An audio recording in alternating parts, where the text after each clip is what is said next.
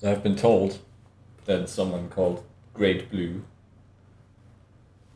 made a video called TF2 Fixing MvM's Worst Weapons. And with worst weapons, the context here is weapons that nobody uses that are absolutely a wet fart in the wind, if you will. And not exactly the worst weapons as an absolutely broken fucking piece of shit weapons that are so strong that using them should be no questions asked. So yeah, I don't know who this is. No idea, no clue. But it's MvM stuff, and it's from what I've seen, absolute nonsense. So I can only assume that they have basically no idea about MvM. But we're gonna go over this and also jump into the game, hopefully, to talk about some stuff, you know, eyes on the weapon itself. Because some of these things are just mind-boggling to me. And yeah, hopefully my internet's not gonna shit the bed. I can get this done without having the fucking rage against the machine. For real. Outside the normal day, yeah, I know, right? Well, there's a reason for this, and we're gonna get into that too, I guess. Anyway, let's start this shit show, huh?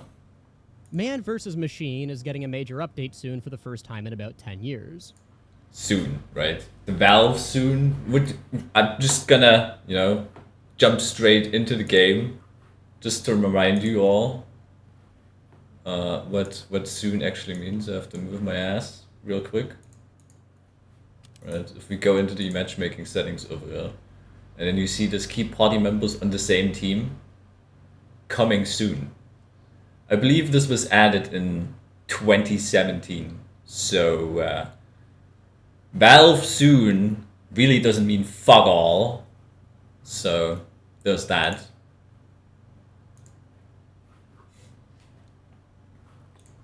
This is pretty exciting news. At the very least, it's adding new maps, and if we're lucky, it'll add new Australians too. And these are all... Yes, very, very exciting. Whenever Valve touches MvM, the player base really jumps up and screams at the top of their lungs, hooray, hooray. The company that knows absolutely fucking nothing about the game mode that they're trying to update is updating the game mode that they know nothing about. Fantastic stuff, really. all great additions to MvM that I would love to see. Lord knows we need an alternative to Two Cities that's actually... So I don't know if this 71, 75 is his completed tools, which is, I don't know, I don't want to be too rude, a laughable amount. And I don't want to be that guy that's like, oh my god, tools matter and shit, right? Because they absolutely don't. But unless you have like 5,000 hours of MvM experience, you shouldn't even be making this video. worth playing. But they unfortunately don't solve one of the biggest problems that I currently have with the mode. Some weapons and playstyles are significantly worse than the actually good ones to the point where there is no reason to ever use them. And there's nothing wrong with that, by the way. Not every weapon has to be a gas passer, okay? Garbage weapons are gonna be garbage weapons. And that's good, right? Not everything needs to be a pocket nuke, blasting everything away. And it's not even just that they're outclassed, they actively offer you nothing that you want when playing the game. So while some people may say that that problem doesn't really need solving because after all, MvM is decidedly a side mode the proper multiplayer TF2, I personally disagree. I think that there's a major feature of the game mode that should come to the rescue here but currently goes horribly underutilized, the upgrade system. It's entirely possible to just give bad weapons cool new upgrades and watch them immediately start to shine, which gave me an idea for a fun design challenge regarding MvM. Find the worst classes and weapons the mode has to offer and try to turn them into something great with nothing but the upgrade station, ideally in a way that makes sense with the design of the weapon. And overall, even if some of these may not be perfect in practice, I do think that I've come up with a lot of interesting upgrades that would make the game mode a lot more fun. So Worse classes, right? Weapons, more fun, interesting ideas. I don't know. There's a lot of things in here that are very, very debatable and subjective. You know, I mean, for you, it might be fun, you know, to fly around and shit on the robots. while you pull out your market gardener, for the other people looking at you doing this nonsense, it might not be. I don't know. It's just my take on this particular situation right here. And, but I guess I'm going to get ahead of myself a little bit. While I work on other projects, here are my ideas for upgrades that could save MvM's worst weapons. But first, this video is sponsored by Opera. Yeah, Opera, blah, blah, blah. Nobody cares about sponsors. Panel that lets you manually, if you want, changing questions to it. If you're interested. Oh. Before I begin, I do want to make a very important note just so we're on the same page with why I'm making certain changes. Nearly all of my upgrade ideas are effectively direct buffs to the classes they're on, but as it stands, MvM is already easy enough that I don't think buffing more things is really necessary. So ideally, if these upgrades got added to TF2, they would be done alongside of difficulty changes to the game overall in some way, shape, or form. So what he's saying is that he wants to buff weapons to be good, trash weapons to be good, right? But also expects Valve to raise the difficulty level, right? So these trash weapons that are suddenly overpowered aren't overpowered anymore, right? I don't know how we're gonna do that, not sure. On top of fixing game-breaking bugs like idle rock, the best one that I can think of is reverting the refund system to only give you one refund permission instead of having infinite of them. Because yeah, overall, letting you refund infinite times did way more to affect the balance of MvM than anything I'm gonna suggest here. But True, infinite refunds did affect the balance tremendously, but Valve didn't find a solution on how to fix that properly, so they just called it a day, as always, when they don't know what to do. They just ignore the problem altogether. But reverting this back to what it used to be, where you had a limited amount of refunds, especially after you needed to collect like a certain amount of credits in the mission before you could even have access to this one refund. It's just a terrible system. Even after years and years of MvM and people figuring out how the game mode works, there's still absolute brainlets in the game and new players to begin with that still won't know and just don't wanna or don't have the ability to read guides to begin with. So a refund system based on just grabbing money is just another fucking stain on Scout that he needs to collect the money. So that's just bad. If you wanted to have a refund system, it should probably come into effect when you actually have problems beating a wave, which means if you face a wave failure, you should have access to refunds at that point, and only then, in my opinion. Because nobody is forcibly going to fail a wave just to be able to refund and make the coming wave easier. I don't think so. The people that already know how to do it will not rely on this. And I think it's just a waste of time to just force lose a wave just to have access to this and exploit it in some way. I don't know. But in that way you could lose a wave and then try and fix whatever issue you have. But to make that better, we also need to re-enable inspect upgrade for everyone. Okay, we can't have invalid inspect bullshit no more, even though Valve was like, oh my god, people use it for toxic bullshit or whatever. And it helped nobody. Absolutely nobody. I can still look at the upgrades of people and shit all over them if I wanted to, right? It was just a nonsense change from Valve once again. And that's one thing that should absolutely be re-enabled. Anyway, just note that yes, I am aware that if we did absolutely nothing else, there's a good chance these upgrades would make the game too easy, which is definitely not what I'm looking to do. I just want to make the bad weapons usable while also adding fun new ways to play each class. So before we get into the new upgrades, there is one pretty big change to MvM's weapon system that I think should be added across the board. A lot of damaging secondaries like shotguns, pistols, and SMGs can't get damage upgrades for some reason, while your primary weapons can. I really don't know why this is the case. I don't think letting you upgrade damage on your pistol is going to break the game, and it does remove a lot of interesting ways to potentially play the class. So I say no more. The first change that I'm going to make is allowing every single weapon that's focus is dealing damage to actually get the damage upgrade so it can play on equal terms with the primaries. Well, so this idea is something that's actually floated around Potato and Moonlight and everything, custom MvM, where we tried to do this with damage upgrades on secondaries, but in some ways it was kind of okay, but also not really too interesting of a playstyle if you ask me.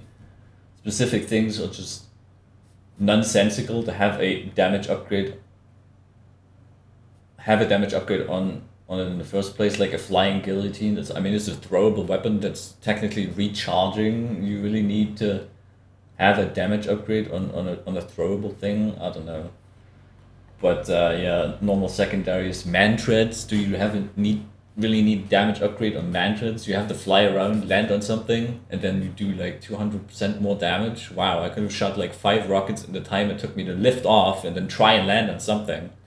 So I don't know how you would fucking make that interesting. I'd really just feel like lobotomized, not just trying to do that. Would you really love to fly around 30 minutes and then try to land on robot heads? I don't know. I wouldn't do that though, so wow.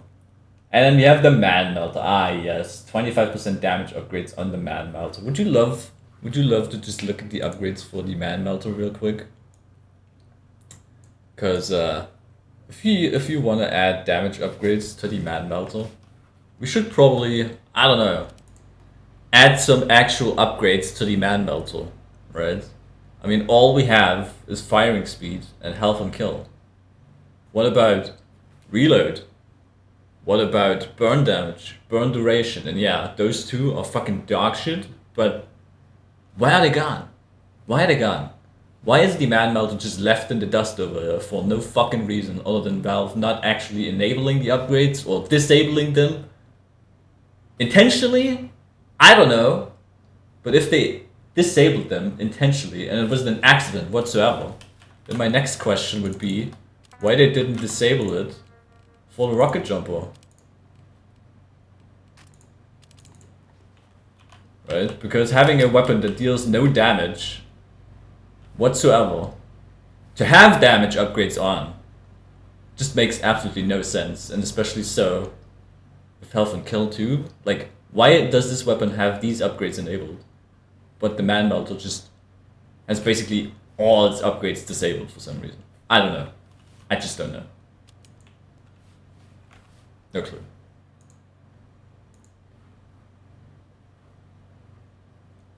Well, most of them, anyway. I don't think weapons like the gas passer need to do even more damage than they already do. But very true. We're gonna get to that too. The one thing that I don't like here is affected weapons and unaffected weapons. And the shields are in here, which kind of makes sense, but they also are damage dealing weapons. At least one shield is in here, the Titan. I don't know what happened to the other two. Do they already do too much damage when you fucking bash something? I wouldn't believe so. But okay. The short circuit is in here, unaffected weapons, because reasons, I don't know why you wouldn't give this a damage upgrade, no clue. And we also got the Crusader's crossbow as an unaffected weapon that doesn't get damage upgrades for reasons unknown to mankind. I don't know why the overdose gets damage upgrades, even though that weapon has already a damage penalty enabled. Like, I think it does like minus 10% damage. So you enabling damage on top of it would already not be as good as other fucking primary weapons with damage upgrades there, but this is not a whole can of worms to get into. But is the Crusader's crossbow really too strong if you would add damage upgrades to it? I don't think so, but I don't know. I don't know. And I mean, unaffected weapons, the Wrangler is not really a weapon, it's just a pull out thing for your sentry and then you control it. Like, would that actually affect your sentry damage if you had damage upgrades on that? I have no clue. Probably not, because you're technically not really using the Wrangler itself, but you're just controlling your sentry. But yeah, I really do think that if a lot of currently bad weapons had access to the most basic upgrade in the entire game, they would actually be pretty solid. Anyway, let's start the new upgrades with the weapons that are shared across a couple different kits, because on average these tend to be a lot more lacking than their class-locked side grades. The shotguns are a fantastic example of this, existing as backup easy-to-land damage in a game mode where you can make your primary reload basically instantly, and every single enemy moves in a straight line. The niche they fill doesn't really exist in MvM, and there isn't really much reason to throw on a shotgun over literally anything else in the same slot. But on top of that, the arguably bigger problem is that you're missing out on a lot of potential utility by running a shotgun over stuff like the banners or gas passer. Most classes' power power is concentrated into their primary weapon, so having some kind of support option as your secondary is usually the route you want to go. So I think we should give shotguns a new upgrade that does just that. What I'm proposing is called Shotgun Specialist. With this upgrade, every time you get a kill with your shotgun, you get 2 seconds of guaranteed mini crits on all of your weapons for each tick, letting shotguns contribute toward your main DPS a lot more effectively. And additionally, every kill you get reloads every weapon in your loadout instantly. So I don't know if this price is just okay or if it's overpriced. I mean, secondaries are usually pretty cheap to upgrade. 3 points, 1 kill, refill or clips, and become mini crit boosters for 2 seconds. I don't know.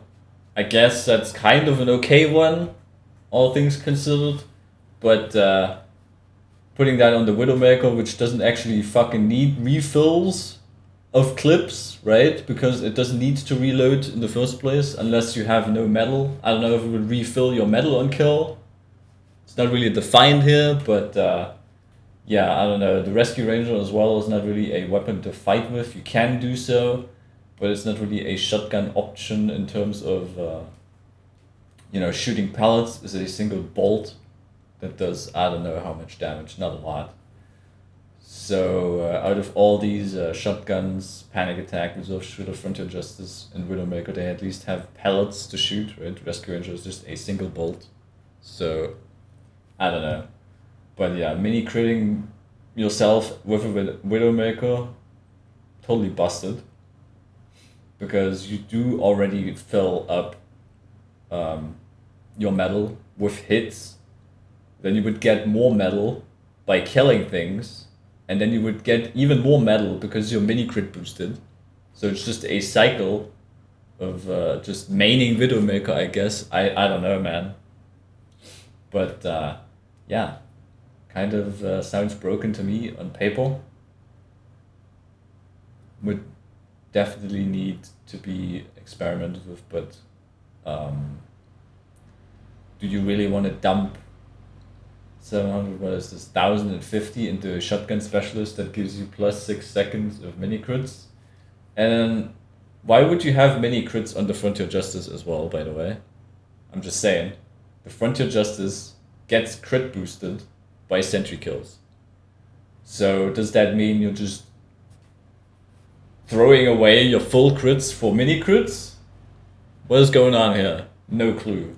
Absolutely no fucking clue. So, yeah. A lot of questions and pretty much no answers. Including the shotgun itself. This converts the shotgun from a nothing weapon into an easy way to keep your primary topped off and damage boosted as long as you have enough smaller robots you can feed it. And since the bonus is...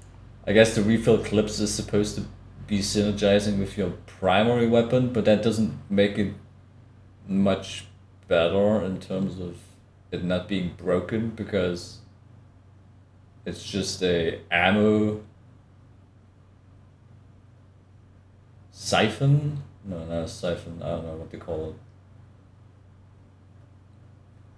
Ammo present. I mean, that would be absolutely broken for Bagels users as well if they would like to just shoot this one weak robot and then get their 50 fucking ammo back and then just spam the fucking widows Bagels or more. I don't know. What do you do with that? Even more broken shit now that I think about it. And on top of all of that, if it refills your clips, it also negates reloading. On weapons that need to reloading, I would say that it's kind of an essential thing to have ammo management in your mind somewhere. So it would kind of dumb down playing the game some more, in a way, if you really wanted to like just use that. And is the mini crit boost just for the shotgun, or does the mini crit boost apply to your primary too? Not really very well defined, is it? I just don't know what's going on. Become mini crit boosted. I guess it would apply to everything. Which kind of doesn't really make you use your secondary, right? You just use it as some fucking shit tool to get a cheap kill and then just boost your primary some more. So it doesn't really solve the underlying issue of your secondary weapon is dog shit. It just turns it into a utility. Which would be fine, I guess, if it wasn't so fucking broken. Also work on itself that could potentially even turn shotguns into a more specialized but still effective primary source of damage, exactly as the name would imply. Obviously, this wouldn't synergize perfectly with every shotgun unlock, but the ones that get the least would also need it the least, for example, the Widowmaker and Rescue Ranger. And well, yeah, it would be very powerful when used optimally. I do think it would be pretty comparable to the other secondaries, since again, you're trading team support for more general damage. Overall, this seems like it'd be an easy way to make shotguns actually effective on the classes they're on, while also being a ton of fun to use. Another weapon type with the same problems as the shotguns are the pistols, and I guess also the stock SMG and revolver. You don't really need a backup finish-off weapon when Scout prefers debuffing over damage, the Wrangler directly benefits the thing you should be upgrading anyway, and the Latranger filling your cloak meter is way too good to pass up. The SMG at least lets you deal with, like, spies sometimes, but even that role is vastly overshadowed by stuff like the Girardi and Cleaner's Carbine. So let's give all three pistols and the stock SMG and revolver the new upgrade minus 40% speed on hit, which can stack twice for an 80% total speed loss. Now that sounds like a huge speed reduction considering the jars only slow by 35%, but the catch here is that the slowdown is incredibly brief, only lasting for 0.8 seconds per shot. This makes... Okay, there's family business. Good catch, actually. Where's the family business in there? Probably forgot about it. Like, 90% of the players in this game. Okay, there's one thing that really pissed me the fuck off when I was looking at this, and that is how this is worded. This is some Valve wording right here, and I don't know if this is intentional or not, but you have minus 40% speed on hit, and then in the description it says, on hit, reduces target speed by plus 40%. So you have a negative effect with a positive number. Can we just actually word things in a way that we don't throw a negative number and then in the description use a positive number for a negative effect? Can we just be somewhere consistent? Why can't you just say on hit reduces target speed by 40%? And that's it. Don't throw the plus in there. I know it's some fucking game bullshit, right? Where they have to fucking denote if it's a bonus or if it's a positive or negative or some bullshit. But at least word it in a way where it makes some sense, right? And then for 0.8 seconds is not long, but on hit, like if I shoot my pistol a bunch, it just is gonna stack. Is it just applying per bullet that hits? I don't know. But 40% on hit sounds too strong. Even though giants are only slowed by 30% per tick. Per tick? What do you mean per tick? There's 2 ticks. So it's gonna be 60%? Slowdowns of 60%? What's this shit? We'll consider the player who slowed them a high priority target. Okay. Yeah, if you wanted to aggro draw because you fucking slowed some robot down, I don't know. Why is that hidden as well? What is with this hidden stat shit? Like, why would you need to hide that stat? Just have it out in the open. It's just more confusing for people that just not knowing what the fuck's going on in the end. Like, why are they getting targeted? Oh, yeah, because this hidden stat that nobody knows exists. And it applies to the Pretty Boy's pocket pistol, Winger, SMG, and revolver. Oh, yeah. Revolver, wow. Why specifically the revolver for spy? I don't know. Would you love to be targeted some more as spy? When you shoot something? I mean, you're already getting targeted when you shoot something out of the ass. So that's just nonsensical. Why would you use your revolver to shoot at them and slow them down? No idea.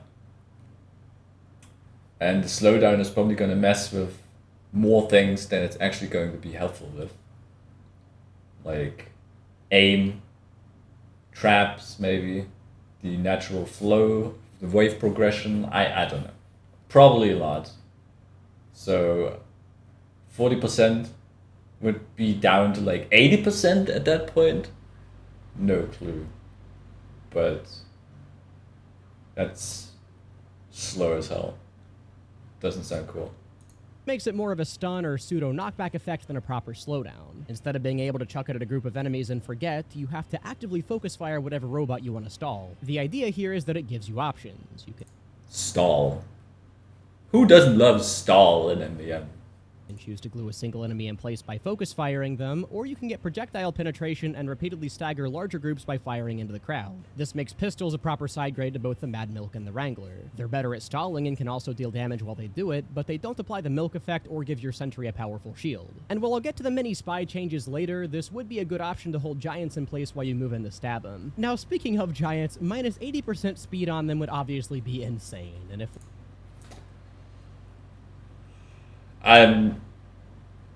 So you shoot your revolver, slow the robot down, and that would make it easier to stab them. Or you could just not shoot them at all, get instantly a stab in, or two, and just forget about this whole slowdown bullshit altogether.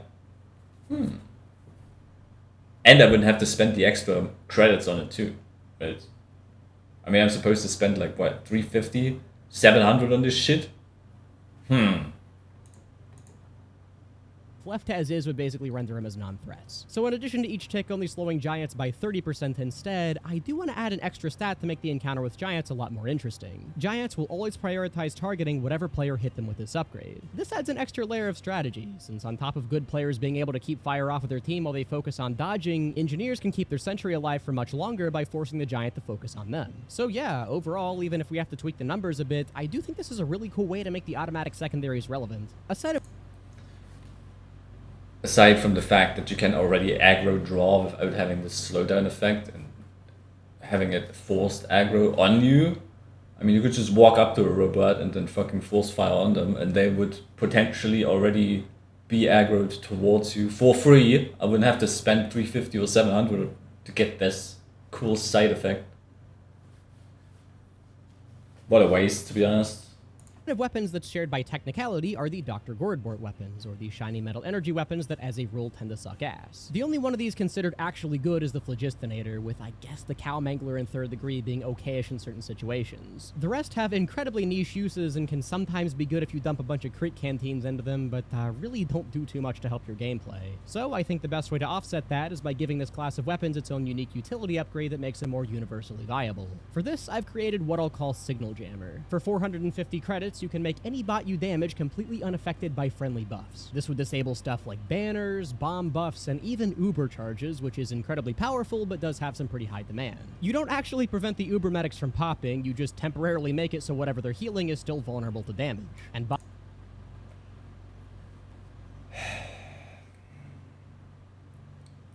cannot be affected by friendly buffs for 2.5 seconds. So you shoot something that is battalion buffed, and the buff gets negated, I guess. And then I guess you can't use your Uber. Does it drain Uber? I don't know. You're just not allowed to use it. This also affects the Man Melter. Yeah, okay. Another cool upgrade that costs probably way too much for its use case. Cow Mangler only charge shot. Wow. So yeah, you have like a rocket launcher with a gazillion upgrades. By the way, do you want me to look at this again? Let's look at this again. So we have I don't know, for normal rocket launchers we would have this. Then we have firing speed. Maybe this if you really love to, but you can also skip this. Then you have damage, and then you want to fucking maybe get some of that as well. Maybe 1 tick, maybe 2, depends on what you want to do really. And then you want to cram in another 450 for signal jamming on Cow Manglers specifically. That allows me to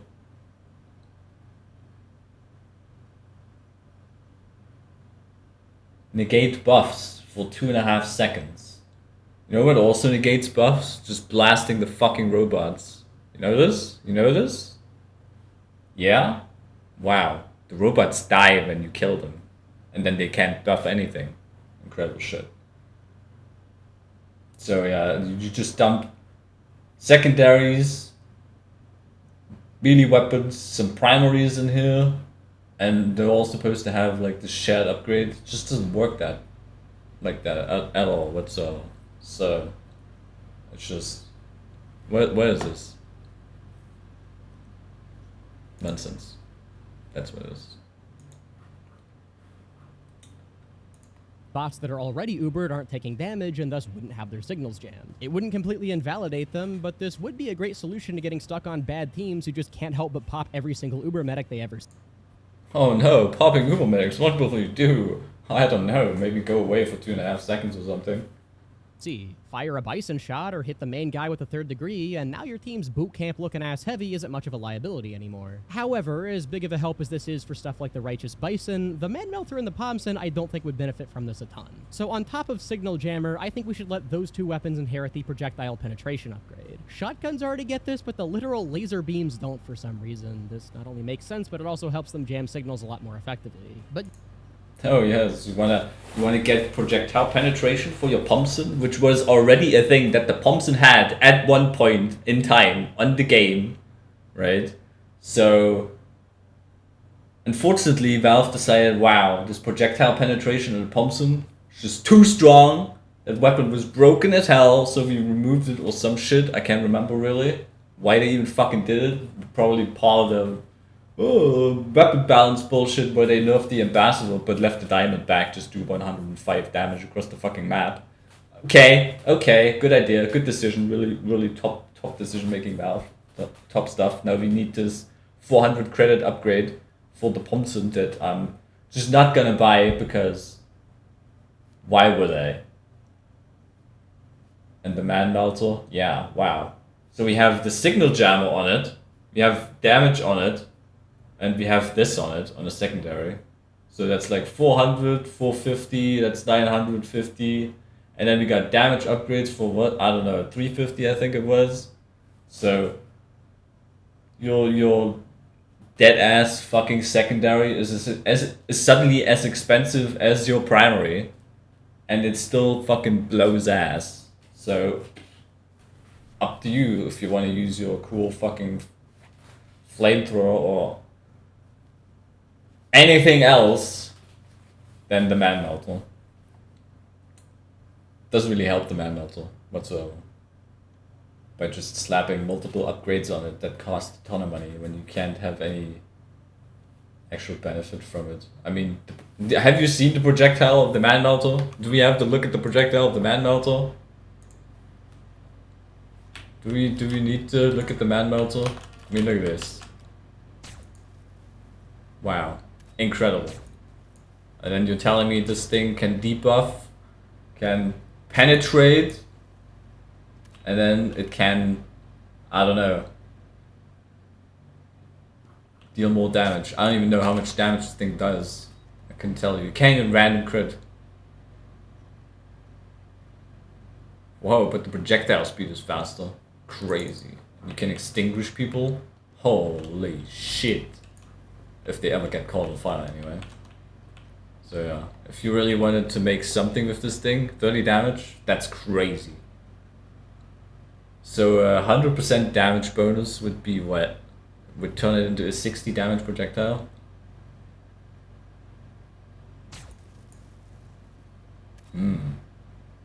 Crazy shit. So yeah, the proposed making bad weapons better thing just doesn't work on weapons like this. And weapons like this should always just be a utility thing. I mean, you gain crits for extinguishing teammates, which would be nice if this weapon wasn't fucking garbage to begin with. So there should probably be some other utility use case for the Man Melter to begin with. I mean, you have this cool extinguish effect, right? Where you're kind of hoovering up the ground a little bit. Maybe you could have like, I don't know, a reverse air blast, where you could potentially use a extinguished teammate force to maybe pull something towards you or manipulate something in a way that it doesn't do something. Maybe it could give you, I don't know, a little hover ability where you look down and then you make it do this and then you start floating up or something. I have no idea, okay? I mean, you could do the same thing with the detonator already, where you just jump. But I'm just talking out of my ass at this point, so I don't know. Turning this thing into a weapon that actually makes me consider, do I use my backburner or do I use my Man Melter? what do I feel like today? Would I like to have a fun time, or would I like to have my whole team shout at me at what the fuck I'm doing? I don't know.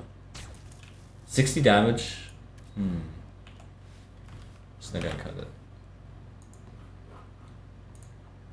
Yeah, I think some kind of buff mitigation would be a very useful thing to have in MVM. And to address the concern that I'm sure a lot of experienced MVM players would have, yes, this would be a very powerful upgrade in the right circumstances. But again, I will remind you that ideally this would be added alongside other difficulty tweaks to the game mode as a whole, in which case something to mitigate bad teammates would definitely be appreciated.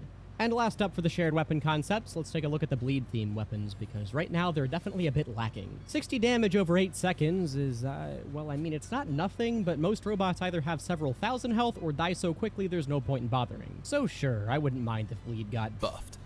Sorry, I had something in my throat there. The upgrade I'm proposing would affect the native bleed weapons like the Flying Guillotine, Rap Assassin, Boston Basher, Southern Hospitality, and Tribal and Shiv. And on top of outright replacing the bleed upgrade for the Huntsman, because what the hell was this even meant to do, it would also apply to a couple stock melee weapons like the Fire Axe and Bonesaw to help those weapons not be completely useless. I'll call this one Oil Leak, and its purpose is to upgrade the bleeding status effect into a legitimate debuff that your team can benefit from. It's basically a way to make powerful robots a bit less threatening while also taking more damage in a way that stacks with stuff like crits and banners. While bleeding, enemies will both fire their weapon 40% slower and also turn to face their target 40% slower too, making stuff like dodging and circle strafing a lot more effective. And on top of that, bleeding robots will also receive 20% more damage from all sources, which again stacks with stuff like crits and Girardi. That is obviously very powerful, so I think it's also fair that it comes with a hefty price tag of 500 bones, the same. I mean, this is just for 500 you get to have something take 20% more damage, which is already something that I can do for free if I just have a Fan of War equipped. I just have to run up and hit them instead of throwing the ball and hit them, or Boston Bashering them. I mean, that's just the worst effect. I guess, I don't know, fire and turn slower. I guess you could have that effect applied as well, but is that actually worth the 500? And would that make any sense in terms of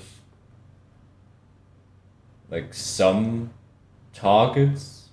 What if you shoot that at a medic? What does that have to do with medic? Is the medic gonna fire and turn slower? I mean, they already don't fucking turn, and they just stuck to another giant. Like, what does it do there? I don't know.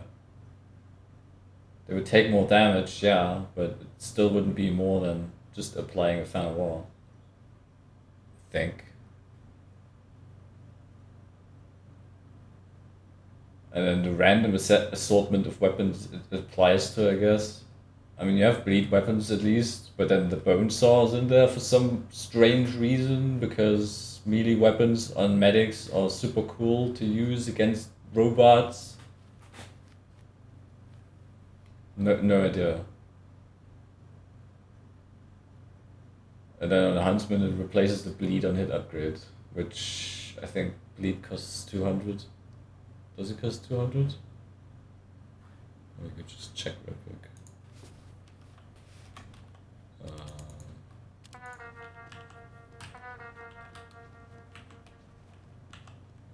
The Huntsman loaded right now. Fuck. I think it's 200. Yeah, it's 200. So you would give up 5 seconds of bleed, which would be 200.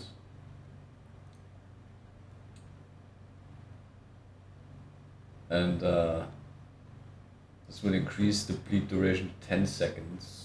That would be 400, so you would be spending 100 more to do more damage, but then you can also make them fire and turn slower, which all that seems really fucking power creepy for dog shit weapons, to be honest. And what are we gonna do? We're gonna tell the medic to equip a bone saw, to buy oil leak on it, and then run up to the robots and hit them? Is it more like utility option thing again when you have the chance to do it, but you could also just apply those 500 in way better ways.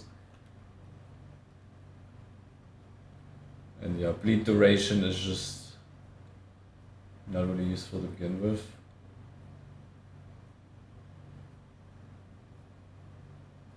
Shiv. The Shiv. Does that also have a damage penalty? A 50% damage penalty, and it applies 6 seconds of bleed on hit already. How does that work? I guess it replaces the bleed on the weapon itself, but that's stat altering stuff again, or will it be additive? You have those 6 seconds, then you get another 10 seconds. Will it be 16 seconds of bleed to bleed damage? Is the bleed affected by the damage penalty? I don't even know. Probably not. Just the weapon itself doesn't do any damage. I assume anyway. And then you would still have to run up to whatever you want to apply this to and hit it, right? As sniper. Just saying. If anything, you shouldn't be spending 500 to get this on a sniper melee weapon just to make something bleed or do 20% more damage to it or make them fire and turn slower. Because at that point, why don't you just get away from the robot and shoot them with your rifle or with the huntsman itself? And even if you happen to be right next to a robot, the question is, how did that situation happen? That the robot just happened to be right next to you and you bought this upgrade specifically for this fringe case that a robot is going to be right next to you. Would I spend 500 on this? Absolutely not. My money is spent way better on other things to help myself and the team out than buying this thing for a fucking melee weapon to just do, I don't know, more damage on one thing, and then I hit it and die, maybe? I don't know. This is way too out there. Same as the Sandman's Mark for Death upgrade. Even with the cost, though, I do think this would put the bleed weapons on par with the other debuffers, making Scout's loadout choice especially much more interesting. But hold on, there is one more thing this upgrade needs to be perfect. Also, we have this fucking hidden stat bullshit again. Like, why do we have the hide stats? This is some Valve crap, and we don't need to do that whatsoever. There, now it's art. The reason that I'm doing... Let's add another spy revolver to the mix for undiscernible reasons. This actually isn't just for the meme.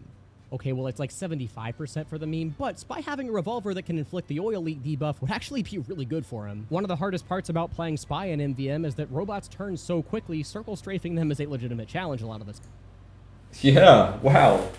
And me shooting my revolver at them, slowing them down, and then having to walk up to them and then try and backstab them that way is so much easier. I mean, you could already get the initial stab in, which you're just thrown out the window because you pulled out your revolver and shot at them. Not only that, you also have all the other robots that you didn't shoot at immediately turn towards you, right? And blast your ass away too. But thank God you were able to slow down this one robot you put a fucking bullet in. Wow. Time. And frankly, out of all of the possible ways that I could give this upgrade to Spy, there is no way in hell I'm passing up on the most perfect opportunity I've ever seen to make Le Executor real. So yeah, on top of making bleed really good for every class that it's on, it's all upsides in Enforcer Town.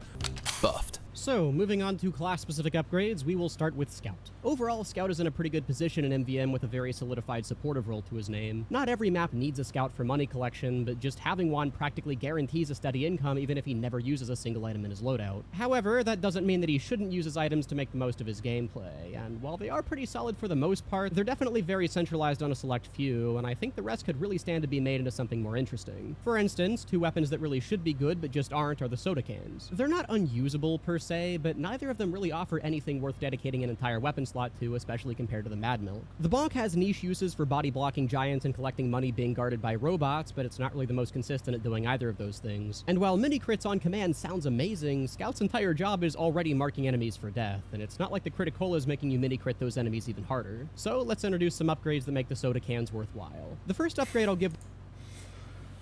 So yeah, you could just, I don't know, not run a fan wall when you're using a mini crit fucking cola, right?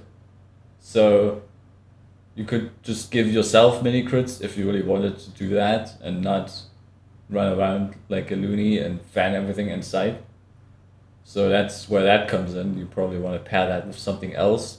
Maybe with, I don't know, a candy cane, which, I don't know, is that a well-utilized weapon? Because so far I haven't seen any mention of it whatsoever, even in the melee fucking weapon garbage or whatever. Right? Maybe we're gonna find it somewhere. I don't know. But I can't really recall ever seeing a scout that just consciously cooked the candy cane. Because he thought, wow, taking more blast damage and dropping health packs everywhere, I want that over my family wall. And I guess it's in a good place. I mean, it works, functions, it helps you spread health all over the place if you actually shoot your weapon and don't run into soldiers all the time. But this is not really how you're supposed to use these secondaries to begin with, right? They're not supposed to, you drink them and everything explodes kind of weapons. They're more of a utility weapon, right? If you're in a dangerous situation, maybe there's some money, a giant pile somewhere that you can't get to, you chuck your bonk and then you run in, grab it and get the fuck out again.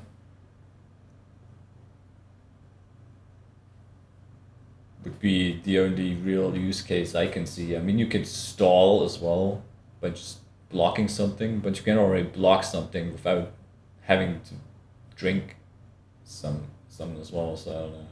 But faster consume speed, you want me to spend 300 to just drink my shit faster? Brother? To both of them is a 25% faster drinking speed that stacks up to 3 ticks. At max, this makes the drinking animation basically instant. This means you can pop a soda can much more reactively to the situation you're in, and you have much better advantage of any cooldown upgrades you bought alongside it. This is still a pretty minor convenience in the grand scheme of things though, so I think a lower cost of 100 credits per tick is perfectly fine here. And hell, we'll also give this to the buffalo steak sandwich because that's another item that could make good use of it too. Oh yes, wow. I mean, I guess if you get this, you just gain more from the charge bar, right? When you're drinking it. I don't even know. Do we need to fucking check this too? Oh my god. I can't even recall if... Let's check this. I mean, this is just a rechargeable. Right. But what if we use fuck, where's my shitty fucking cola? If we drink this, I mean the effect gets instantly applied, right? But it lasts for a while. It's not like I drink it, as soon as I start drinking it, the effect applies only when I actually have the ability to use it. So it's not like the flog where I taunt and my crit bar already drains. You just get the effect, and the drinking isn't really that long. If anything, I would love to just not get blasted away maybe while I'm drinking, and then I just lose my drink entirely. Maybe you could have something like this, like knockback immunity while you're drinking, so you don't lose the effect of it. But putting this on a buffalo steak sandwich is kind of nonsensical as well, because you're eating it. I guess the effect applies while you're in the animation. I don't know how much that affects it. But then you're also just forced into melee to begin with. Like, how much does this help you? Maybe on tanks, if you wanna punch tanks.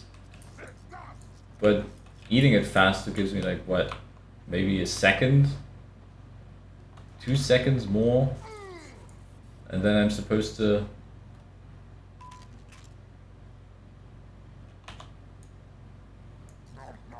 one, two, maybe 3, and I shave what off, 25% of 3 seconds, 400 credits maybe. 50%, it turns it in like 1.5 seconds. Do I really need to spend extra money just to have shit be consumed faster? I mean, I could spend that 300 in different places and have more effect out of it. So,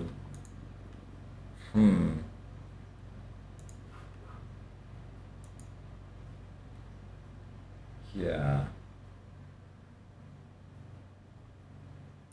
The main upgrades I want to give to each soda can, though, are completely unique and designed to make them stand out more in their respective roles. As mentioned, the bonk is already decent at body blocking and collecting money unimpeded, but both use cases share the same fatal flaw. Even if you can't take any damage, you are incredibly susceptible to knockback. If there are sentries, heavies, explosive classes, really anything that would justify using the bonk to deal with in the first place, you end up spending a lot of your time simulating a NASA launch instead of completing your one objective. So, I propose we give the bonk the simple but highly effective knockback immunity upgrade for 400 credits even. I mean, Did he say 400 credits? I must have. Do you have something in my ear? What? Knockback immunity for 400 credits. Ah, yeah. For my secondary thing that I'm drinking. Wow, that is a price I'm not actually gonna pay. I'm just gonna run around the corner for 2 seconds and save myself those 400 credits. Easy.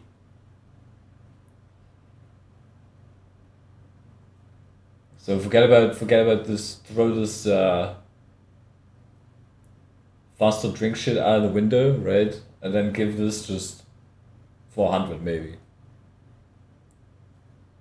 Yeah. And Demonite has a push force upgrade, and that is 100, and you can apply that 3 times, I think. And it makes you take 30% less push force. So you take like no push force from anything if you have all points. We can look at that too, I guess. You can apply it to all shields. And I guess the shields are kind of confusing as well. Do I have a shield equipped? No, of course not. Let's just use a charge and dodge. Wait. You have minus 30% push force, 30% reduction in push force taken from damage. And then that applies to the shield, and whenever you get hit, you have 30%, now you have 60%, now you have 90% push force reduction, so if a rocket hits you, you basically just stand there and eat it. And that would make way more sense to have over this 400 credit knockback immunity. And this only costs 300 on demo. I could effectively use this on this loadout. I could squeeze it in somewhere if I really wanted to. Just get not knocked around. I mean, this is more useful for Demonite styles than for actual play styles, I would say, because you don't really want to get hit in the first place. If you're playing like this, you just want to just get out of the way or not get hit. And if you get hit, you're probably not going to get blasted away that much anyway. But 400 for this? That ain't it, man. It just makes sense. It lets the bonk do its job and puts it a lot more on par with stuff like the Mad Milk. In lieu of being able to heal your entire team and slow robots, you can get money for free and have 8 seconds of powerful body blocking. Pretty easy upgrade with a good variety of use cases. The Criticola is a bit harder to create upgrades for, though, since again, Scout already has several ways of guaranteeing mini-crits that also benefit your entire team instead of just you. That said, all of the ways that Scout can currently mark enemies are in his melee slot. Even if it does have some conceptual overlap, I honestly wouldn't mind a secondary that could do it too, since it would make loadout building a lot more flexible. So I'll propose the Mark Enemies for Death on Hit upgrade, where drinking the Criticola also marks the enemies you shoot for a short time. This would have the incredibly powerful ability to mark entire groups of enemies for death at the same time, but like the slowdown upgrade, if you wanted to keep a debuff up on a single target, you would have to focus fire them. So yeah, it's not exactly a unique effect in his kit, and it does come with the downside of you being marked for death too, but it... So this one is really something that I just can't get behind. Because it's not really making you more effective as Scout. It's just a, hey guys, I shoot these robots and one of my pellets hit this thing and now it's marked for death. For how long? For 3 seconds. I mean, how long does the fucking mark work on the Fanimal? Oh my god, these times, I don't know. Does it even say? Mark for death, causing all damage taken to be mini crits. Doesn't even say how long. I would assume it's longer than 3 seconds, but don't quote me on that. But the problem is, if you just shoot this, like that, maybe you want to fucking be across the map, and then you have like a stack of a bunch of giants, and you shoot this from here, and you hit all of them, and then they're suddenly all marked for death. So not only would you want to not deal damage yourself just for the effect of marking multiple things on hit, or you could just, I don't know, be forward and then you maybe shoot this one, shoot this one, shoot this one, and then shoot this one. So you have multiple things that you're shooting at, which would be way too strong. If you're just marking, I mean, giants, most likely this would have a major effect on. But you would also just shoot a thing, then it would take mini crit damage, and then you shoot it again, and then you would instantly kill it, most likely, I would say. So you probably wouldn't even need the 3 seconds. How long is this while under the effect? So you drink the cola, and then the cola effect lasts for how long? I don't know. 7 seconds? What was it? So you have 7 seconds to shoot things and deal 3 seconds of mini crit damage.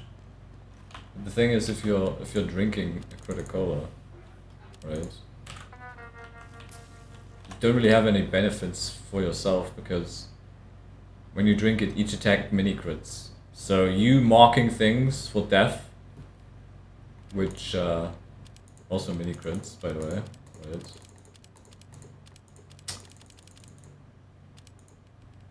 Find my shit. Right, this marks for death. And mark for death means they take mini crits. So you drink this and deal mini crits, but then you also shoot your weapon to deal mini crits, which is already mini critted from the drink itself. I guess that effect doesn't go away, right? And it's an extra thing to give you more mark for death on hit for your mini crits that you already have for 500. I'm not sure where we're going with this style at all, right? So you mini crit with this mark for death, right? But you apply it again on your weapon when you drink it. I don't know what's going on here. It sounds more like a thing you buy to not make yourself better, but everyone else.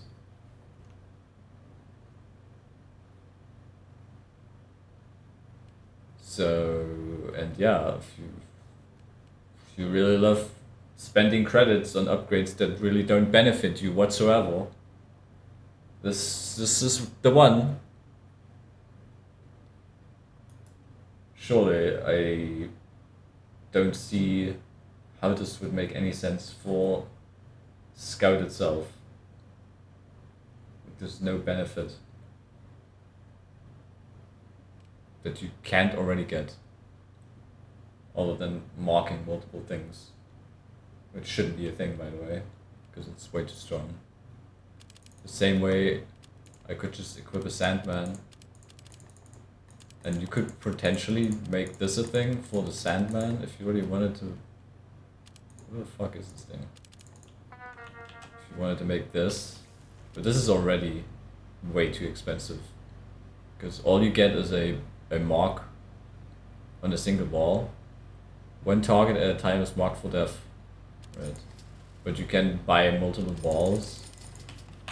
And if you could throw multiple things on multiple marks like this, maybe you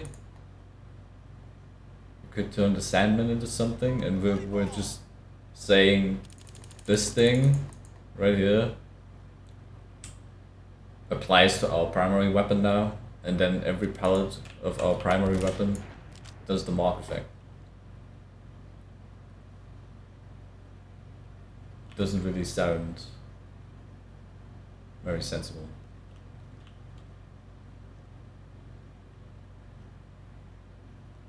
Probably spending way too much time and brain cells on this.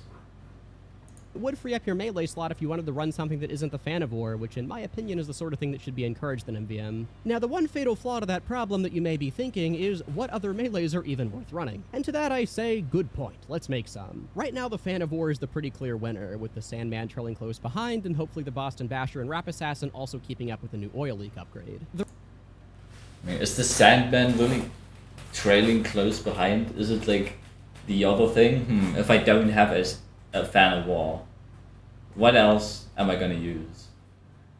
A Sandman, which gives me lower health and basically forces me into spending 500 extra credits just to get a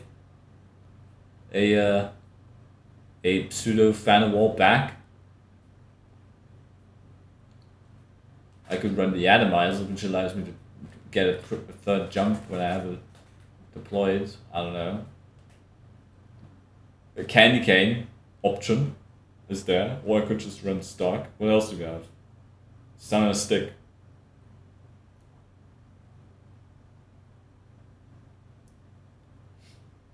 I don't know. I would probably rather run stock over Sandman or use the Atomizer, because there's just really no reason to use a Sandman other than maybe range stun something by just moonshotting a bot. The rest of them, though, could really use something to keep pace, and I think the best way to do that is through a simple but versatile stat that helps Scout do his job all around. So, for the stock bat and Atomizer, I will propose the +1 mid-air jump on wearer upgrade. Every tick of this you have gives you an extra double jump, no need to even have your bat out. This gives Scout a minor boost to basically everything he wants to be doing. You get... Oh yes, a minor boost. I mean, considering how strong jumping already is, which you can also get for free if you just equip a Soda Popper, right? So Soda Popper can, I don't know, how many jumps? Infinite jump? I don't even know. And then you add some more jumps to this, and you want me to spend money on top of that for something. I mean, I'm diverting jumps again from my damage dealing weapon, or just getting better at doing my job to begin with for more jumps. I guess you could squeeze it in there for some strange reason. The bat also gets it. And how does that affect the Atomizer? You already have 3 jumps. You get one for free, but just having it out. Do you have to have the weapon out to be able to do this? Is it just a thing that you buy on the fucking weapon and then just throw it into the dumpster and just never look at it again? Because that's not really making the weapon itself more useful. That's just, once again, a weird ass upgrade for the weapon that affects your actual weapon that you're gonna use. So I guess the same could be said for the Candy Cane. I mean, you just equip it and then just blast some stuff and then candy just shows up out of nowhere. Health packs. But I also get this for free, kinda. Like, I take more damage by explosions, but also don't have to spend money for it. Just imagine that. Imagine the Candy Cane was getting an upgrade that allows it to drop health packs. Or any other bat could get an upgrade that allows it to drop health packs on a kill. Like, would you spend 200 to get that? Would you spend 200 credits to enable a bat to drop a small health pack when you kill something? Is my question. Would you do that? Would it be beneficial to you or everyone else to divert 200 credits to that?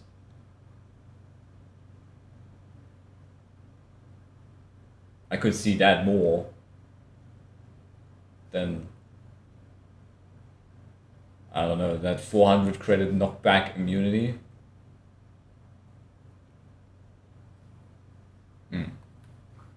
I don't know. better combat, better evasion, better money collecting, and a lot more control over your air movement than what jump height itself offers. I don't think this would be meta-defining, but it would be the best choice for scouts entirely focused on getting the money at least. For the candy cane, the obvious solution is the milk on hit upgrade. It's thematic, already being the healing melee, and it once again gives you a lot more flexibility when building your loadout while keeping all of the boxes checked. Again, especially for Scout, who's a very support-focused class, I think there should be a lot of ways to do the things he needs to do. And finally, for the Milk on hit on the candy cane for reasons unknown to mankind, once again, covers the target in mad milk for 6 seconds on hit. So you're saying you... Like, how do we run this even? You have your milk and then you just run in and then hit something and they're milk for 6 seconds too? It's like a double milk thing, you just constantly on milk. Because then the thing that's going to happen, most likely, is that people are just going to ask you to continuously run this and milk shit so that the heavy can just fucking suck up to everything that he shoots. And it applies to the fish as well. Okay, I don't know, the fish is just the reskin of the bat, but sure, a fish hit milks things.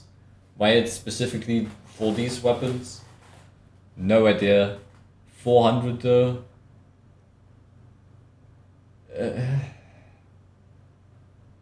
Covers the target. Can you just target one thing? Can you hit multiple things and they all get milked?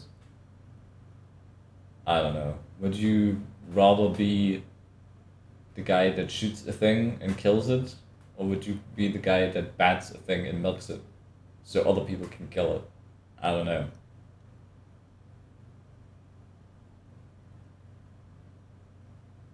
Is this better than just applying mini crits to it? And the thing is, you could also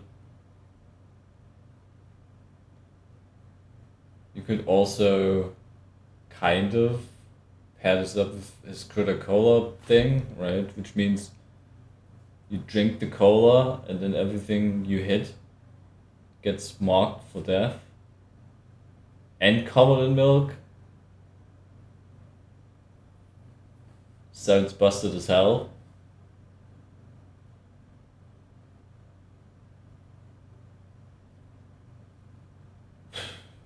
I don't know. This is just weird shit. Weird shit that's overpriced and doesn't really... Is that just on the weapon itself? Do I have to actually use the weapon to cover things in milk? Or can I just buy this, put the weapon in the dumpster and just shoot things and then they all get milked because I hit something? I don't know. Like, some of these things are weapon specific, I guess. And then other things you just drink them and then they just apply to your primary weapon. Like, we need some consistency in these things, I would say. Like, consistency is good. It's less confusing for people, so they actually know what things do. Who's a very support-focused class, I think there should be a lot of ways to do the things he needs to do. And finally... I mean, in that footage, he's just hitting them with the thing as, I guess, like an example, but do you even have to? Couldn't you just say, I'm gonna hit this shit, boom, they're milked, and then you can just shoot at it, and then maybe get sustained from that, you kind of combo into that, you hit them with the candy cane, then you switch to your primary, and then you shoot at it, so you can stay in fights longer. I can maybe see that as an option, to just give yourself and everyone else more of a way to survive against targets like this, but you could also just mark them for death, and then you could do more damage, and then they would die earlier or easier. I mean, at the end of the day, I guess it's a preferential thing. One thing is free, and the other thing is 400 credits. Again, Finally, for the Sun on a Stick, I think it would be cool if you had an ability that no other melee weapon did and that you could directly upgrade the damage. Damage buffs are something melees weirdly tend to avoid, with the only ones that can get them being the swords if you're already running a shield. I'm not entirely sure why this is the case. Pyro doing double fire axe damage doesn't exactly threaten the integrity of MvM, but at the very least, I do think that some damage... Yeah, and why is this? Why is this? Why do we give damage upgrades to the secondaries, but the melee weapons are just not allowed to get damage upgrades? You just give them some weird ass fucking upgrades that maybe or maybe not affect your primary weapon. Break the game some more in unbelievable ways. Why can't you just put damage upgrades on your melee weapon too? I don't know. Like you said, would it be too busted if the fire axe had damage upgrades? I don't think so. Could you use it as maybe a, I don't know, weird side grade kind of thing if you wanted to just... How much does that? 65? I mean, it would be enough if you wanted to drop something, I guess, if it maxes, and the back scratch already has damage bonus on it, so how much damage would that do? I don't know. Would it be broken? Probably not. Again, we'll have to probably try this. But the Sun on a Stick specifically having damage upgrades? I mean, we could look at the weapon again, right? What does that even mean? What does that even mean in the grand scheme? We could... Oh, fuck. What do I have to... Okay, I'm just gonna use this. I'm just gonna use this. We're gonna look at this. Minus 25% damage penalty. So you already have a minus 25% damage penalty. And then you give us 25% damage bonus for 300. So I would have to spend 300 on the Sun on a Stick to just get back the base damage, right? Then I get a 75% damage bonus on a scout melee weapon, which does like, what, 45 damage or something? So it already does reduce damage compared to other classes' melee hits. So it would still be a wet-ass melee hit. But I guess you're supposed to crit with it. Which also requires things to be already set on fire.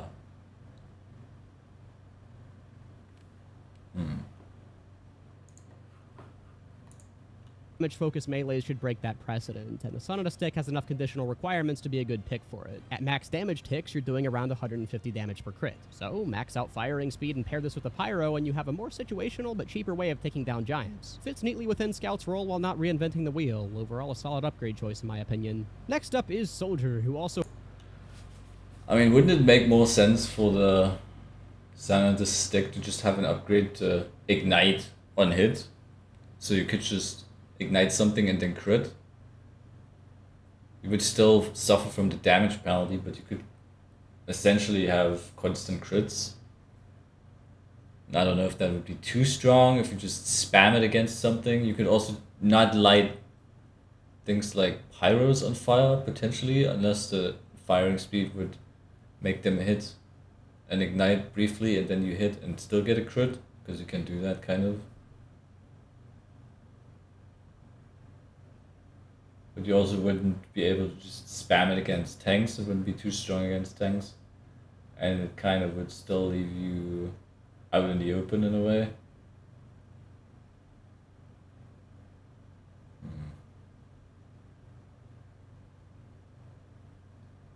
I don't know. Maybe you could play around with like multiple hits. Like afterburn damage stacking or something like this, maybe? I don't know. I mean, it's a weapon that could set things on fire, so adding some fire related things on it, maybe. I don't know. I don't fucking know. But damage on it. I always love adding damage upgrades to a weapon that has a damage penalty, because they will still kind of suck ass. Has quite a few bummer items that never get to see the light of day. Not all of these are completely horrible, but I really can't fathom many arguments as to why you'd ever use them over directly better options. Take, for example, the black box. It's not bad per se, it's still a rocket launcher at the end of the day, but starting with one fewer rocket really hurts at basically every stage of Soldier's gameplay, and if you really want self-healing, you can buy out on any rocket launcher you want for $200. See, the thing is with the black box, it's not really a bad weapon at all. You have one less clip, right? We could actually look at this again as well.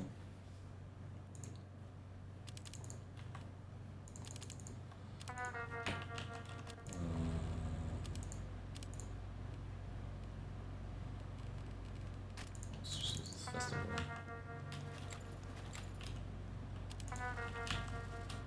Where we have one less clip, and then we also don't need to gain up to 20 health per attack. So based on, I think it's based on what used to be based on damage. I don't know actually. I think it used to be based on damage, and now you just hit something and get 20 health per attack. So if you shoot something, you gain health, right? So you having three rockets doesn't really set you back that much, because you could be early on in clip size, then you get one more rocket than standard rocket launchers, but also don't have the requirement to maybe add any health and kill, because you already heal yourself by just hitting things, and you could also just stack this some more if you just run a control as well, because you could get some more healing back there. So the money investing in upgrading this thing doesn't really change too much,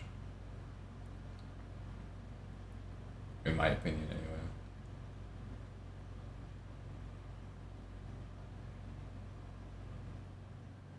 Because you save 400 over here, and then you can just increase your clip size again and have one more rocket in stock, basically.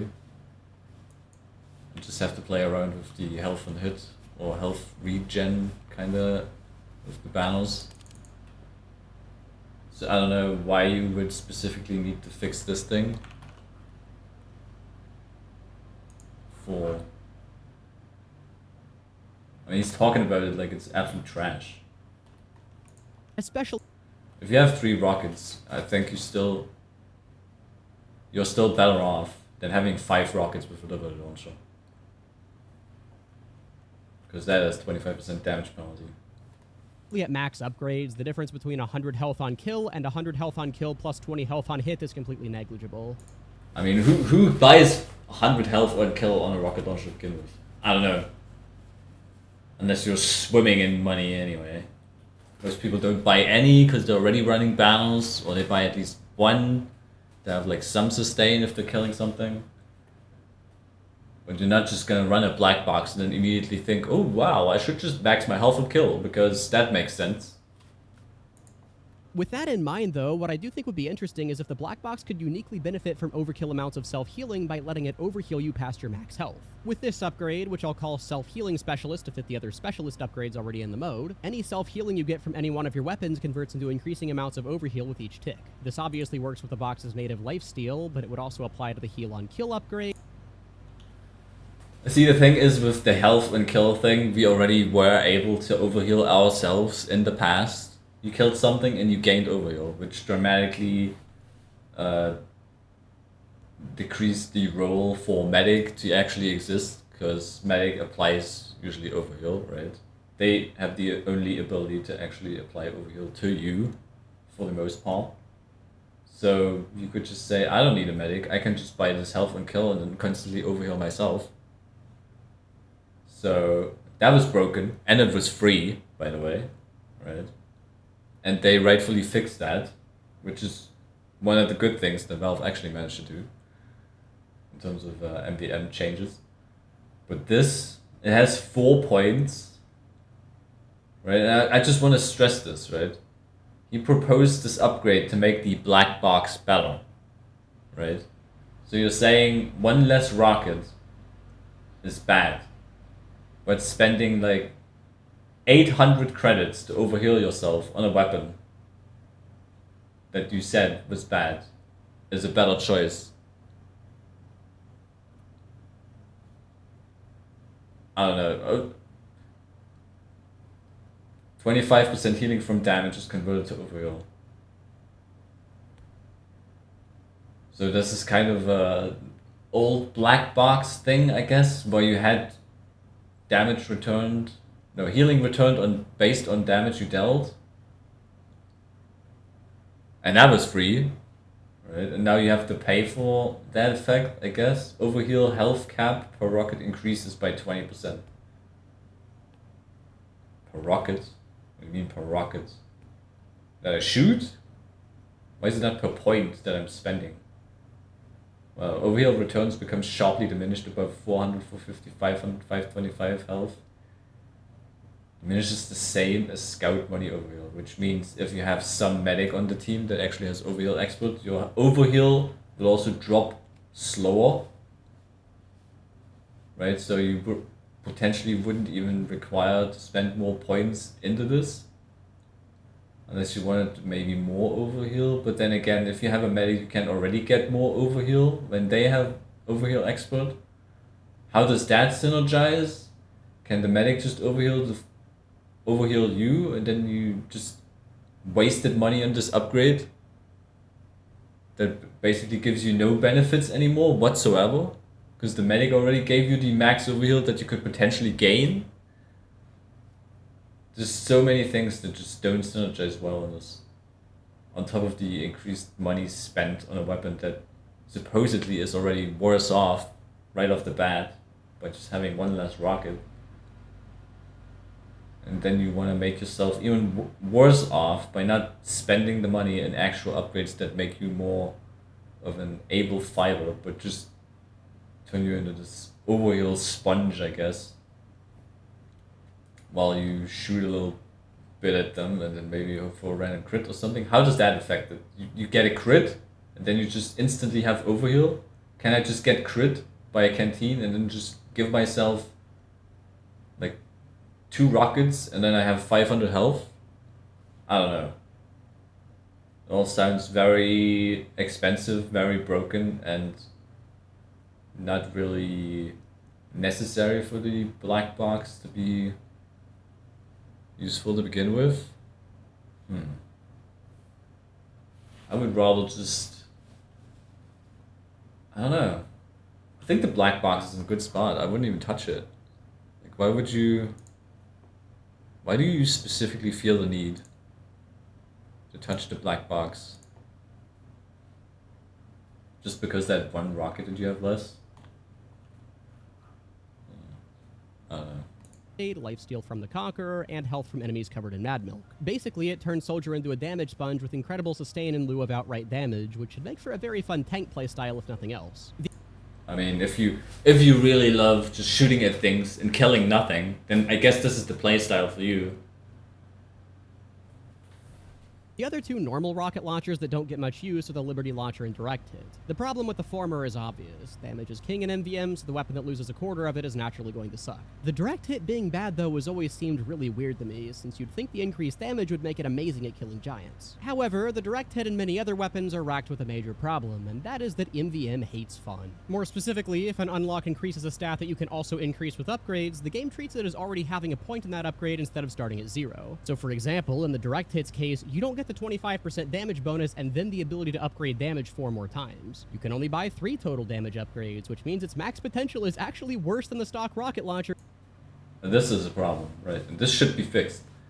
And with just this small change, I don't think it would be an incredibly often used rocket launcher, but it would catapult it above other rocket launchers by just being able to deal more single target damage than any other launcher. Which means you neglect the splash damage, but gain more maximum damage in the long run. If you're getting there. And whether that's going to be too broken, I don't think it would be. I don't think so. I mean, you're still targeting single enemies at that point. You don't just gain insane splash without maybe investing insane amounts of cash into Rocket Specialist again, which expands the splash radius and kind of brings the direct hit back a little bit.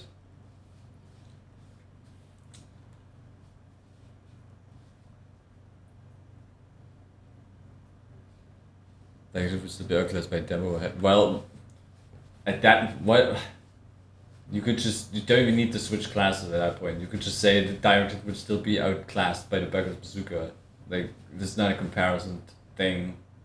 It's not about outclassing something, it's about making something more usable as opposed to the things that are already fucking broken as hell. Which should already be nerfed, kind of, right? We don't need to make everything broken as hell just to match the other broken things.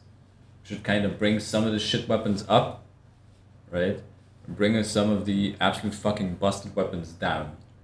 So we're kind of reaching a equal ground somewhere, right? Where there's not a reason to use this thing over the other thing.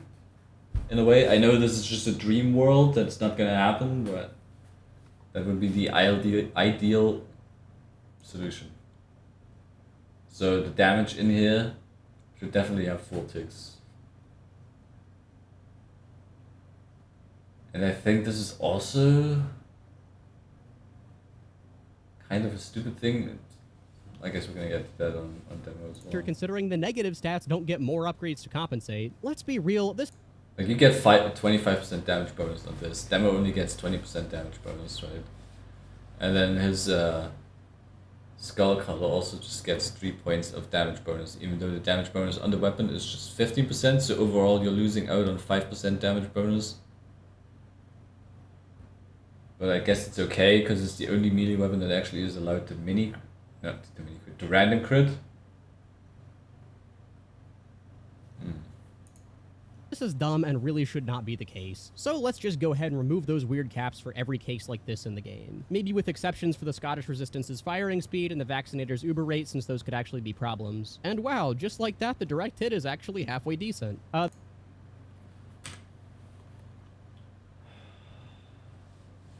Weapons no longer have a lower upgrade cap in stats they already have bonuses in.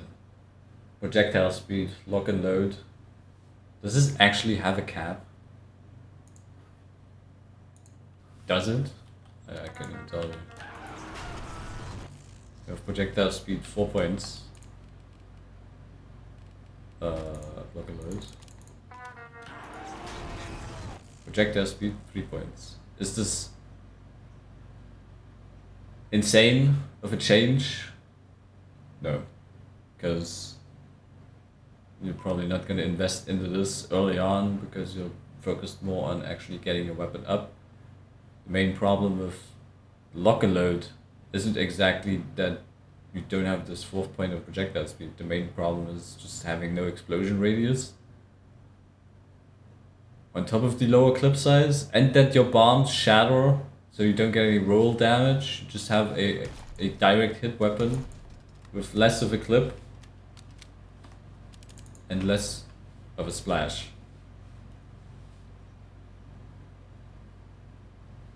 And the only bonus is more damage versus buildings, which already is a fringe case in most MvM missions. I mean, you're not out here fighting engineer buildings all the time. And the projectile speed is kind of a nothing burger as well. Direct hit. It's got some skull color, we already mentioned that.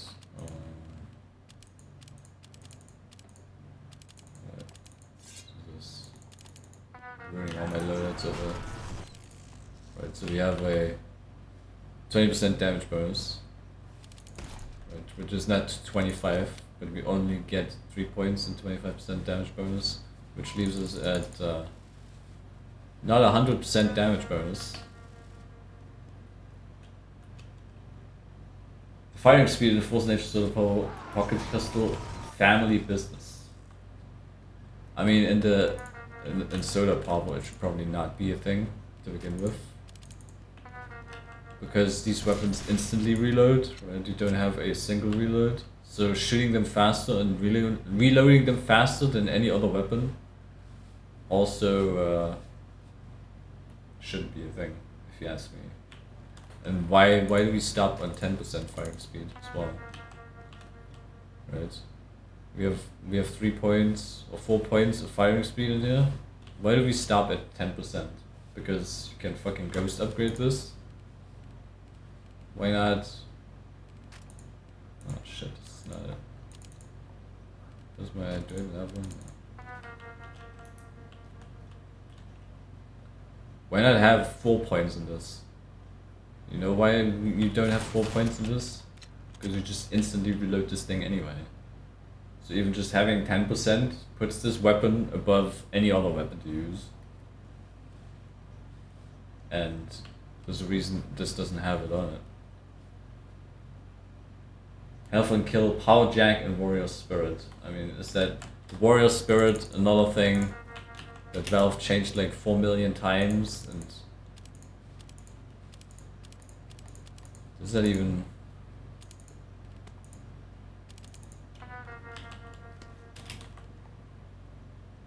Damage bonus, health restore and kill 50. I mean, I think they changed this actually, right? According to the weapon stat they changed, so you only get 50. Because you already have 50 on it. But you also just get insane damage vulnerability, which is fucking stupid. I wonder how you could run this. I don't even know how this affects back effects. Like if I have this thing out and try to punch things on the vaccinator effects, does that play into that? If I have a back out, I get 30% more damage vulnerability, but do I only take 5% more damage vulnerability from bullets if I just normal backed? So many things I haven't thought about. The health and kill and power jack, I mean, you're never gonna really fucking run up the things and just kill them with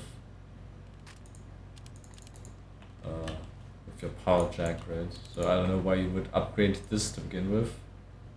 Why would you do that? I don't know. And you also just put yourself in more danger because you have more damage vulnerability on this as well. Like, I don't know if this is crazy.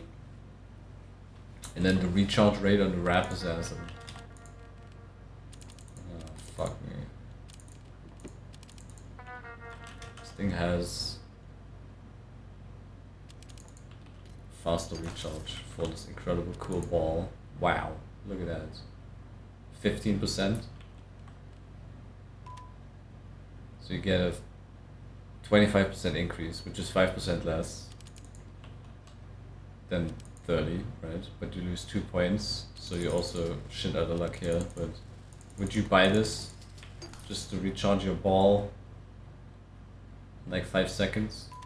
And then you throw your bleed ball again? I guess it would have an effect if this new upgrade that you proposed earlier would come into play, maybe. But would you upgrade this and that other thing instead of just using any other weapon? Just to have this ball recharge faster? I don't know. Probably not.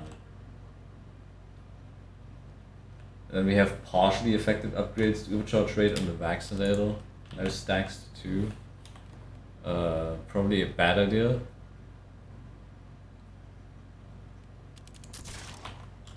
Because it's a reason it's limited.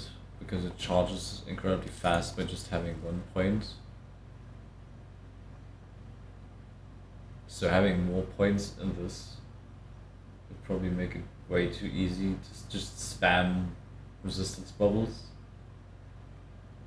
which are incredibly strong.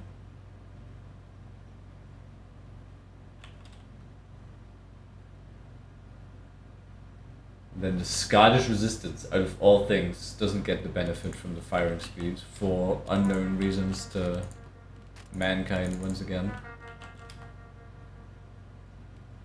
You have 25% fast firing speed. Yeah. Which is like 2.5 points, you lose 3 points of it.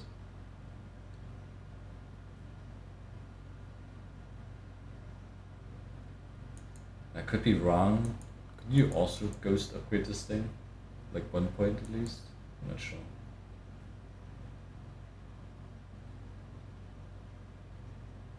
And same with the crit squeak.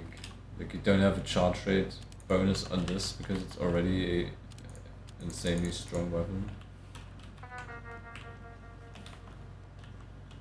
Right. So having more of it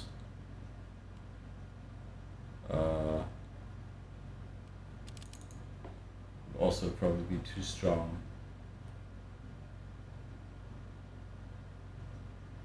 So we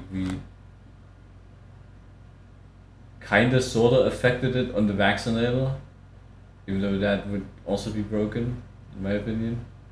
And then we just left it unchanged on the crit streak because that would most definitely be broken. But the Scarlet resistance firing speed, would that make this more broken? I don't know. Probably. I mean, you could fucking just spam your stickies faster. Hooray. But having no lower cap on some and then still have lower caps on others is just kind of stupid as well. Like, you'll do it for all or do it for none. Rate, since those could actually be problems. And wow, just like that, the direct hit is actually halfway decent. The Liberty Launcher is unfortunately not so lucky though, so that one will need something new. And even though it might not be very good, something that I've always thought would be really fun to play around with would be giving it the projectile penetration upgrade. This would... Okay, right off the bat, having a rocket launcher that penetrates targets is just stupid, because you explode one thing, and then the explosion radius already damages things, so you're already effectively hindering yourself by having an effect on this, potentially, because the thing that you shot, the explosion that you inflicted on that, killed the thing behind it, so you're not even getting the effect of the penetration, potentially, but you also just explode and then explode again, which is kind of fucking broken. But you also expect me to spend 400 on this again, on a rocket launcher that already does shitty damage? So you have a lower damage rocket launcher that can penetrate.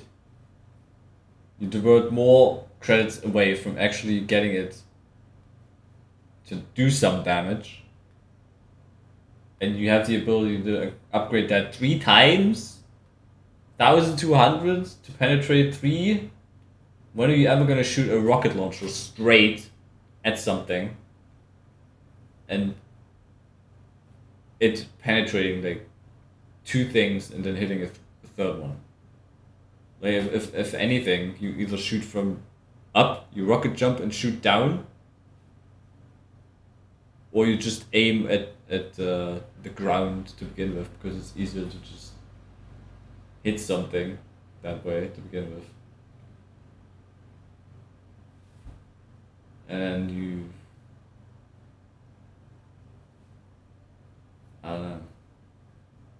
Why would I ever buy this? If I was using a Liberty launcher, I would love to just have it make some use out of the extra clip size. So you have more clip size, so maybe you wanna play around with that.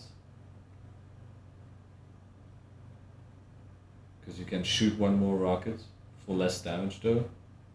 Maybe you can have some effect like, I don't know, you hit something and then the rocket splits off and then there's like a little boop, some smaller rockets come out of it and then do some extra damage or some shit. I don't know. Liberty. What is it meant to do? Was it always like this? I can't remember. I think it was. They also fucked around with the balance in that thing. I think it's been so long. But projectile penetration on a rocket launcher sounds stupid as hell. It's too expensive. Offset each rocket's lower damage by potentially letting them explode several times each, which would make it incredible at group damage. Now, because I could see this becoming very powerful, we would probably have to opt for the Heavy's flavor of projectile penetration, where each tick gives you a single additional target you can penetrate. And honestly, hell, if the direct hit is still lacking even with the extra damage, I honestly wouldn't be opposed to giving that one projectile penetration too. This one definitely centers around making something fun over something conventionally good, but on a... I mean, on the direct hit, it actually would make more sense to penetrate because you don't have the splash that would ruin this penetration game of yours to begin with. So, I don't know, could you... So you could shoot through a thing, do more damage to that thing, because you have 4 points of damage in it now. And then hit something behind it as well. So if you could shoot a crit rocket, well actually, I don't know. Yeah, you could. You could shoot a crit rocket, hit one thing, kill that, and then hit another thing behind it and kill that too. So one rocket would turn into 2 rockets, right? Potentially increasing your damage output with the weapon that doesn't have any splash.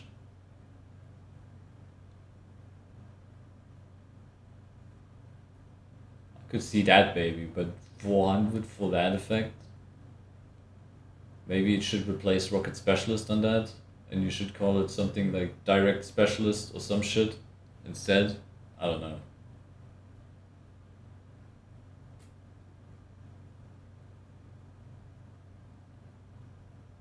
Hyper focuses on this direct damage type weapon.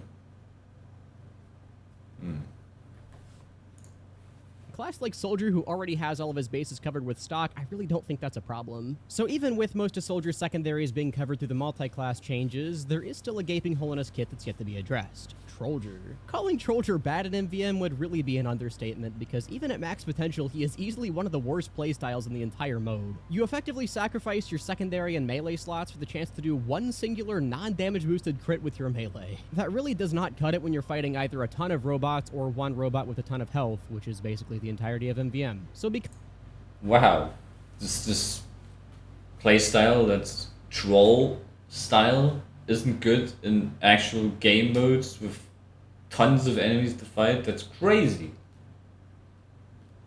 Maybe it should stay that way, or maybe, I don't know, you could just make it an insane nonsensical thing too. Why not? Because I really want Trollger to be useful, I think it's time we add some upgrades to him to really help him find their place in the meta. Let's start with the absolute worst. Yes, let's find rocket jumping market gardening soldiers a place in the meta. Please, I want to live in that world. Said nobody ever.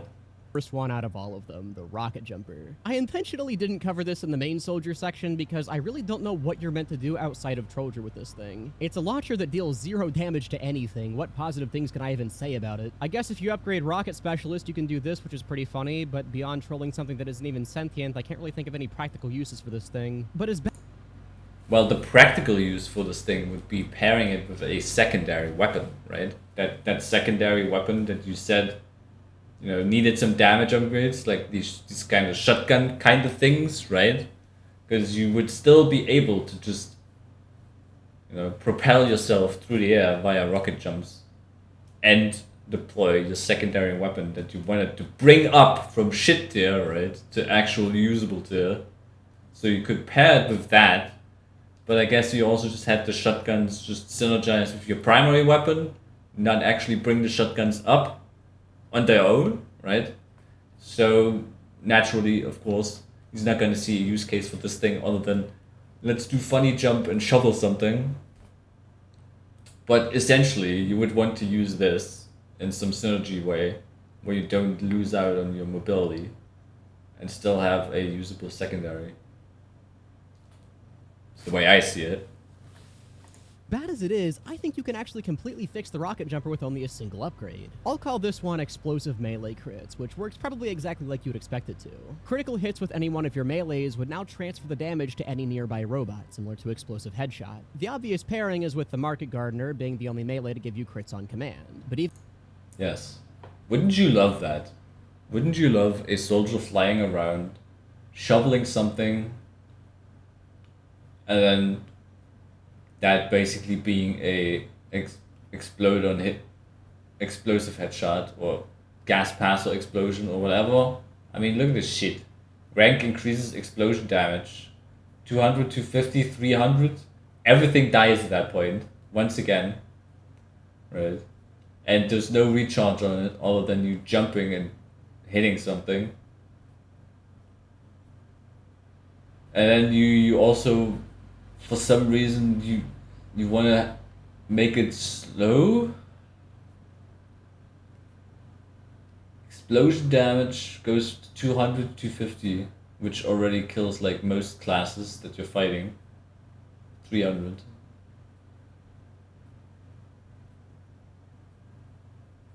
It increases the radius. Slow strength goes up as well. If I guess, I don't know, whatever survives that 300 hit. And slow duration goes up. So we just add some insane damage on a shovel hit, radius on it. We're adding slow on it too, and it's gonna be long slow as well. Yeah. For the measly price of 1,200. Which I don't know how would that pair with your survivability? Like you jump in and you get a hit, but you don't get any health and kill out of it. Or do you get a health and kill out of it if you just kill something with it? I don't know. And critical melee hits damage and slow enemies in the target. I mean, you could also just... Wait, I actually have to double check this. Because I never use this fucking weapon. For reasons known.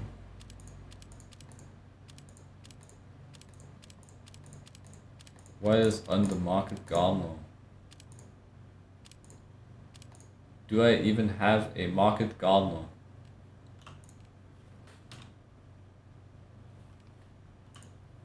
Market. Yes, wow, look at that.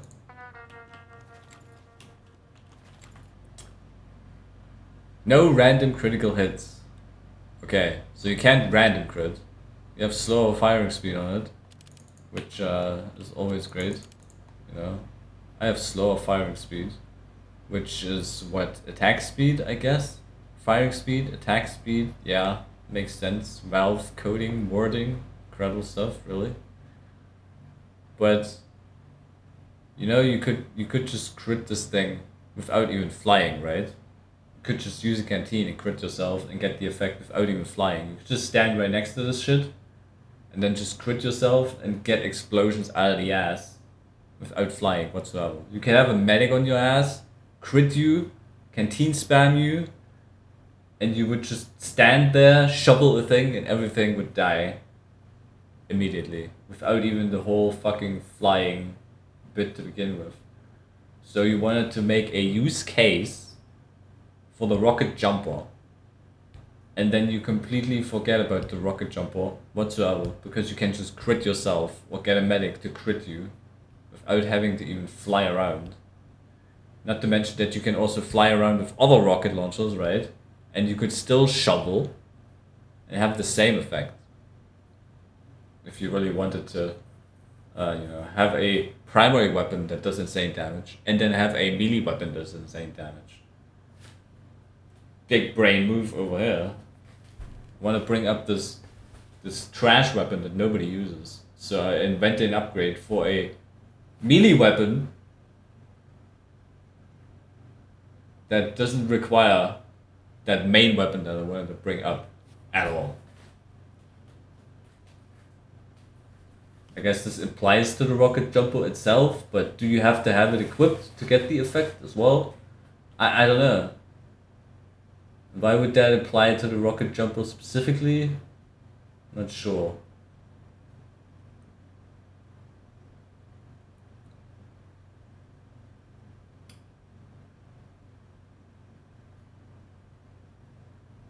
And it would be any melee. I mean, you could use any melee at this point. You wouldn't even need to use a market gardener. What if you use a weapon that does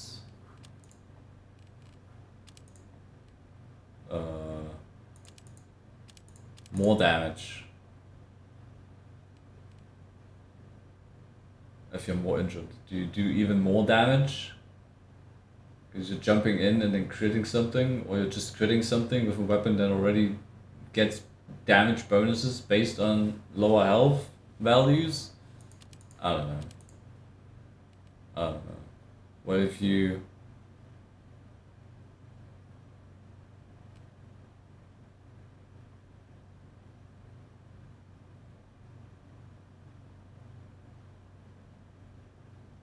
critical melee, damage, and slow enemies in attack. Have a weapon that can't just random crit or crit at all. I guess it's specifically designed for the Market Gardener, but then shouldn't it be on the Market Gardener? It's kind of a pairing that doesn't mention the Market Gardener. It applies to the Rocket Jumper, but then it's just a melee crit. You could apply it to any melee weapon, not specifically the Market Gardener. I don't know. So the utility of the Rocket Jumper gives a bonus to melee weapons. And it doesn't even restrict on what weapon you use. Broken.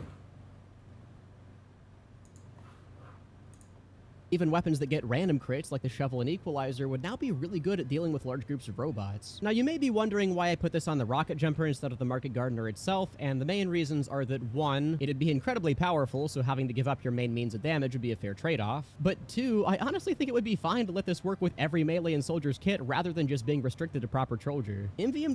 Okay, yeah, but you don't need to jump to fucking crit something, right? You just get the crit. Can you just walk up to the thing and then crit? You don't need to jump. Like, where are we? Like, do you have to be airborne to?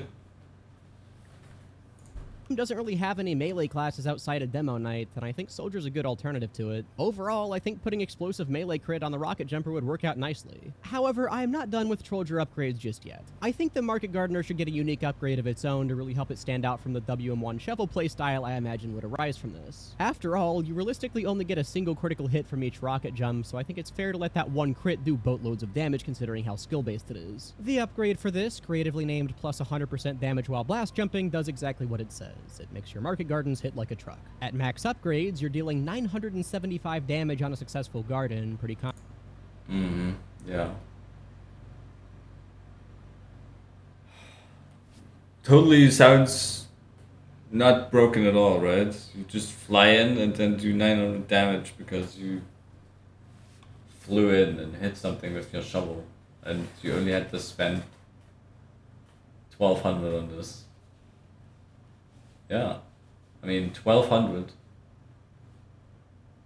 is basically the starting cash of Butt Bash, I think. So you could just deal 900 damage, wave 1, by just flying in. With one shovel, right? You wouldn't. Why would I have to spend that money on the Rocket Jumper then? That says, what was it? I already forgot. Where you do like increased damage on a radius. I don't know. Would you love to just be jumping in with a shovel and then just killing giants, like 2 hits or something? I don't know.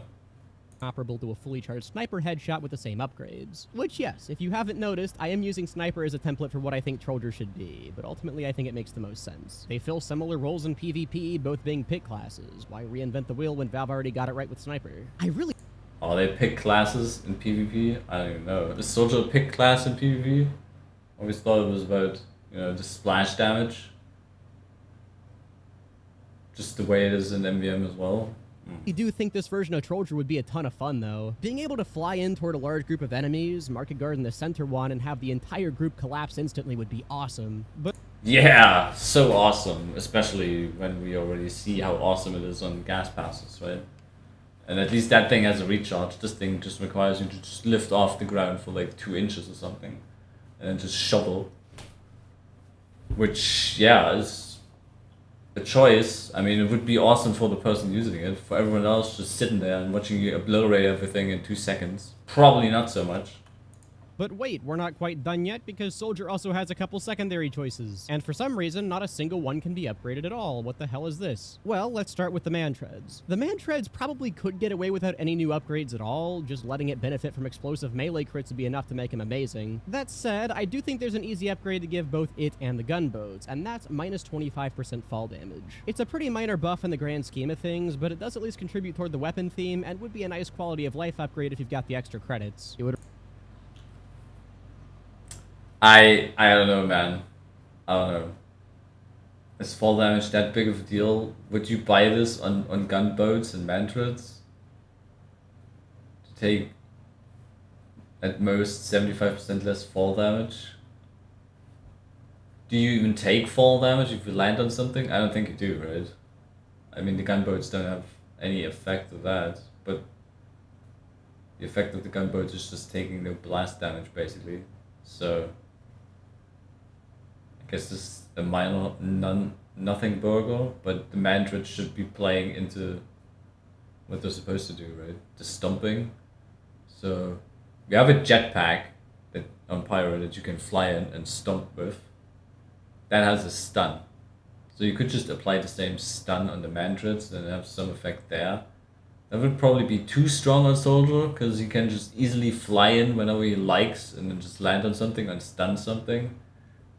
So would have to be experimented with, but at the same time this is just, I mean, fall damage, okay, it's not the worst, but would you buy this? Would you really spend 300 to buy this? I don't know. I wouldn't. It's not the biggest deal. Unless you get blasted away and then maybe you're cratering once in a while. reduce the amount of healing you have to find after going for repeated gardens. Overall, I think that's all the man treads really need. The gunboats are a bit trickier, though, considering there's no reason to use them with the new Trollger stuff, so I also want to give those the +2 ammo regen upgrade. This is meant to be used with actual rocket launchers, giving Soldier a few more options if your team's engineer either sucks or doesn't exist at all. Oh yes, I would just love to have the battles just be even more. I don't know if they would be using this, because you could just spam ammo canteens at that point too.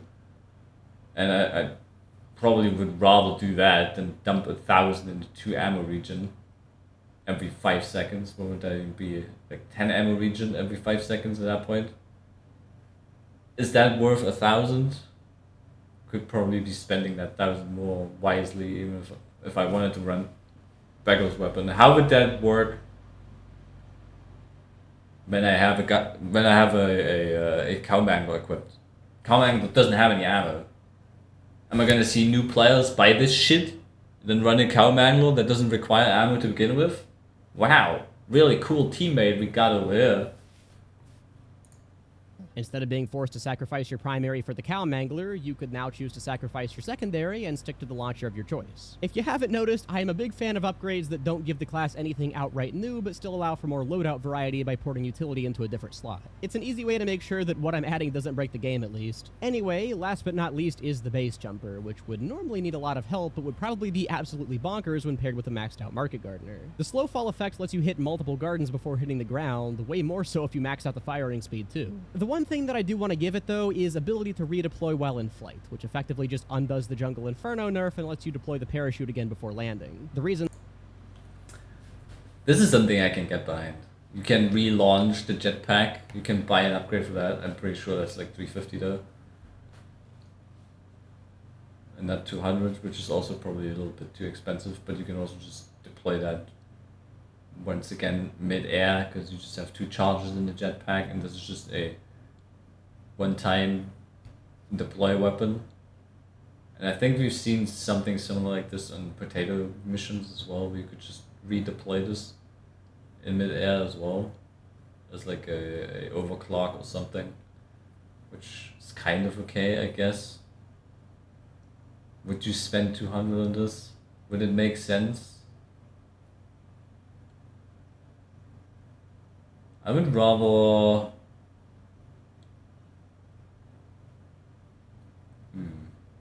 I would rather see something like have this actually paired with the weapon that it was used to be paired with, which is the airstrike, right?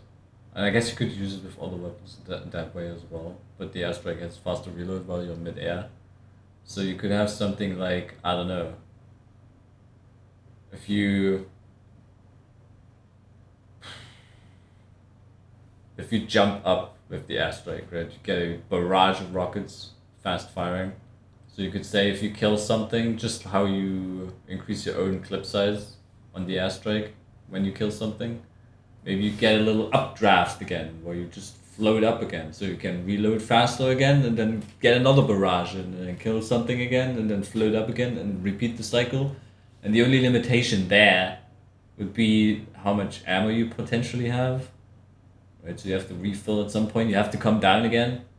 But, I don't know, could you just... Would that be useful? Would that be broken as hell? How much would you spend on this? Would you bother with it?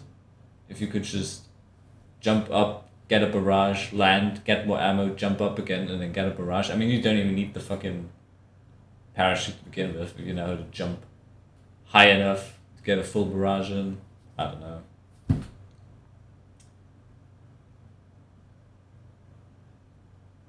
The mid-air redeploy, probably not the worst thing.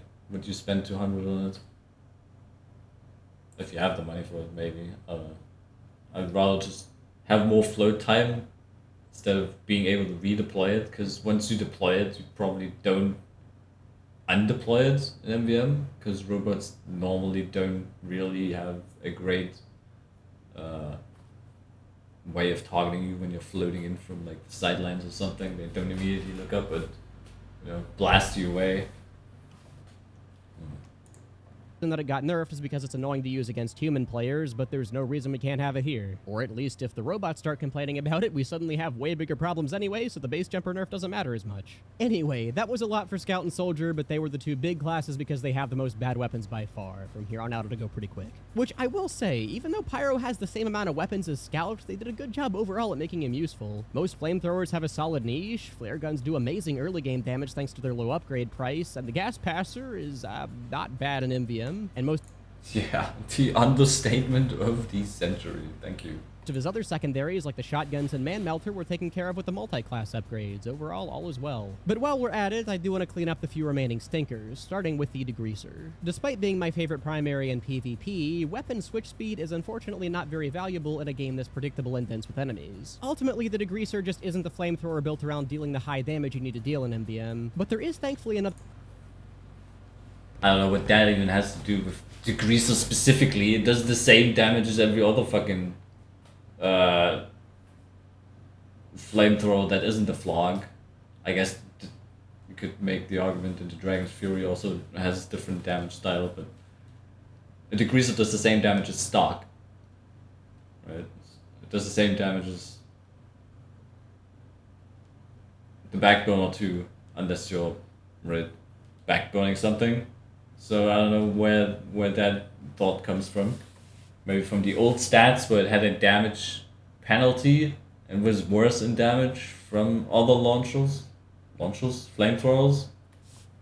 Another direction that I think it could naturally be taken, and that is to make it the air blast flamethrower. Well, When I heard that the first time, right?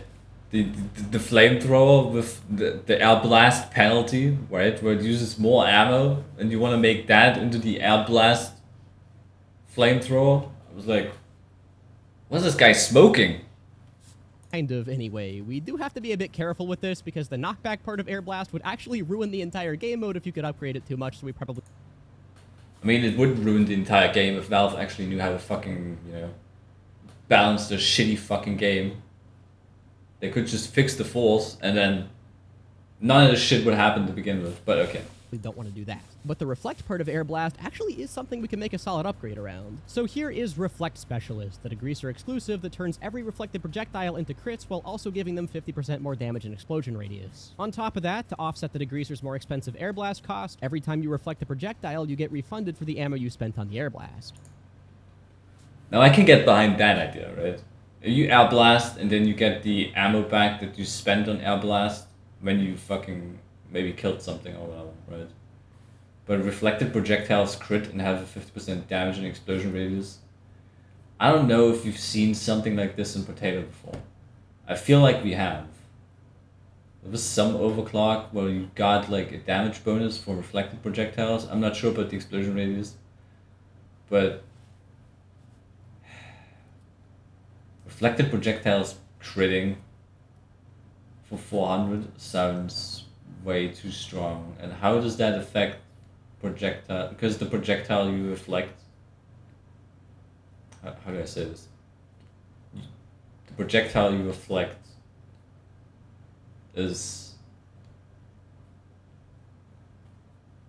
doesn't rely on what you upgraded, right? If I have 100% damage bonus on my flamethrower, and I reflect something, that rocket doesn't get 100% damage bonus applied to it. It's gonna be the same standard rocket damage.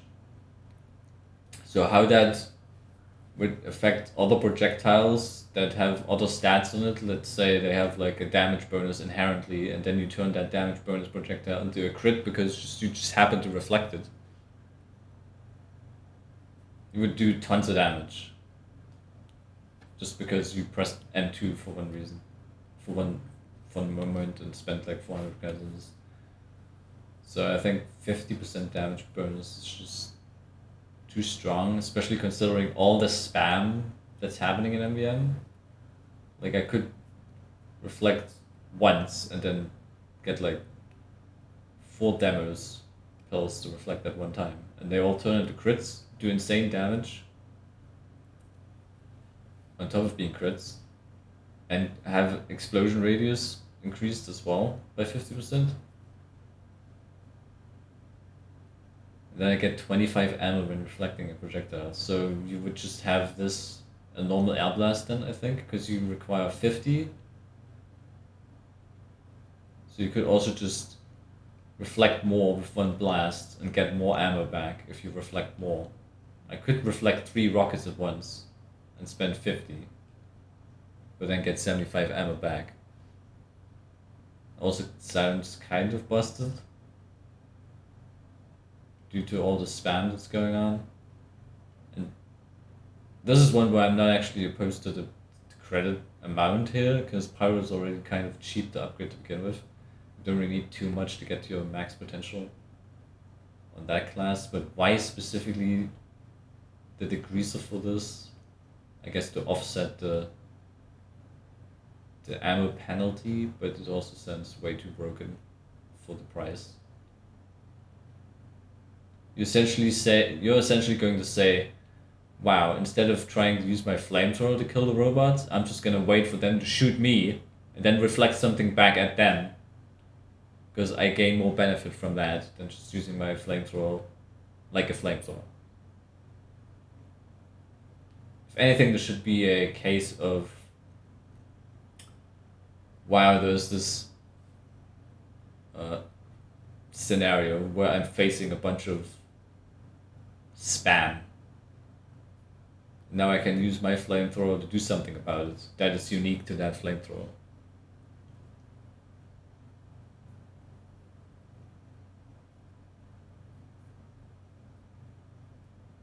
I don't know. Maybe you could just degreaser. What's degreaser?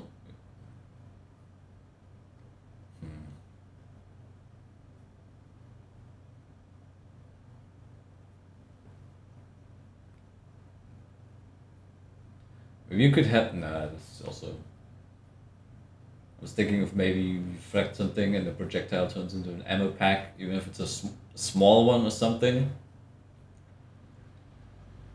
If that makes sense, you spend more money to reflect something, and then you basically turn the weapons into duds or some shit like that, and they just poof, and then have a small ammo pack sit there, like kind of a candy cane effect, just with ammo packs. Does that make sense? Is that absolutely nuts? I don't know. Would you use this for 400? I don't know. How much ammo do you get from a small ammo pack? I don't know. 15? 20? This turns the degreaser into a very high skill but cool way to counter explosive spam. If there's a large amount of projectiles on the field, you now have a way to turn that directly into your damage instead. Overall, even if I don't think it would make the degreaser on par with the rest of the other flamethrowers in terms of general power, I do think this sort of upgrade would make it really fun to use. At the very least, it would help it stand out in a way that I do think would be very powerful under the right circumstances. Plus, you still rely on there actually being spam. If you just have a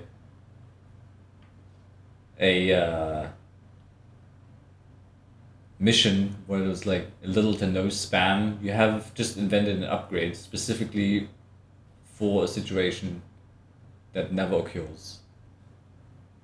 So this also just plays back into, oh my god, let me refund, because this wave right here doesn't have any explosions whatsoever. I cannot reflect anything in there. How is that? And how would that work if you just reflect something that doesn't even have an explosion? What if I reflect... Okay, Valve mission, that's not gonna happen. A Dragon's Fury projectile. What if I reflect an arrow? Would that gain an explosion radius somehow?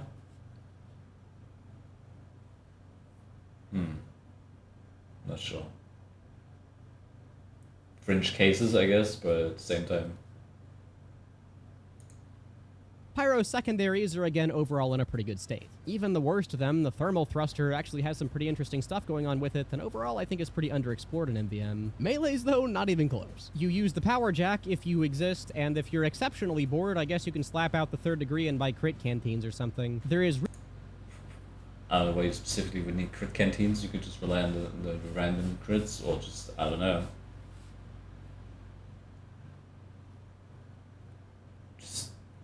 Not give a shit in general. Like, why would you? Why? Just why? I don't understand.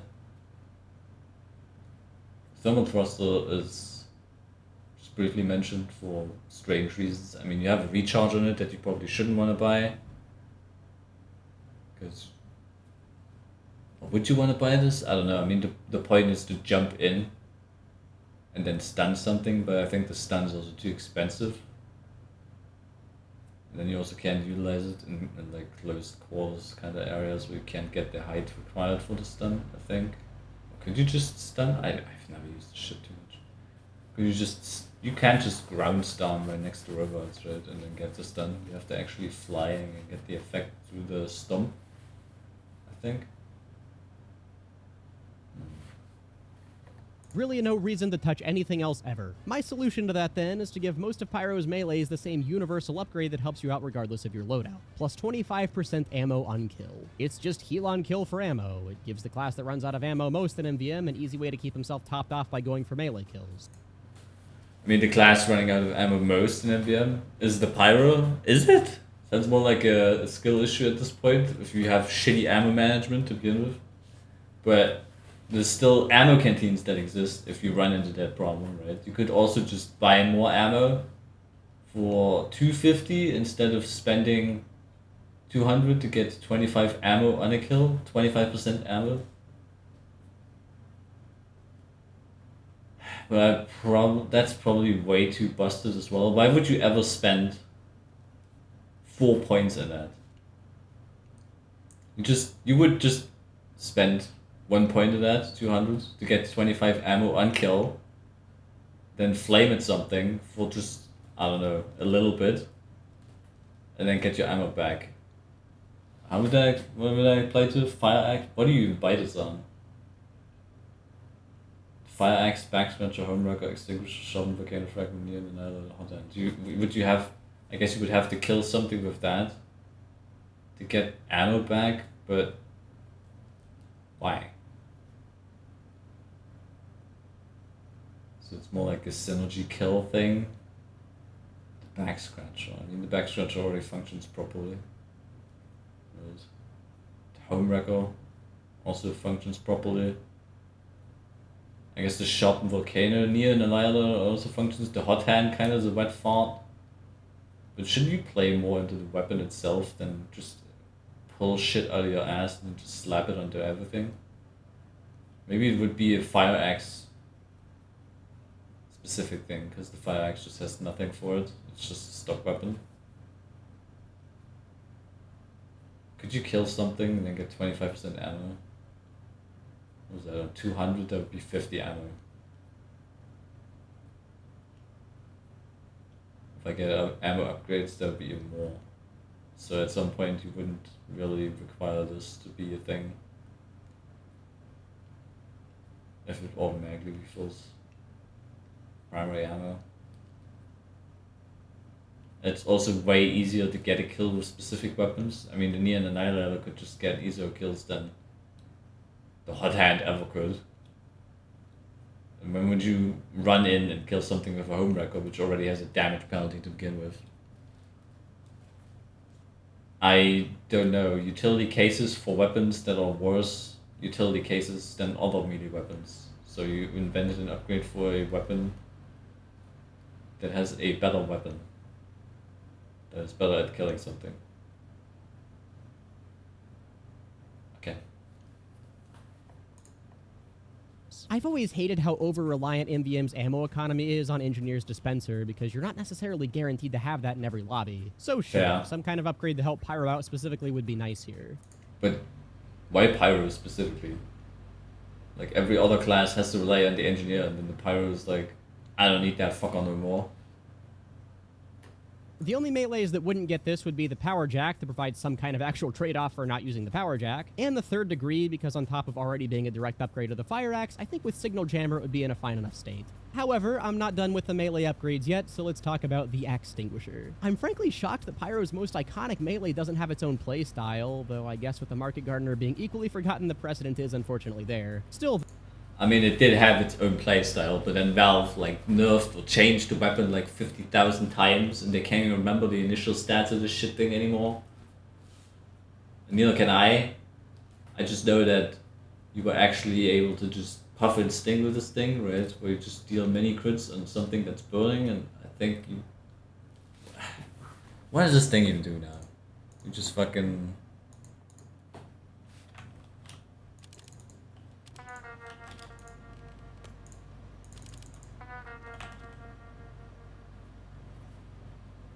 You have a damage penalty on it already, which is already bad, right?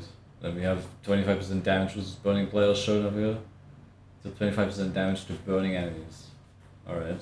Cool. Cool. That's also 300, which is way too expensive.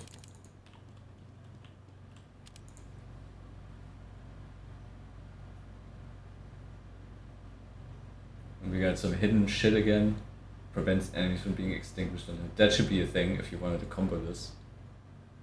Maybe you could also just make this a combo weapon with something else.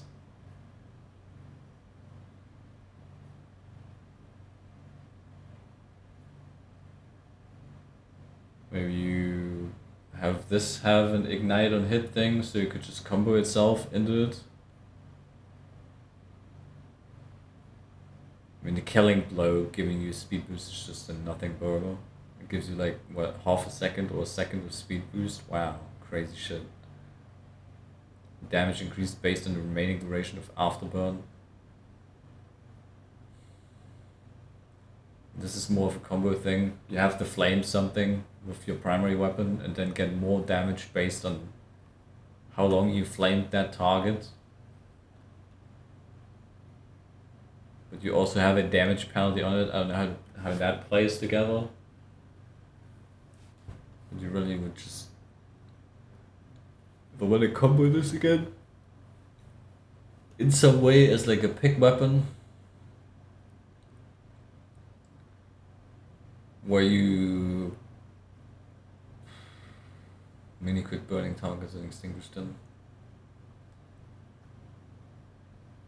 Maybe give it a crits whenever with mini crit thing. Specifically for MvM, so you could flame at something, then pull this thing out, hit it for an easy crit. If you wanna like pick something, but then again you probably don't need any pick weapons for Pyro because the gas pass just outshines everything. Yes, thank you Valve, really appreciate that one.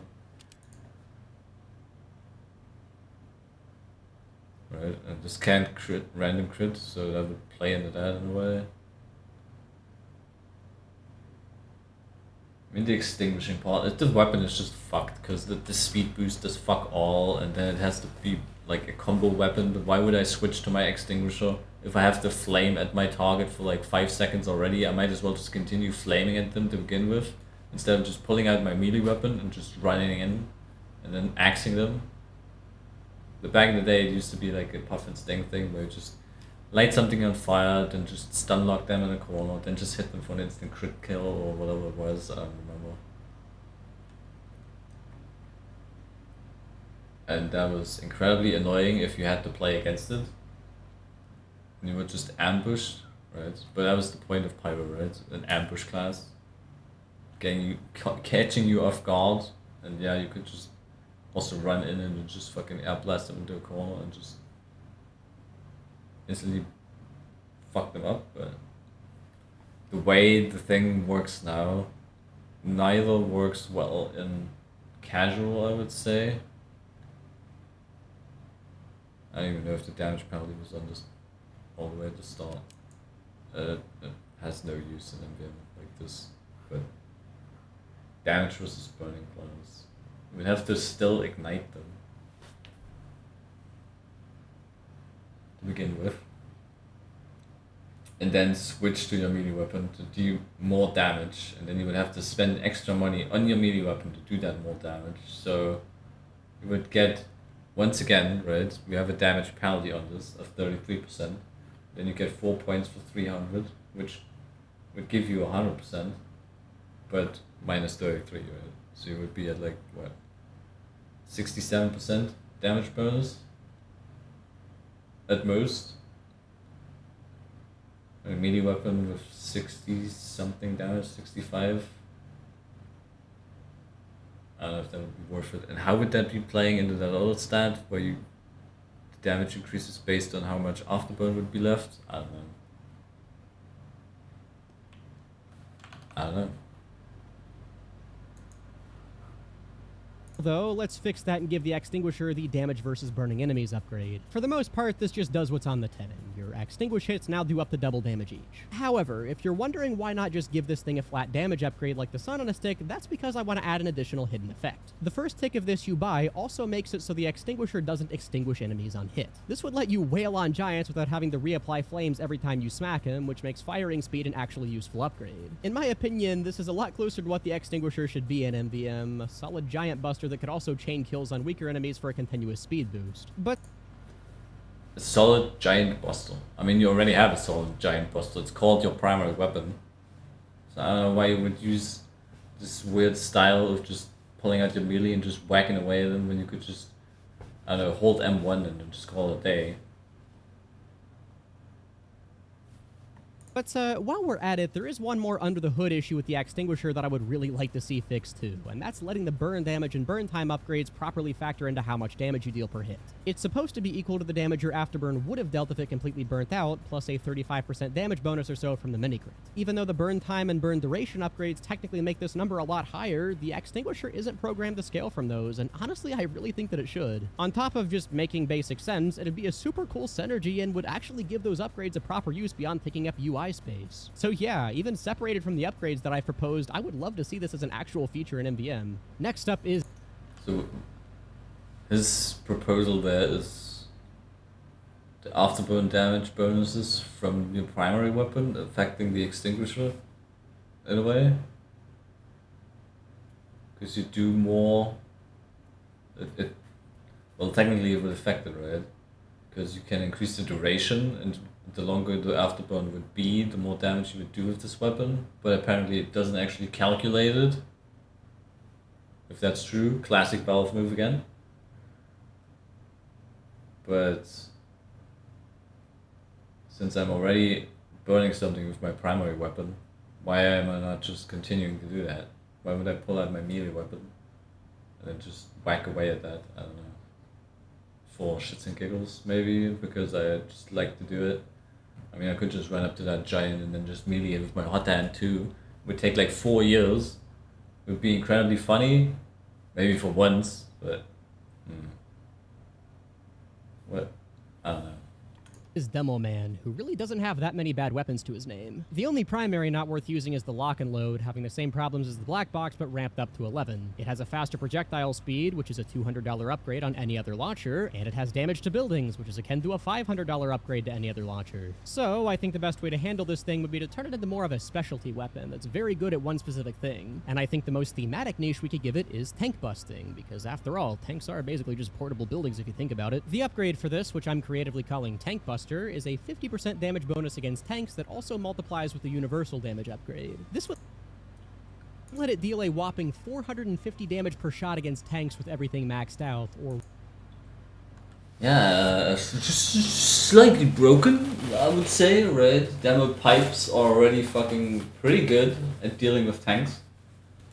Because you do a base damage of 100, right? And then you just get a 180 shot.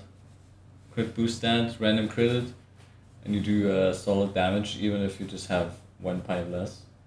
Even recently, I found out that the loose cannon, which cannonballs apparently just explode on hit, even though they're not supposed to on tanks, does the same fucking damage as any other fucking thing. So, yeah.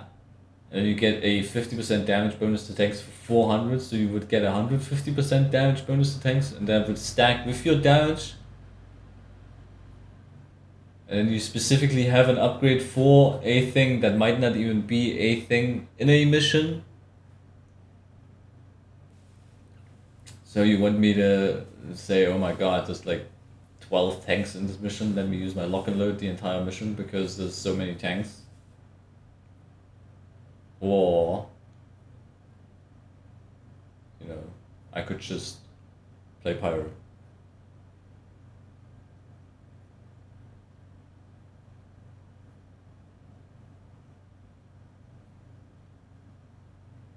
This is, I guess, more, I don't know. I mean, you have to be kind of close to tanks. If you had tanks that would actually fight back, I could maybe see something like this be more useful than a Pyro, because you can actually get closer, but it's also not too hard to get close to a tank that actually fights back.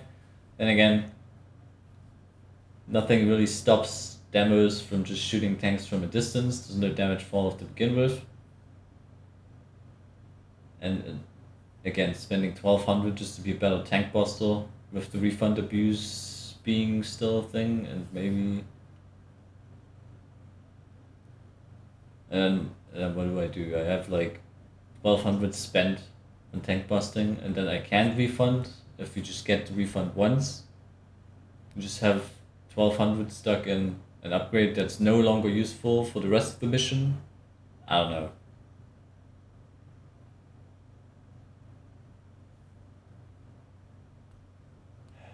I mean, the lock and load should be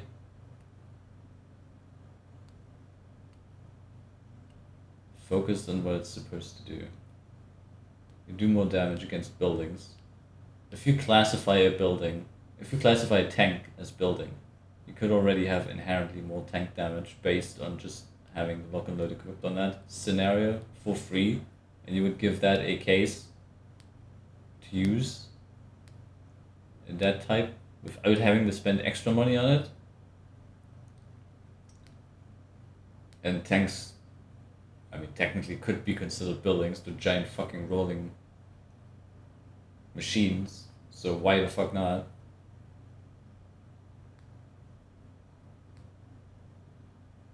And you have projectile speed on it, right? And it shadows on direct hits. No, it shadows if you don't hit something, so it's like a direct hit, so you would... I don't know, I would love to see this just played around with more projectile speed, so you don't have to be demo on like close to mid-range. You could be demo on mid to long range, or you don't have to be close to the robots. You could be like in a sniper position and then just shoot pipes straight at the enemy.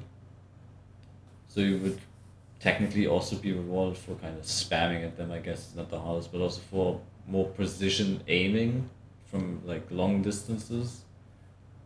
If you really wanted to make that a thing, I don't know.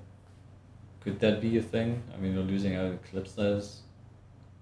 And the explosion radius is also lower, just like on the direct hits. Maybe you could also just do this like the direct hits, where you just give it a penetration on it. I don't know. More of a use case for overall situations, not just hyper specific for tanks. Because that kind of doesn't really bring up the weapon as a whole, it just brings it up for the specific case that is happening, which would be tanks. And then it's still a wet fucking fart against everything else. 1,350 damage on a crit. That sounds incredibly broken, but do keep in mind that on top of being down a pipe to start with, the grenade launcher is the most expensive weapon in the game to upgrade. At the point you can actually deal that much damage to a tank, you could have just as easily maxed out the Flog or Wrangled Sentry, which would be slightly worse at the job, but would have much less opportunity cost. But yeah, with how comparatively few things are actually good at busting tanks as it is, I really wouldn't mind if something this expensive to upgrade could do it. What do you mean? Good at busting tanks. Scouts, good at busting tanks. Soldiers, good at busting tanks. Pyros, good at busting tanks. Demos, good at busting tanks. Snipers, also good at busting tanks. Engineers, good at busting tanks. The only bad, semi-bad tank busters would be heavy, which you could also turn into a pretty decent tank buster if you just shoot at it continuously, especially with a brass beast. Could equip a fucking warrior spirit and fucking wail away at it. Would still turn him into a decent tank buster, to a pretty good tank buster probably. And then you have the only two tank busters that are pretty fucking dog shit, which would be medic and spy, right? We have a lot of good tank busters if we're really trying to be one and fill that role. So there's lots of good tank busters. I don't know what he's on about. Bad demo weapon number 2 is the Quickie Bomb Launcher, which unfortunately has the worst possible stat spread for a mode like MvM. In general, demo wants to spam a ton of stickies that do a lot of damage each, so the weapon that has penalties in both of those things is not really an appealing choice. What I don't think we should do with the Quickie Bomb is give it upgrades that try to bridge the gap in those two stats, because if we did that, it would always be playing a game of catch-up with the other two launchers and never be quite as good. I think the best direction to take it is to lean into what makes it good in PvP, fully charging stickies. And for that, really all we would have to do is a plus 30% charge speed upgrade. At max stacks, this would make fully charging stickies nearly instantaneous, turning demo into a solid long-range threat that's focused on sticky sniping instead of setting up traps. We need to move away from this, like, insane pricing and triple point bullshit, right? If you want to have a weapon-specific thing, give it a weapon-specific upgrade like before, right? Where you have... I mean, the proposal here is the charge time reduction. Just call it what it is. Charge time reduction. You have like 1 point, make it like 350 or some shit. Just like with Rocket Specialist, and then call it a day, right? Same with Rocket Specialist. 1 point in that is all you basically really need. We don't need 4 points in that. I don't know when Valve was smoking when they came out with this shit. But that could also be a thing, right? Because the Quickie Bomb Launcher does more damage based on how long you charged it. And the less time you spend on charging means that the higher damage sticky you can put out. But at the same time, would that be more damage compared to other stickies? I have no fucking idea.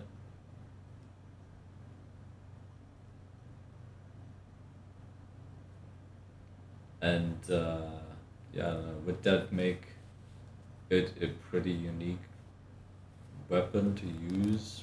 Probably not either. I mean, it would just change the charge time and turn the sticky itself probably into a little bit higher damage, I would assume, like normal stickies. I don't know what the ramp up on this shit is either. And you have like a 4 clip size penalty as well. Like you could get less stickies out that do higher damage if you had that. So it's more of a faster reaction type weapon and less of a setup weapon, I guess. If you're like in a chaotic situation, maybe you see, oh god, this pyro, oh my god, what is he doing? He air blasted them away. Now my stickies are just sitting there and doing nothing, but it's not an issue because you could just replace higher damage stickies faster than with other launchers maybe, and you could salvage the situation like this maybe. Instead of having to, you know, spread more stickies around to not fucking pop over or some shit. I don't know. Why not turn this thing into a fucking tank buster? I don't know. Just no reason.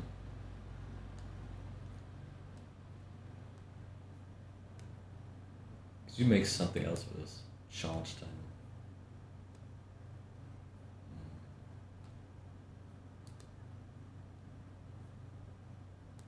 Isn't there also damage or something penalty on this?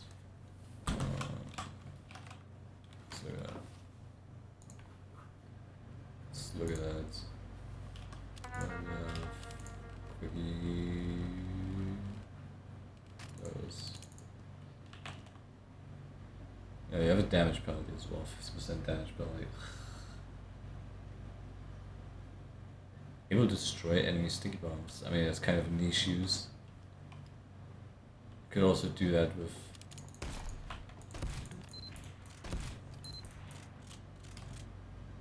I mean, you could just be faster, right? You have less bomb on times. You could play into that maybe. Charge time is decreased up to 35% damage based on charge. But you also have a damage penalty. So you're really only getting like 20% damage, right? 20% damage bonus. You get full damage here. Be like 100 to 20% damage launcher if you have full charge. Am I smoking something? I mean, if the charge would be gone, you could have like a direct hit scenario maybe, where you have just more damage if you have faster charge and full upgrades. So you could have stickies that potentially do more damage in the long run.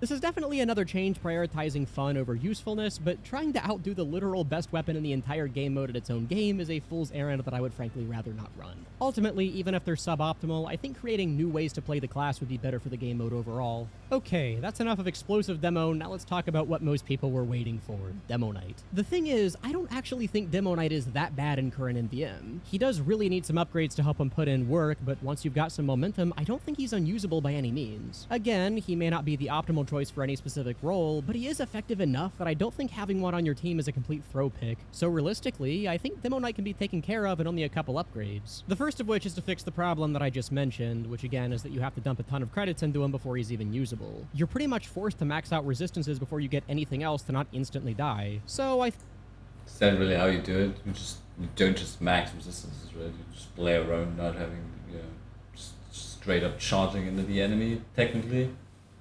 I guess you kind of want to balance it in a way, maybe, or you just play around with other classes. You could have a kind of synergetic playstyle together with a spy, even though they're kind of conflicting with each other, because Demo is just... I mean, you could play into each other, really.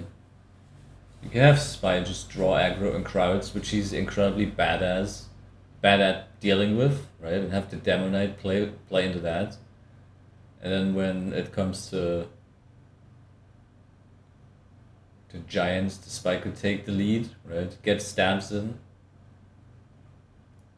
Like soften the target up if he doesn't outright manage to kill him, but then he draws aggro again and the Demo Knight gets to pick what's left over. They could kind of play into that class specific, you know, synergy.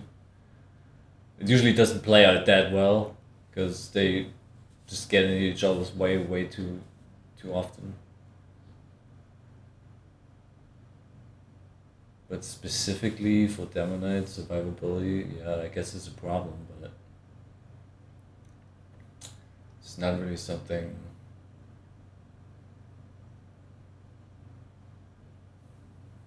like, how would you make well, it's... I think some kind of survivability upgrade that makes Demo Knight less reliant on resistances would be appreciated. The upgrade that I'll opt for is this one, defensive buff on hit as a way to make you much better in the early game. Basically, hitting enemies would give you a 35% damage resistance and immunity to crits. This Battalion's buff for 2 seconds when hitting an enemy. Hitting! Not even killing. On hit? But you also have to dump like 350, 700 into this again to get like 4 seconds. And at some point this is just wasted money because you already have the resistances later on. I mean, kind of wasted money because it still keeps holding you back from actually doing damage. So you would get more survivability early on, but not actually more damage to just survive.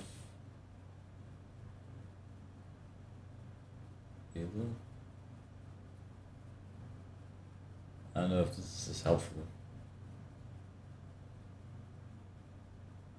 Again, you could also just play around your team with this. You could just have a soldier run bats and then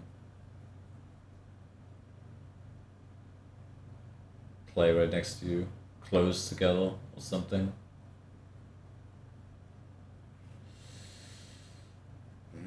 Demonite upgrades just need to be cheaper. Yeah, that's also true. It's just too expensive for what it is. Like, your survivability is just too much in the fucking show.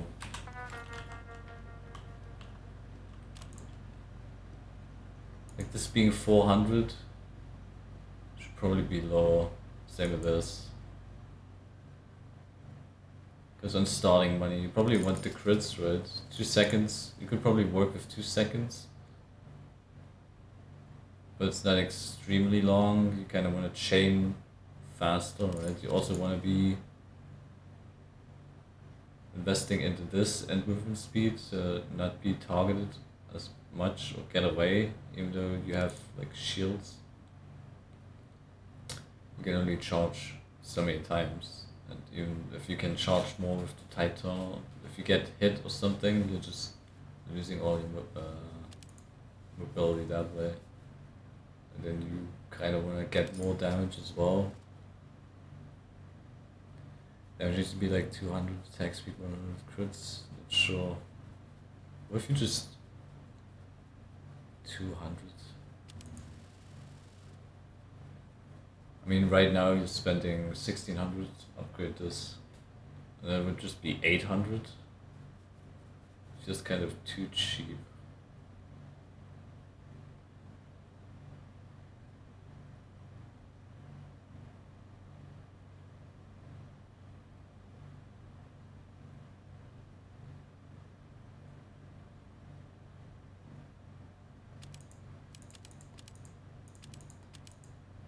They could just give something. I mean, if you're demo knighting, you're already running some boots, right?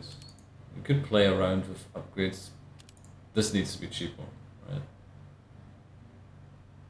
So I don't know why specifically. If you have no choice, right? If you demo knight, you need boots. Easy. You can't really demo knight if you have a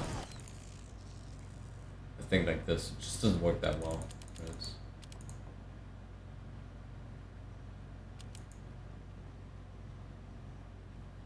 You can kind of make this work on late game, but you never want to, just have this and also run this, and then just primarily use this. I think anyway. I mean, maybe you could make some insane shit with this. But just have some ability. What is this even a push force?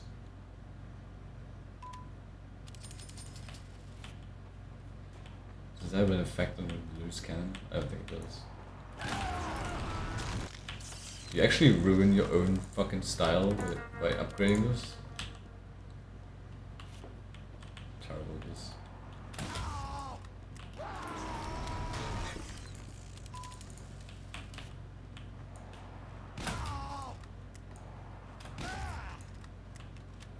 Okay, I don't know how to use this thing. I'm sorry.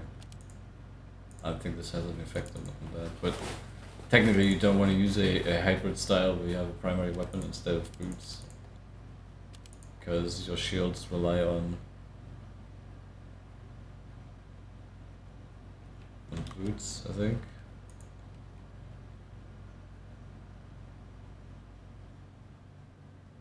Most of the time, yeah. So you could just make this cheaper, or have something specifically on this. So I don't know why we are applying these things specifically. Well, I guess no. I guess you could run boots and stickies as well.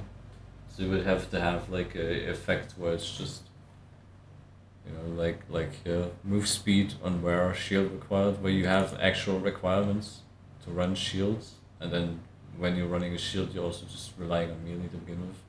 So it displays into that. Right, so an upgrade that has requirements of shields.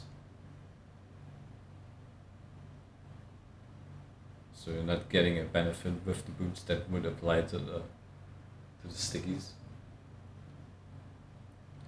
And that could be the defensive thing that he's talking about. It doesn't really specifically have to be on a melee weapon. Could be way cheaper as well. So you could just buy it on this, and then your melee weapon is just whatever you want to pick, really. So it would still apply to the melee weapon. So instead of having an upgrade specifically for 5 things, you could just have an upgrade specifically for this, or for 2 things. But I don't know if the battalions thing was necessarily... Maybe you could just have a dual effect.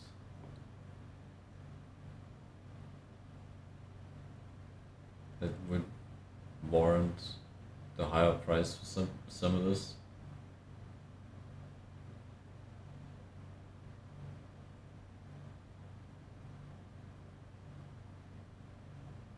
Like you get crits on kill on something else. Maybe the buff as well. 2 seconds of buff and crits on kill. I don't know. I mean, you would buy this early on to begin with, so you would also want to play into more defensive things.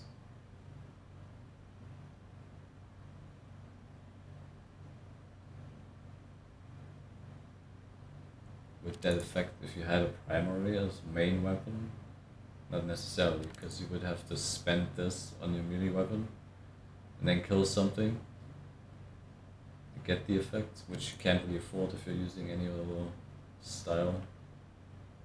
So that would really play into other weapons. So where you spend this would be way too strong.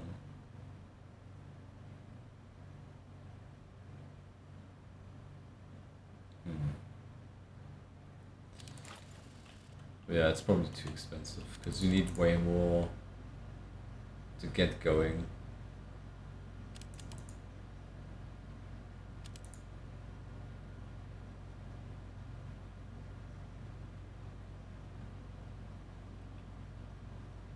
Especially against loads of spam. Plus 4 seconds on kill 400. Could be a single thing. That could work. Doesn't need to be a double point upgrade style. Bypasses a lot of very expensive upgrades you're otherwise required to have to make Demo Night work, letting you get the ball rolling with only 700 credits instead of a couple thousand. But even in the later game when you can afford the resistance upgrades, this buff would still compound with them, giving even more survivability, which in my opinion Demo Night still desperately needs. I mean, later on, Demo Knights don't necessarily really need the buff anymore. It would be more like an early thing. It would be like a nice little bonus on late game. Maybe it would be too strong and make him kind of unkillable. Because you get so many things. You kill so many things at some point. I don't know how that would fare with the Claymore either. Because that thing has a damage vulnerability. Overall, I think this is the best way to make Demo Knight better at every stage in the game without making him too broken. The second change that I'll give, though, is one to level the playing field between the good melees and the bad, because right now there are quite a few that don't really do too much for you. Notably, the two that focus on gaining charge on kill are obsoleted by upgrades, since on top of being able to buy charge-recharge speed outright, you could also just buy movement speed and never have to charge in the first place. So for the Claymore and Persian Persuader, I like the idea of plus 100% damage while charging to make your charges actually mean something. This would make your melee hit while charging do up to 650 damage on a crit, letting you pinball between enemies a lot more effectively. But that is way too strong. Requires an equipped shield. Does he know how much you fucking can charge? Just with the Tide Turner alone? Probably not, right?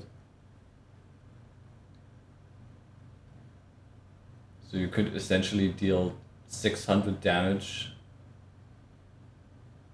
while charging.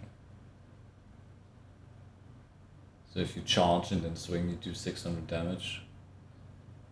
Kinda nothing burger, really. I mean, most normal enemies have like what, 600 damage, even like medium size like huntsmans or steel fisters. I don't know, they have like 900 or something. It'd be like one charge attack. Against giants would be nothing, and then every other thing would also die just by you just crit swinging to begin with. So why would you give more weapon specific damage when it doesn't really have an insane effect, because you already do a lot of damage.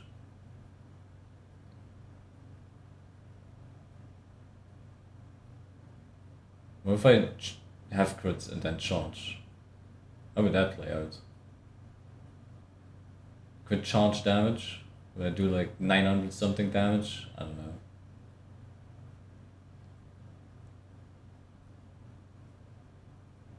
And that's just 1 point with 400 damage bonus, right? This, you want to give me 400 damage bonus? Or what is this?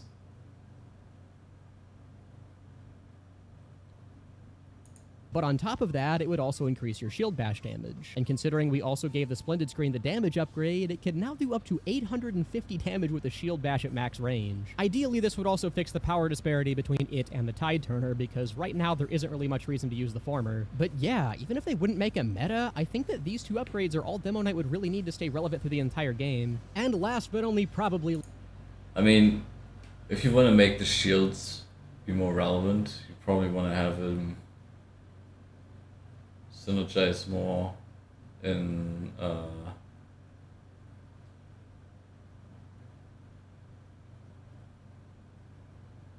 with the weapons. Like if you want to utilize the charge damage, I mean the charge and shit is just used for the resistance bonus basically.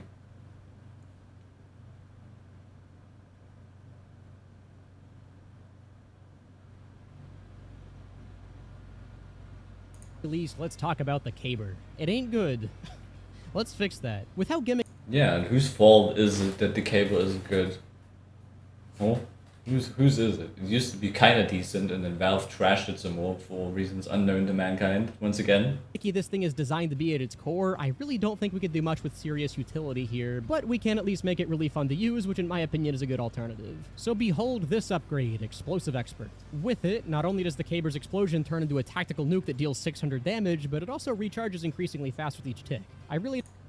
Yes, we need definitely more tactical nuke weaponry on classes that are already fucking overpowered as shit. So for the small price of, I don't know, 250, you get a 200% damage bonus. Less damage to yourself, and cable recharges after 30, 20, and 10 seconds. It's kind of nothing. You have to wait like 30 seconds, 20 seconds, 10 seconds. I'm pretty sure that's longer than you have to wait for a fucking gas panel to recharge. Which is a good thing. But at the same time, it's more of a one-time use thing.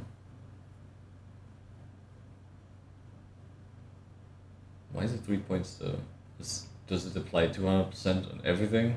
Is it then 600% damage? You don't have much to say about this one, other than that Caber Knights charging into a group of robots and dealing several thousand damage with a crit swing would be amazing, and I am sad that's not in TF2 already. Yes, I'm sad that Gas Passer 2.0 doesn't exist in MvM. Wow, we really need more Gas Passer type weapons. Thank you.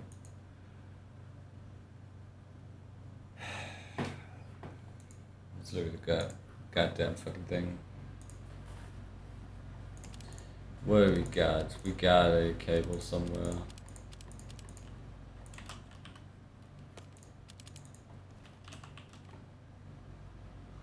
We have slower firing, no random crits, which doesn't really make any sense to begin with, because it just explodes and then whatever. This weapon deploys 100% slower. It's just pretty much nothing on this thing. You attack slower, which doesn't really mean anything, because you just have one time you can really do any damage whatsoever, and then it's just nothing. You can't crit with it, and then you can also just pull it out slower for some reason. And when you use it, that's it. And I think we had some overclocks in potato missions where this thing was just not exploding. You could just continuously have the explosion effect, right? Like it would be an instant recharge. We would just run in and then boosh, boosh, boosh, boosh, boosh, just constantly explode. I don't know how well that would work. I always thought it was a damage penalty of this. I guess not. I guess the damage penalty comes from just it exploding and then doing less damage. What does the explosion do? I don't know. Not a lot. Not enough to kill. I think it does, if you charge and then use this thing, I think it does more damage to you than your actual target. Don't quote me on this.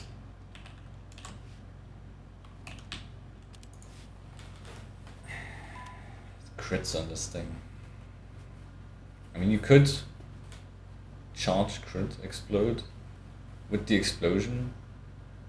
The crit boosters. Could you have like a AoE type weapon with this thing? Recall canteens mid-wave. It's kind of sad. So sad. I mean, just imagine if this thing had an inherent recharge or something. We could at least fucking ammo canteen and then maybe have another one and kind of use it as some demo night ubermedic pick weird thing or some shit, or just crowd control weird thing when you just charge it and just have one explosion go off. Just kind of like 3 things at once or something. I don't know. I mean, it's an explosive. You would want to have a unique melee weapon, right? Every other melee weapon just swings and kills a thing. This thing explodes. So you want to kind of play into maybe not the crit and kill thing. Maybe you would want to play more on a explosion aspect, where you just play around more with the explosion instead of just you gaining crits. You just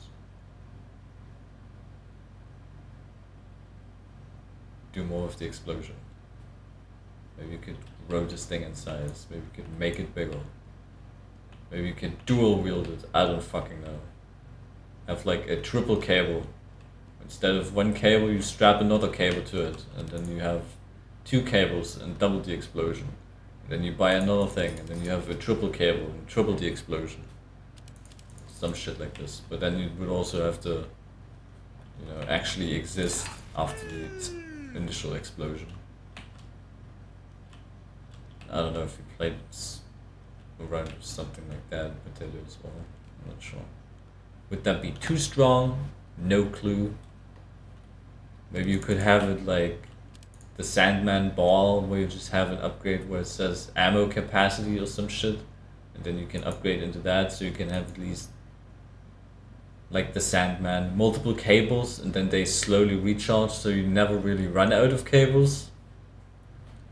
You kind of have to, you can't really just, I mean, you can't spam it, right? But then you have to wait a little bit for you to get another one back, so it's more of like a charge in, get a cable, boom, charge somewhere else, get another cable boom, and then while you're going through your cables, the first one has recharged, you can still continuously cycle through the cables in a way. Maybe you could make that a thing. But it also requires you to just, I don't know. Maybe you could pair this with a thing specifically on the boots as well, where you have like this as the gunboats for demo with specifically this weapon, where you just take less blast damage yourself without having to invest into resistances.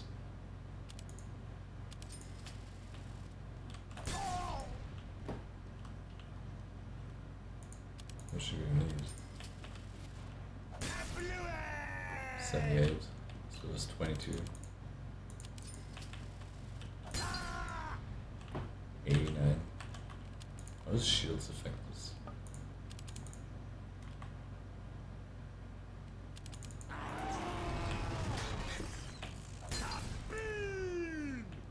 Nine.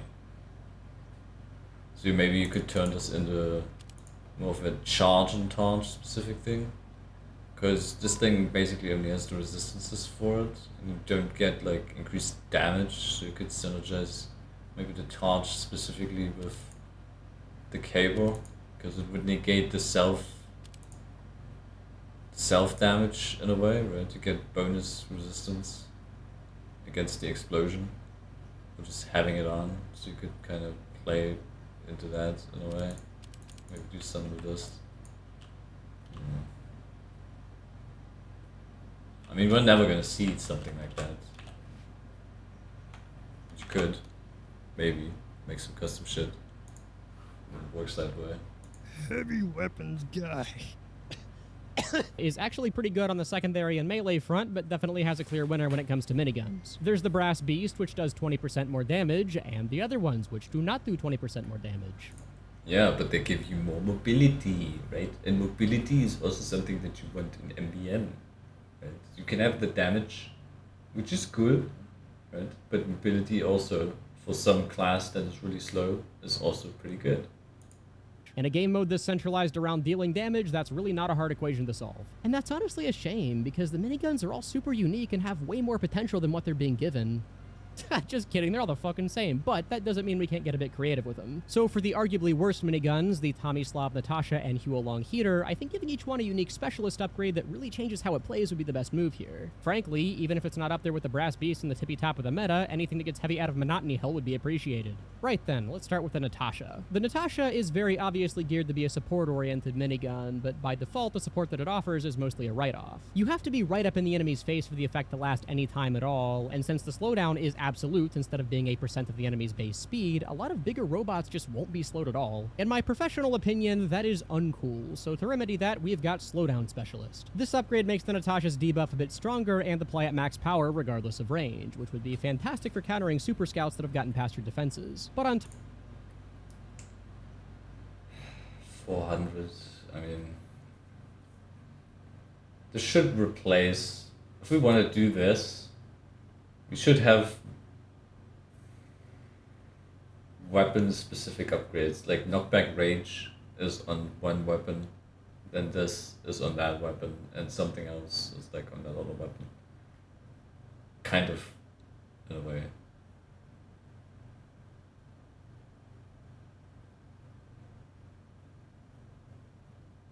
Because if you have knockback range and this on it, I mean, we're gonna run out of upgrade slots at some point because there's just not too much space in the fucking HUD. Keep adding random shit to it. But slowdown at max strength from every range. I don't even know how this slowdown works. I'm pretty sure the potato is just broken or doesn't apply properly to like giants or some bosses or something.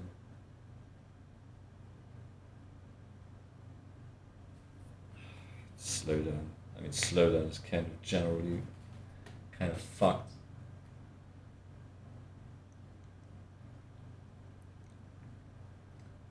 What if the slowdown would be applied not by just you shooting it, but kind of like a sandman ball hitting you. It kind of lingers a little for a couple of seconds, so you wouldn't need to focus on one target specifically. You kind of spray into the field and slow things down. Maybe that could synergize with another class, like snipers for instance, where you could slow things down and then kind of help them, you know, aim at things more easily.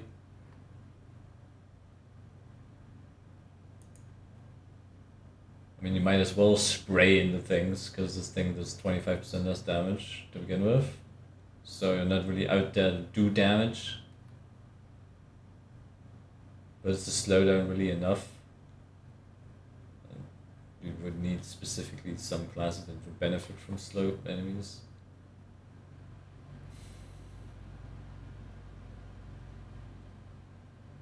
We have to slow enemies turn and fire 50% slower. I mean, you could make this maybe specifically a Natasha thing, but it also sounds way too strong.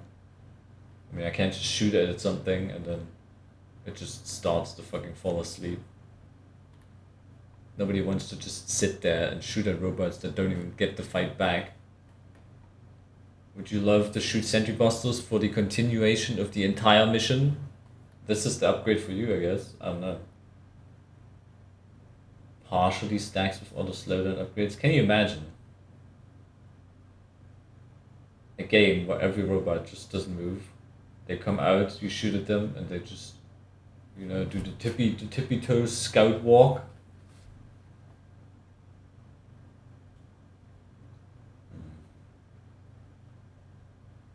What do you fucking do with this shit, Natasha?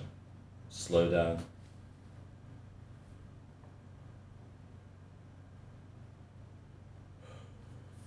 She's just so cursed. What if you... That's just crazy talk again. What if the slowdown of your enemy directly increases your own movement speed? What if you slow something down for like however much you slow it down, but that allows you to close the gap to whatever you're shooting while you're revved up? Like you're kind of sucking their momentum into you and then you just zoom off while you're blasting your minigun.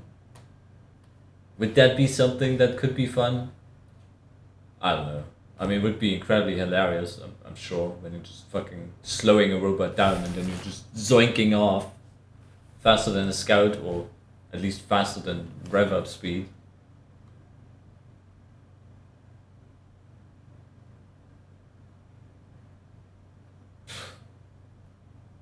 I don't know. That's all I can come up with right now. Top of that, debuffed robots will also have a much slower turning and firing speed, similar to Oil Leak. This makes robots slow in basically every way they possibly can be, allowing for your team to follow up on them much more easily. Now again, this does have some overlap with other upgrades that I've added for other weapons, but on top of the Natasha, combining them into a convenient package, they can also stack with those other upgrades too, which could potentially make for some insane weapon synergies. The Huolong is up next, and this one has a pretty natural solution in my opinion. If you already have a Pyro on your team, the bonus damage to burning enemies actually makes this pretty good, but if you're bothering to set up that specific synergy in the first place, I do think that it should be a little bit better at its job than the Brass Beast is just by default. So for that, I will propose Fire Specialist. This one is simple. Your bullets deal mini crits to burning enemies, and the fire ring does triple damage. This actually... I think the mini crits, I'm not even sure if we tested this on Potato or something. We had some like ignite on hit, I think.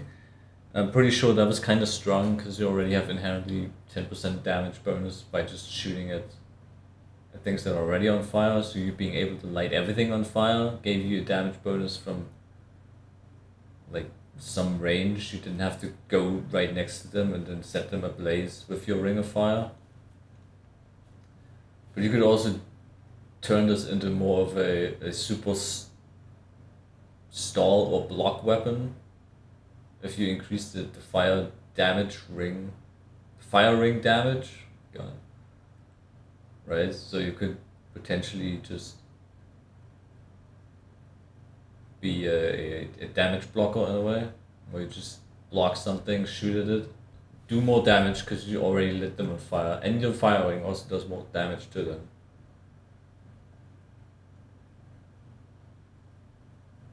I guess you kind of want to get close to the enemies anyway. So the kind of I don't know if the ignite and hit would actually play that well into that, because you kind of want to not be too far away. You also want to light them on fire. 400 again. I mean, if it replaces knockback rage, which I would be okay with this. But mini crits feels incredibly strong if you can just give yourself mini crits. I mean, burning enemies aren't really that uncommon, especially with the pyro situation. I would rather just see something done about the ammo drain. Because you're just burning ammo away.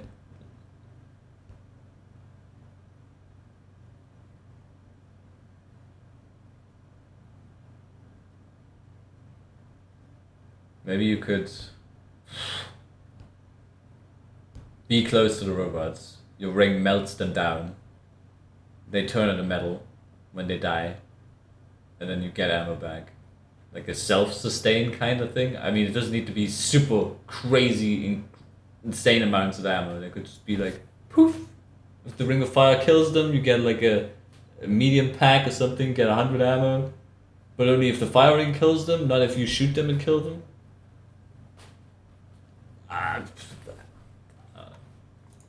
Actually puts it pretty on par with the Brass Beast in terms of damage. It's a lot better in the early waves, but averages out a lot more as the game progresses once many... You could also play around with that when you're just shooting at something and then they're close to dying. Maybe you could manipulate that too much. Just by ammo canteens to rectify the ammo issue. I mean, ammo, again, you normally just have an engineer, which is already ammo is a non-issue. Canteens, for some strange reason, also are probably, I think, never addressed in this, which, I mean, is not a terrible weapon, I guess. So we're not going to talk about it, you know, because they're fucking busted as hell. But they're also limited, right? You can only buy 3, and honestly, if they wanted to nerf canteens, you should probably just limit it to 1. Just 1. Right? They're just too spammable for the price point, so if it requires you to go back more, to just buy more, you would already just be nerfing canteens that way if you just have less available to you. Which would also make engineer playstyles different. Like, you can't just slap a sentry down and be like, oh wow, I have 3 canteens, I can just spam all day long and my sentry's back, right? You would have to think more about how you utilize your canteens, right? Do I really want to use the canteen right here? I mean, is this situation bad enough for me to warrant using the canteen? Then again, it would be kind of a non-issue for Eureka effects or 2 ways again. I mean, you could just go back for free, basically, and just buy more. But that would maybe be a more of a use case for the Eureka itself. We're not even talking about engineer right now. What am I doing?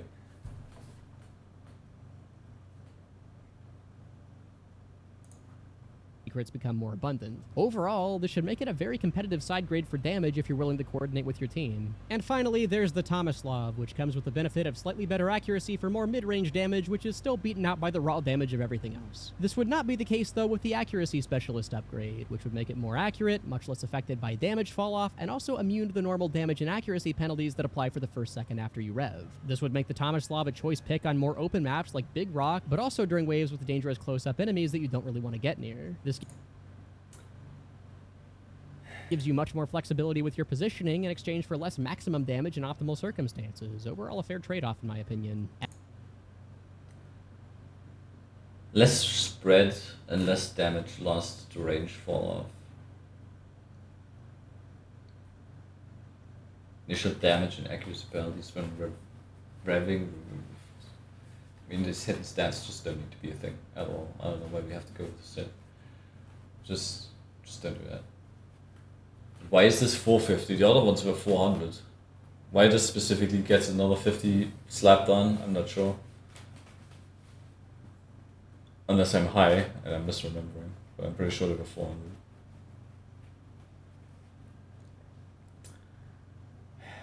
I mean, the bullet spread is kind of more accurate kind of weapon. I can get behind this, but the damage loss, the range fall off. What if... Yeah, I guess that kind of plays into that.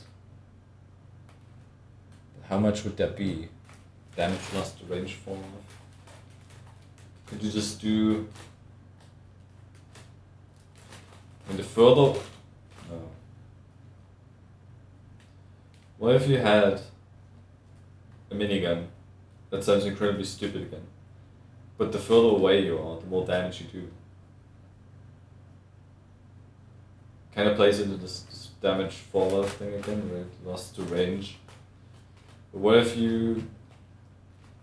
The closer you are, the less damage you do, and the further away you are, the more damage you do. Could you even play around with this? Probably not. There's so many maps that are just close quarters shit, where you would never have a use case for that. Okay, forget about that. I mean, you want to play into not having the rev. We played around with just switching without having the rev down.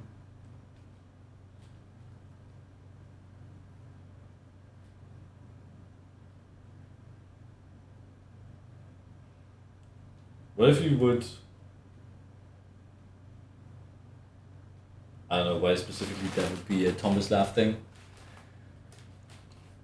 But what if you could jump while you're shooting a minigun? What if you would never have the rev down?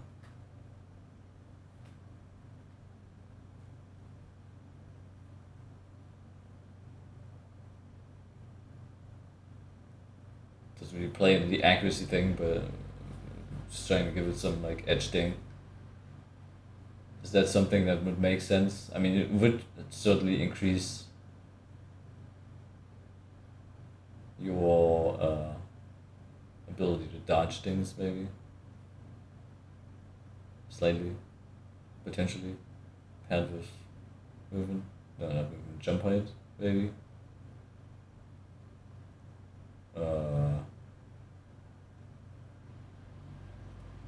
What if you... Oh, that'd be stupid.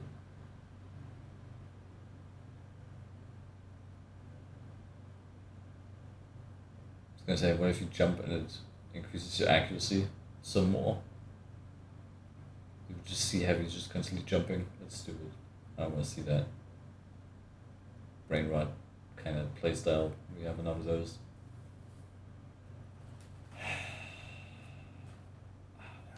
I don't know. I mean, accuracy is all you can really play around with. Maybe you could do something where you're like,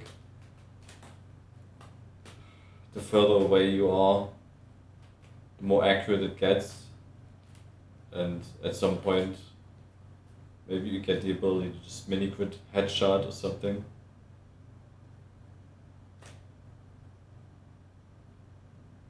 That also sounds stupid. It's way too strong as to nobody would be.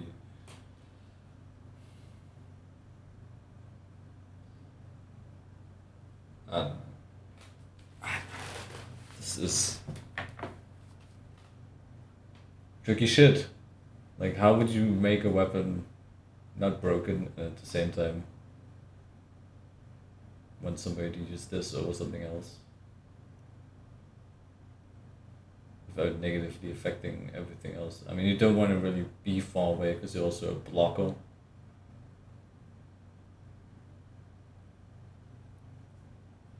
If you're close, you don't really need the accuracy bonus, because if things are right in my face, what does accuracy do for me?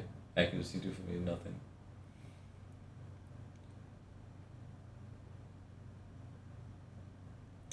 Maybe it should be more of a focus thing. A focused shot thing. When you shoot the same enemy in the same spot. I don't know. I'm just...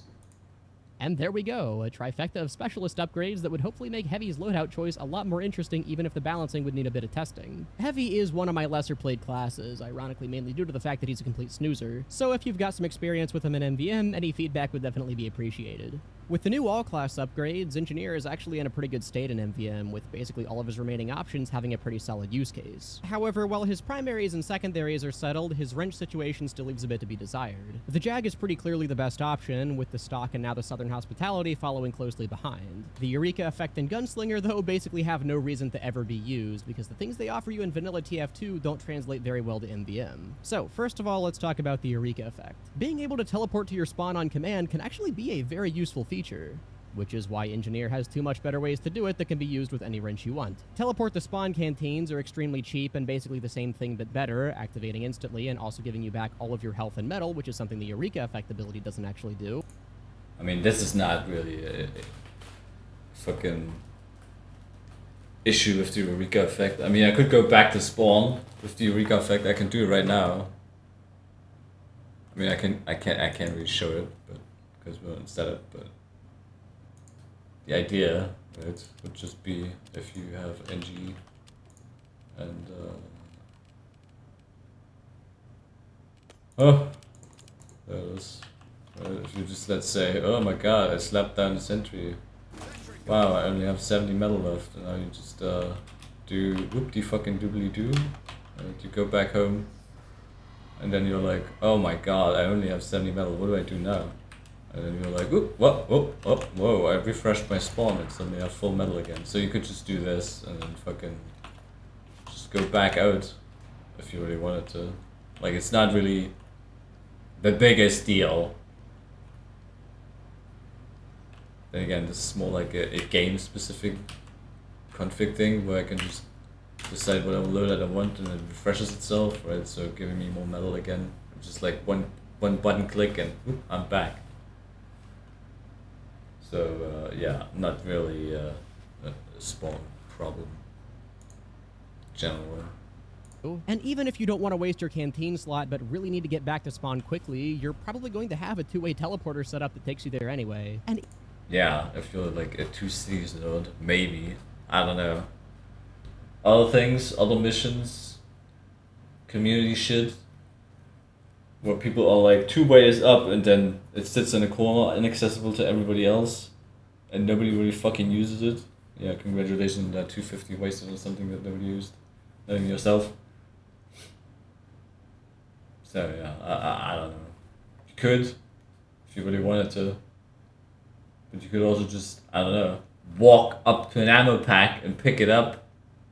I need a 2-way to go back home and then buy some more fucking ammo canteens or whatever.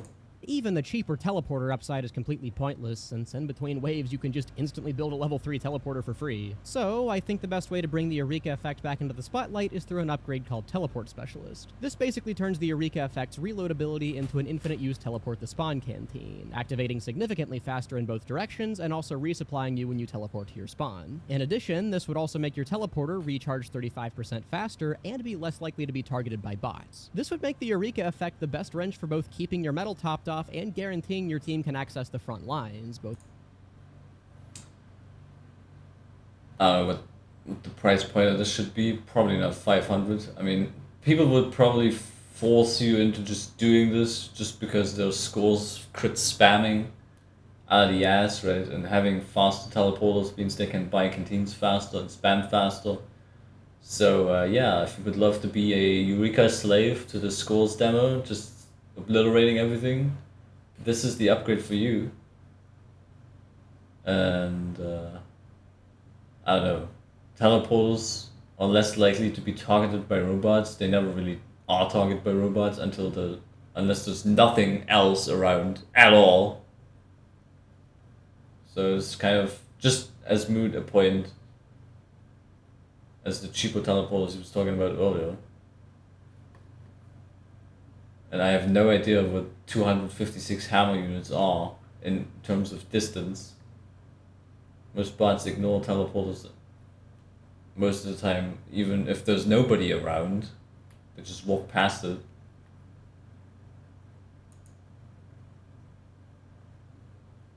So that's just really nothing. Instantly resupply, I mean, would you like to wait 3 seconds or would you like to have it instantly? Would you like to spend 500 credits to have an instant spawn thing? Or would you like to wait 3 seconds before you can get back to spawn? I don't know. This is more of a teleport or recharge faster, allowing me to go back more often thing. And the most people that would benefit from that is not the engineer itself, it's everybody else, especially the crit spammers and shit. Maybe you could make some utilization in like Wave 666 style missions out of that. So you can go back and return more quickly. But would I spend 500 on that instead of buying just a go back to spawn canteen? Probably not. Both of which can be incredibly useful in a lot of harder maps. This is still a pretty niche utility that you're not going to need every single time, but at the end of the day, the Eureka effect itself is a pretty niche design, so I think it works out pretty well. The Gunslinger's problem is also pretty apparent, only being... And the metal thing that's on the Eureka is not even addressed here, right? I mean, we just leave that alone. This is probably the biggest drawback of this fucking thing. We just get 20% less metal from pickups and dispensers. And you build things slower, which really doesn't play into just building normally. You wanna probably spam canteens even more with this thing, because manual labor is just takes longer, right, with this thing than any other one. But you should probably have a more relevant upside to the metal loss. Maybe give this thing the ability to, it's super futuristic, look at it, wow. Have you seen this thing? Look at it, blah. Crazy, huh? It's so futuristic. What if I could slap down the level 4 dispenser? Can you imagine the level 4 dispenser? Blah. And the range would be like crazy. What if? Just imagine, right? What if the level 4 dispenser was actually unstoppable? Sentry busters would hate it. Engineer players would absolutely love it. Oh, can you imagine that? Oh my god, these disgusting sentry busters stomping my dispenser. I fucking hate it. Let me pull out my Eureka effect and fucking say goodbye to that bullshit. Right? Blah, insane shit. Look at that. I can slap my dispenser down here, can set my sentry up here, and can stand in the middle and boom. You have an instant fucking iron wall. Nothing can get past this shit. Yeah, baby. Look at that. Stall for fucking days. But yeah, that would be something that I can maybe get behind, right? Give me a level 4, give me an unstoppable dispenser, and people would already love this fucking weapon. They would be like, oh my god, yes, please.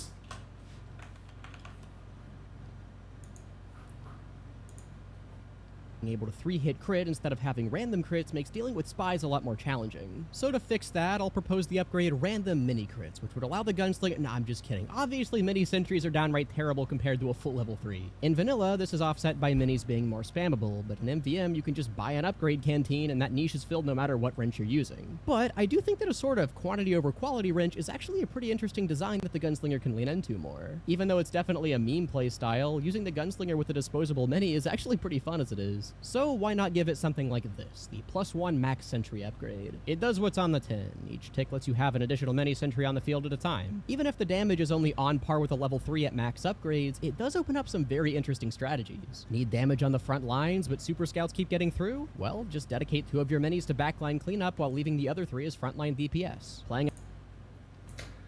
So this is something that we've seen in Potato before, where we had a overclock that allowed you to do this, where you could slap like, I think, it was like it's 5 or something down additional mini sentries. And I think that worked actually pretty well. They didn't have any stopping power, if I remember right. I probably don't. Like you couldn't just build an entire wall of minis and then just everything would just walk against that and couldn't get past it. But in terms of spreading them around and diverting like robot attention or aggro pulls, I think that worked quite well. And in terms of damage output, you could also play around, with the Frontier Justice on that. Like every sentry has potential to get a kill, and then when one gets destroyed, you gain just crits, and you can just spam your Frontier Justice continuously, having crits, without having to worry too much about running out ever.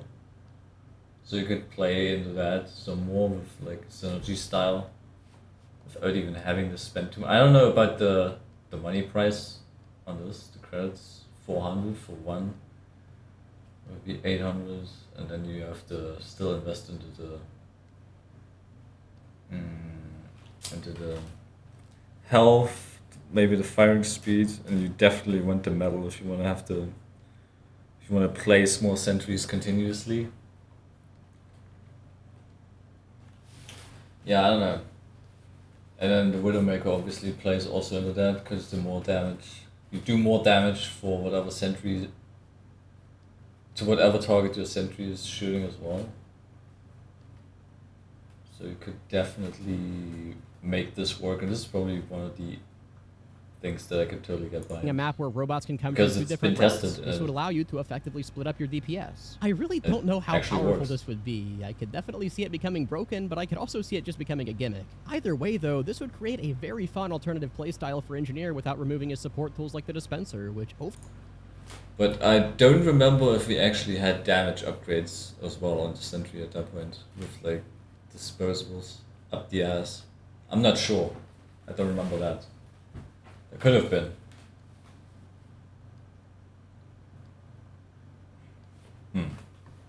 overhaul I think would be a huge benefit to the class. Medic forces us to answer the hardest question in the entirety of TF2. How do you get people to willingly switch off the Uber Saw? Free Uber on hit that also works on defenseless robots like Sentry Busters is crazy. We've got to pull out all the stops to make the other melees compete. We already...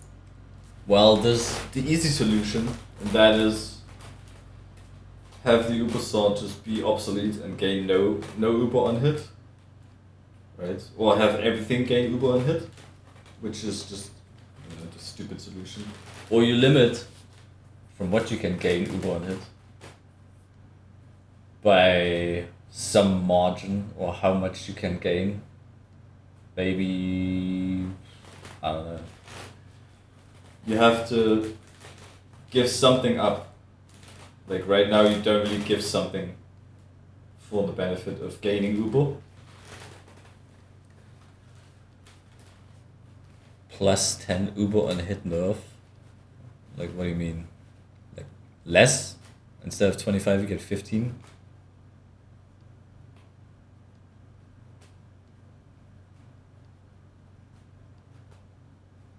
So you would have to hit more to gain back what you... Yeah, that would make sense, I guess. But you still gain Uber on hit, and other weapons don't do that. So, kind of still be too good? I don't know. But I'll be right back.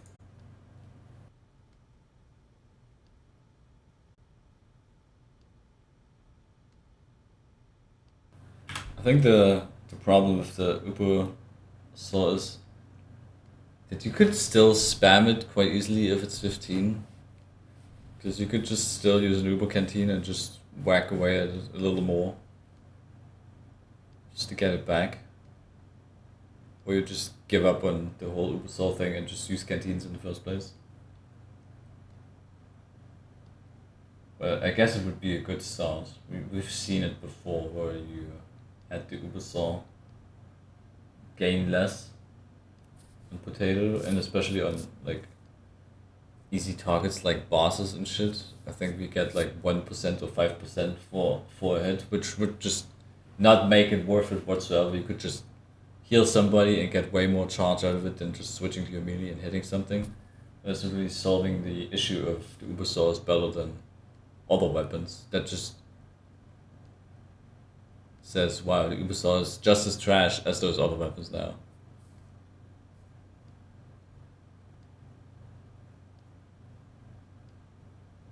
But it would be a start to bring that down. But now you would have to bring the other ones up in a significant way. Already gave the stock bone saw oil leak, which admittedly isn't quite as good as getting Uber, but does at least provide niche utility if your team really needs it. But a weapon like the amputator is a bit harder to solve. Health regen is already a buyable upgrade, so its only appeal is the radial healing you get from taunting. This is already a pretty niche ability in PvP, but especially in MvM, you are not going to have time to sit there taunting while actively under fire from like a billion robots. However, I actually don't hate the idea of radial healing in general, since it could be a pretty easy way to keep the rest of your teammates topped off, assuming you could do it while also pocketing your main damage dealer. So I'll suggest the plus 5-second melody duration upgrade as a way to let it do just that. Each tick you have would cause the healing aura to last for 5 additional seconds, pretty easy. But that does mean that yes, the total duration would be longer than the taunt itself, letting you be fully actionable while still passively healing your team. In all honesty, I'm really not sure if this would be any more than just a convenience, but I can see the value in keeping your teammates' health topped off without having to stop healing your Uber target. Finally though, let's talk about I don't know, it's too expensive. Like, why would you spend so much on, like, heal aura, and then you just get the heal bonus, and you don't have to heal yourself anymore? Not sure. 19 seconds, that's an eternity. Like, I guess you would have to just taunt once, and then just get the bonus.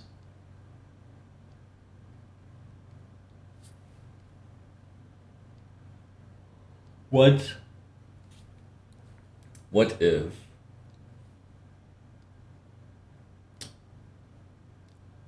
the taunt could actually overheal?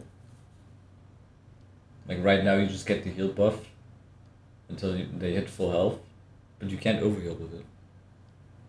What if the melee weapon would allow you to heal somebody that is low, but also allow you to overheal somebody who just returned, maybe give them some crit amputator overheals? Doesn't really play well into the name of the weapon itself, amputator. It feels more like you should take something away and then replace it or renew it. But I guess the joke is that you're playing like a tune on it, and then that tune is healing. So I guess that could still work. But it doesn't really have to be specifically something that you need to upgrade. I mean, you don't have to upgrade the Uber on hit or the Uber saw. And we had custom upgrades on other melee weapons where it was like gain 15% Uber on hit, whereas the Uber saw still gave you 25% Uber on hit, and I didn't have to spend credits on it. So the obvious choice was to just use the Uber saw over that thing that I would have to spend money on for still less charge out of it.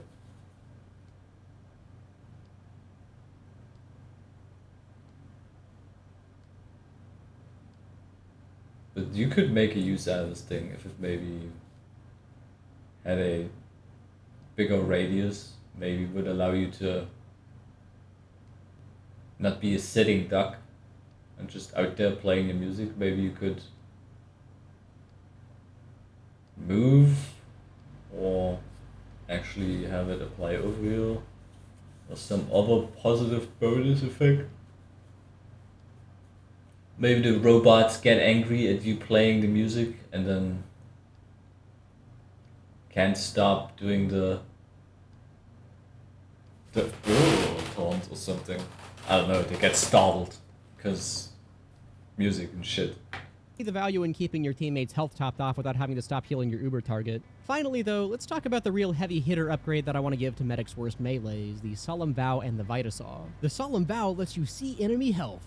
Every single class can already do that in MvM. It's a core feature of the game mode. What the fuck is the point of this thing? And the Vitasaw lets you hold on to Uber you'll be building incredibly quickly instead of gaining it outright. It's slightly better than useless, but never better than the Uber Saw or anywhere close. So yeah, these weapons obviously need a lot of love. The idea that I have for them though is an upgrade that I think could potentially bring them up to the forefront of Medic's kit. This upgrade is what I'm calling Uber efficiency, a single tick upgrade that would let you prematurely end your active Uber charge and preserve the rest of the meter. Only need 40% of your crits to kill the giant medic? Just right right-click and you've got 60% left in the tank for the next one. This would allow extremely powerful micromanagement to get the most out of every Uber, which honestly I could see becoming incredibly broken. I don't think it would be too bad because most of medics charging is through canteens and you can't do the same thing with those. But even though the experienced MvM medics that I showed this to loved it, feedback is still definitely appreciated with this one. I wouldn't mind if we had to make it more expensive, or add a flat Uber penalty each time you cancel your charge, or even make it cost one of the Vitasol's organs and do something else with a solemn vow entirely. But with So yeah, this is kind of interesting, Uber efficiency, where you could just cancel out your charge if you say, wow, I have this incredibly long Uber charge, and then everything that I wanted to do with that Uber charge is already dead, and there's just nothing going on right now. You could just cancel it out instead of losing it, and then just restart charge at like 40% or something. It's kind of an interesting idea. Is it worth the 400 investment? I'm not really sure. Like you said, with canteens already being a thing, you might not even fucking need this. You could just save these 400 and then spam canteens outright with this.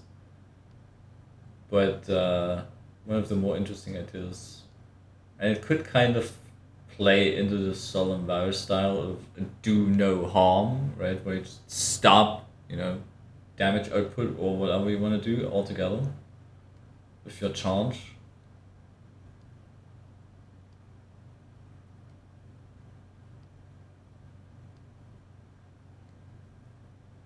But again, that melee weapon kind of would affect whatever medigun you would be using. It's not a specifically melee weapon kind of thing.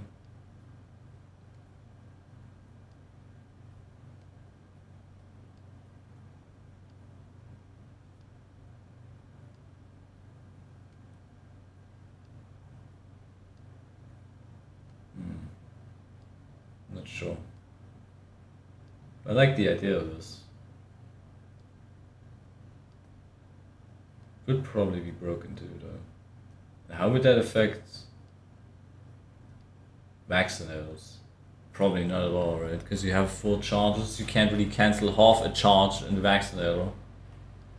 So this wouldn't really synergize that well with the vaccinator, which would be fine, I guess. But could also be like a beginner trap where you think, wow, Uber efficiency, and then people buy it, and then it doesn't do shit for the vaccinator. Then again, at that point, probably nothing matters.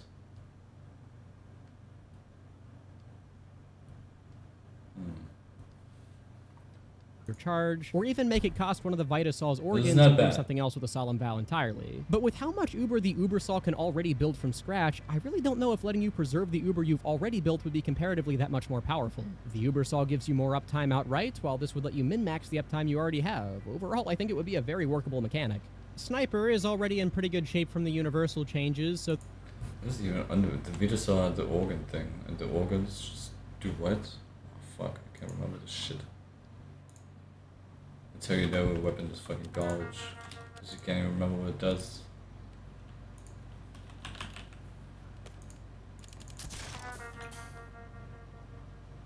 Okay, you get less health, and the percentage of your Uber level is retained on death based on the number of organs harvested. 15% per total Uber charge retained on spawn caps at 60. So in case you die, which you already don't want to do if you're playing medic, right? I mean, and even if you die,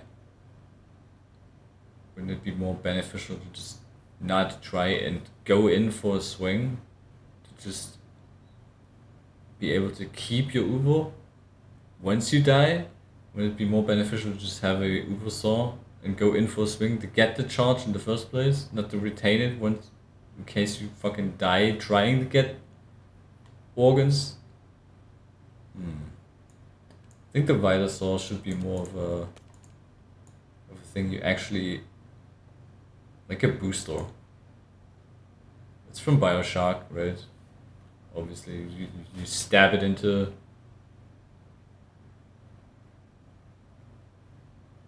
something, and then you kind of extract something, and I guess they're playing into that with the organs. But what if you just hit somebody with the wider saw, like it's a usable thing. You just stick it into them, then you lose it. Like once the razor back's gone, you have to wait for it to recharge. Then you lose it.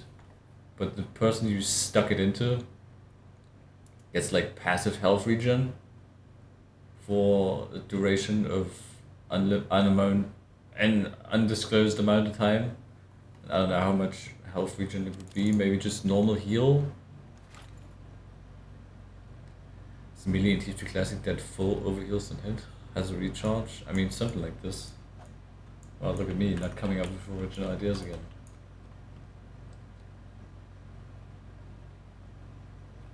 Yeah, you just could do something like that. Classified.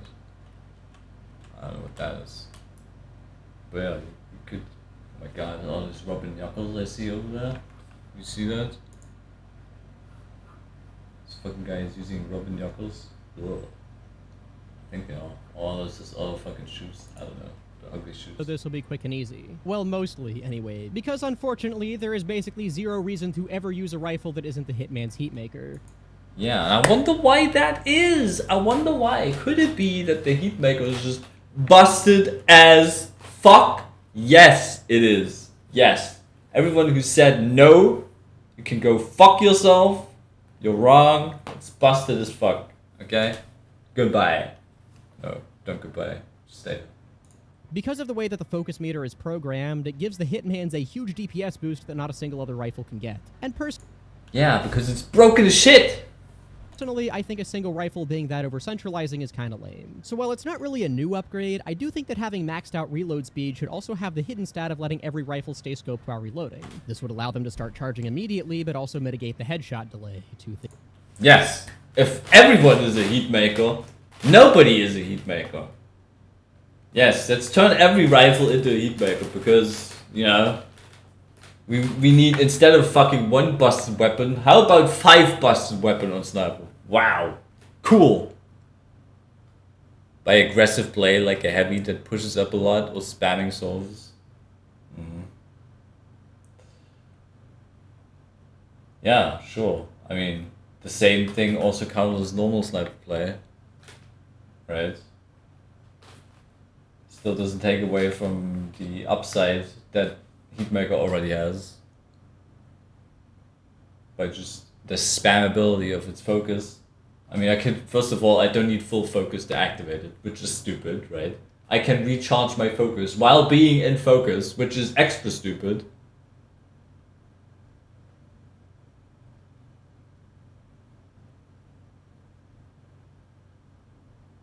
And yeah, and then you have explosive headshot, which is just insane damage. And the spammability with all the shit and explosive headshot is just a clusterfuck of overpowered bullshit. And there's nobody on this planet that can convince me otherwise. Especially so with my very recent experiments where I just played without explosive headshot and it's just absolutely viable. Dang, well, you were so quiet until Heatmaker was mentioned. Yeah, because that, I mean, come on, everyone's like, wow, look at this Heatmaker, wow, look at me, I'm so good at sniper, wow, I don't have to readjust my aim ever, wow, look at me, I can just continuously shoot while sitting in this one spot or whatever the fuck. Yeah, wow, top notch, wow, cool stuff. Yeah. I mean, to do away with these hidden fucking stats, like, this is just stupid.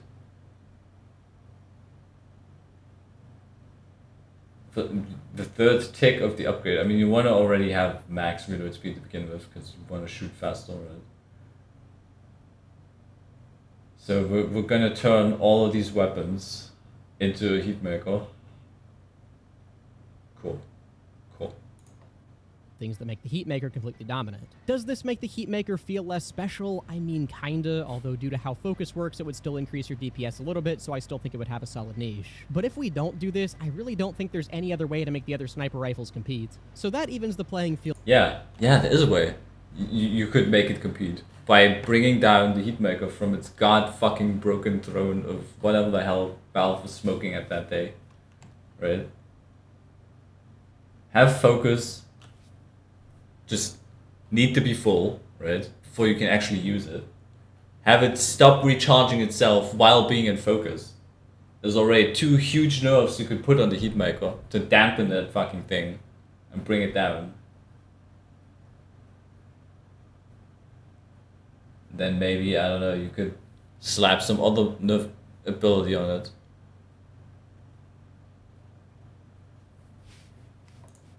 A ton, but there are still 2 rifles I think would fall behind, the Sydney Sleeper and the Classic. The Sydney... Before Gun Materials, Sydney Sleeper was even more broken thanks to cascading headshots. And they fixed it, right? I don't know what stops them from fixing this other shit that's obviously clearly broken. I don't know, man. We have like some problem here where we just figure out that some shit is broken and then other things we can't figure out that they're broken. Like, I don't know, if they just don't give a shit, if they just love stoking the fires in the community, where they're like, wow, we're gonna introduce this incredibly overpowered upgrade, then just watch everything burn to the ground. Like, I don't know what the fucking idea behind this is. And then they're just like, I mean, they saw the fucking cesspit, right? The hellfire that was burning across the entirety of the MvM community in their own game mode, man up, right? And what they do, fuck all. I mean, you can't tell me that they just enjoyed the fucking hellfire they unleashed on all of us. There's no way.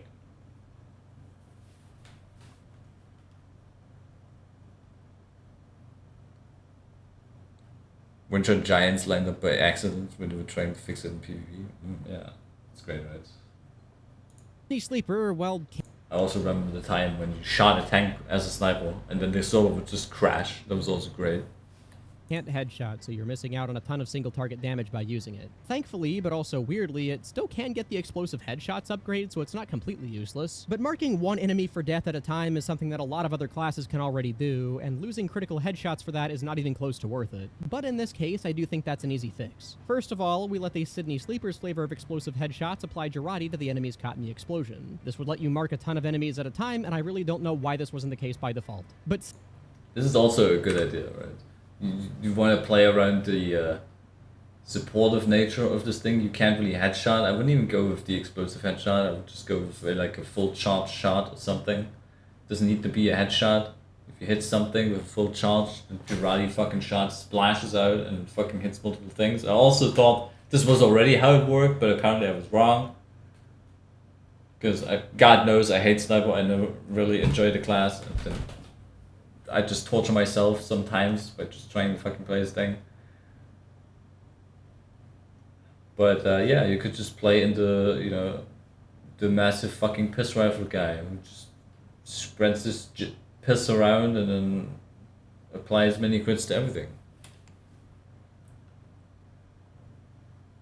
the explosion. This would let you mark a ton of enemies at a time, and I really don't know why this wasn't the case by default. But second, we also poured over the Girardi's minus 35% speed on target upgrade to the Sydney Sleeper 2. And just to make it a bit more reliable, we'll also give this upgrade the hidden stat where every hit you do on enemies applies at least 4 seconds of Girardi regardless of whether you're scoped. This... I don't know why we continuously bring up hidden stats. Why? I just don't understand. Like, what is the point of it? I just don't get it. Like, you have some secret thing that something that you do does for reasons. Like, why wouldn't you want to know this? Like, people just gonna be confused. It's just making sense. Like, all these hidden stats just need to fucking die. Okay, this is just nonsense. But the slowdown thing pulled over from Girardi, again, maybe that helps you with shots, but would you really need this? I don't know, slowdown's kind of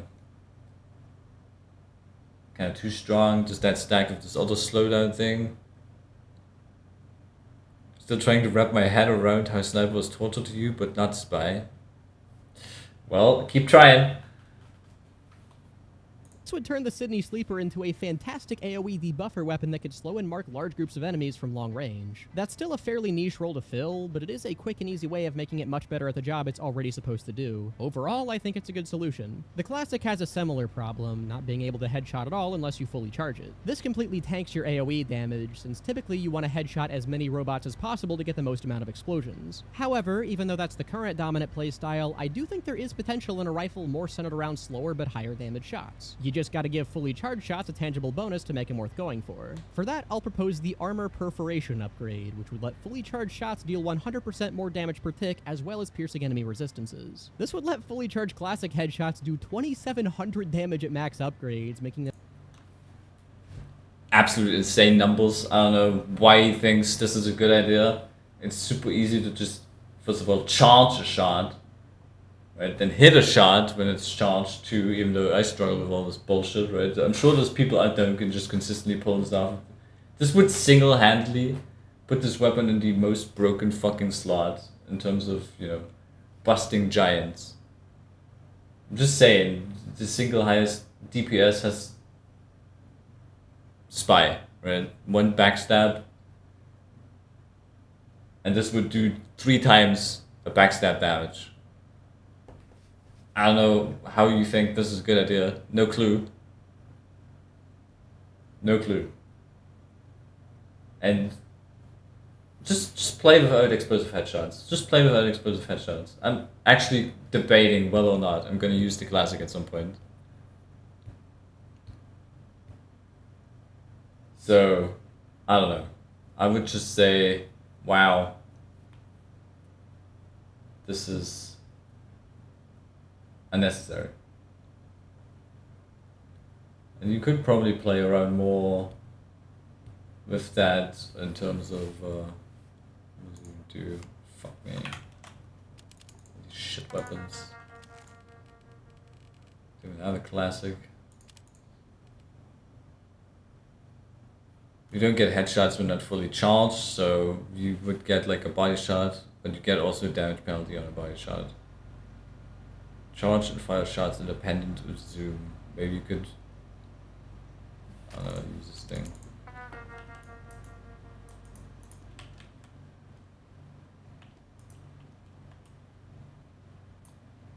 Because, yeah. Funny because it works on my soul. Yeah, I don't know how you would use this. I would need to use the Classic more myself to actually be able to tell what the fuck I'm supposed to do with this shit. But giving it just 2700 headshot damage, probably not the move you want to do. Because you can already do enough damage just by playing without explosive headshots. If you really wanted to do that.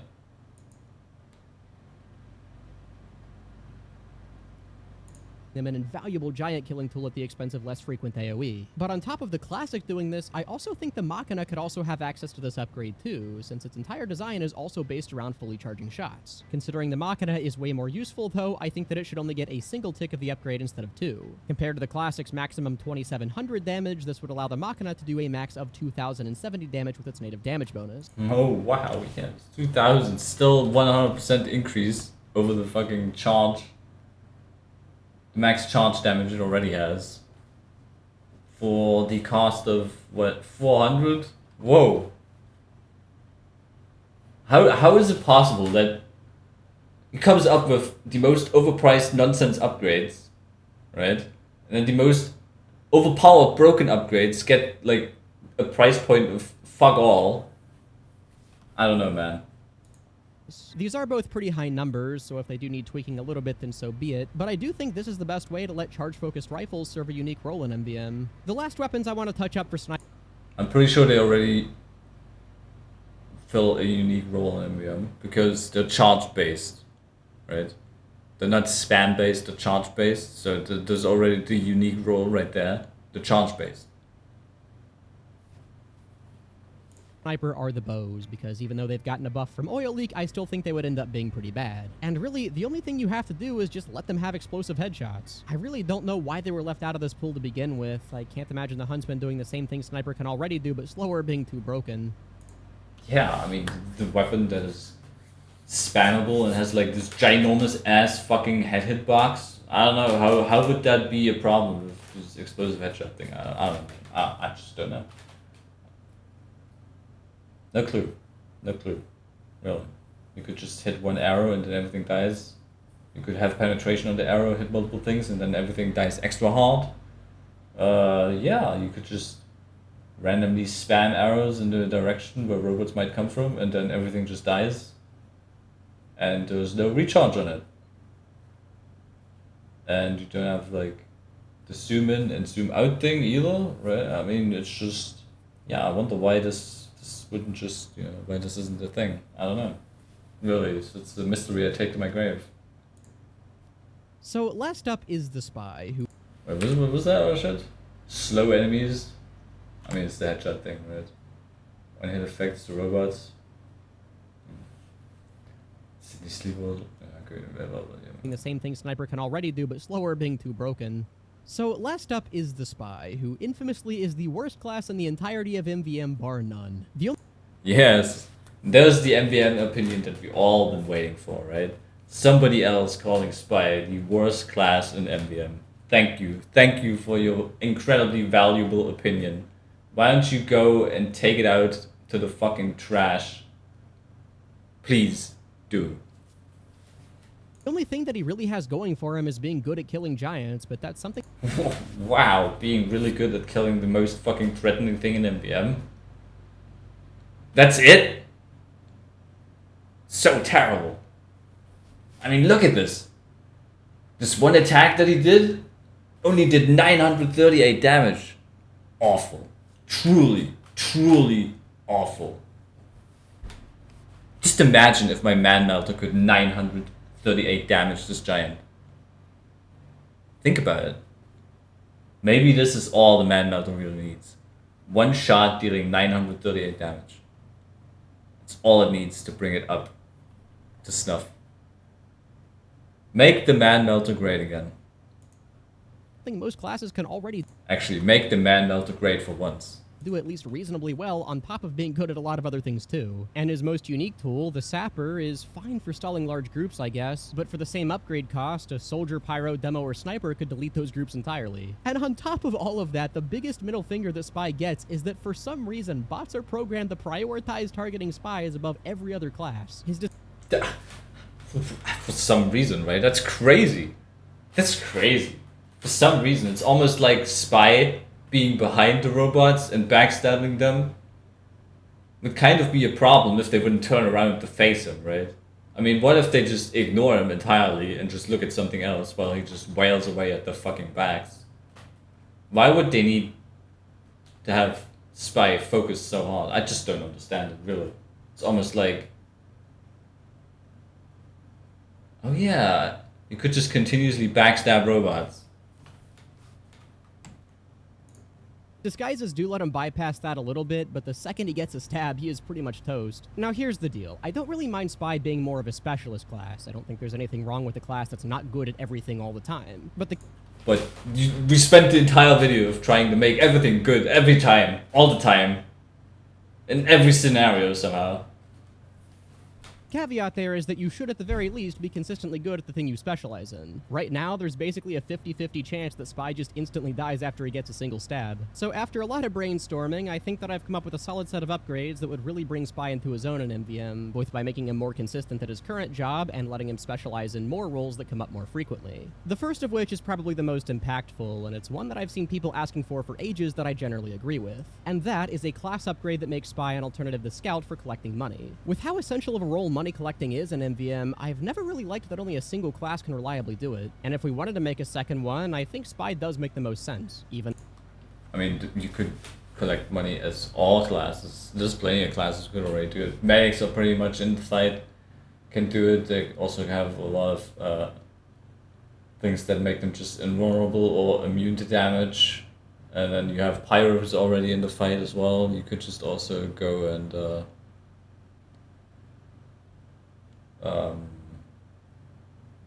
collect the money because you're already close to everything.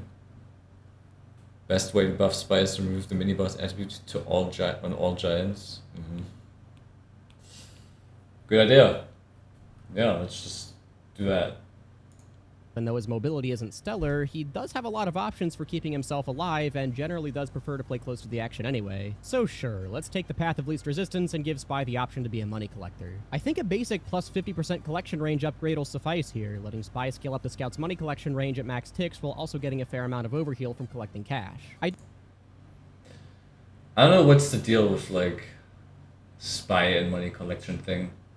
And then you want to make Spy less effective at the thing that Spy does by once again spending like insane amounts of money in a thing that you really absolutely do not fucking need. I mean, this is just a lazy thing, right? Oh my god, this credit pile is like 2 fucking steps away from me. I'm just too lazy to walk over and grab it, you know, touch it slightly with my fucking toes. Let me just buy this credit upgrade for like 800 or something, so I will never have to touch it again, and then the money just flies into me. And because, you know, I'm so cool and spent this money on this, I also get overheal for some fucking reason.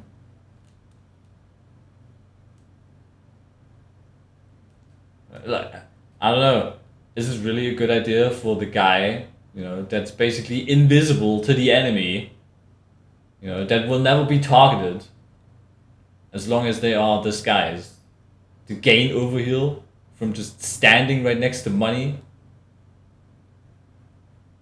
Probably not a good idea. And then you just go in with your like fucking insane health of 500 something or 375, which is more than you can get by just using a kunai, by the way. And then just stab for free, I guess. I don't know. But your stabs will also just be a wet fart because you spent 800 on this collection range. So, what do you do? I don't know. I don't know. I guess you could just tank damage, get stabs, and then just get pure damage. This collection radius, but it's also like, what do? You just stand around. You don't need to collect the money. You don't need to do anything. You just stand there and wait, and then you just stab something, and then you just wait around some more. I do think his overheal gain should be a little bit lower than Scout's considering his better survivability tools. We could give him 5 health per money pile per tick of the upgrade you have compared to Scout's flat 25 health. But yeah, on top of giving Spy more ways to play, which again he desperately needs, this would help his survivability tremendously. I mean, the tremendously survivability increase is also kind of debatable because Valve fucked up the whole money collection bullshit, right? Where the money just auto-collects itself, so you don't even get to collect it yourself.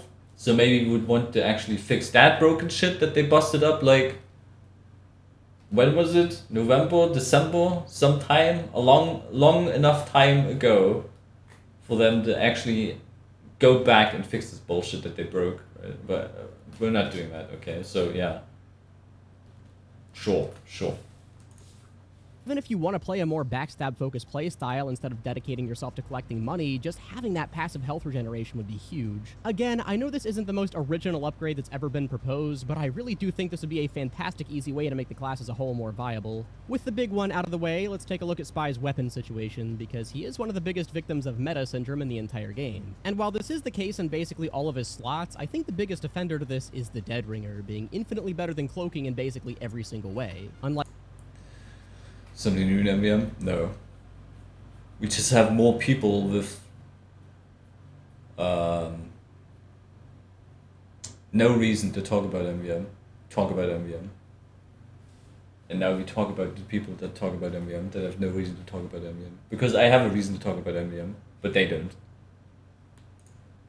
Like in PvP, robots will ignore disguised players entirely, so you never have to rely on invis for positioning. And when the bots do end up shooting at you, the Dead Ringer is infinitely better for getting them off your back. You get a ton of damage resistance, a speed boost, and bots will stop targeting you immediately compared to Cloak Watches where that is nowhere near the case. I am dead serious when I say that not using the Dead Ringer is shooting yourself in the foot for no good reason. But even though that's the current status quo, I think that stealth as a concept is still something the Watches can specialize in pretty easily. If you remember, Spy does have the pretty big problem where robots robots are guaranteed to prioritize you if they see you. That's not a big deal if you have the Dead Ringer, because you can just pop it and run away, but if you have the Invis watches, this leaves you basically screwed. So, what if we let the Invis watch and Cloak and Dagger solve that exact problem?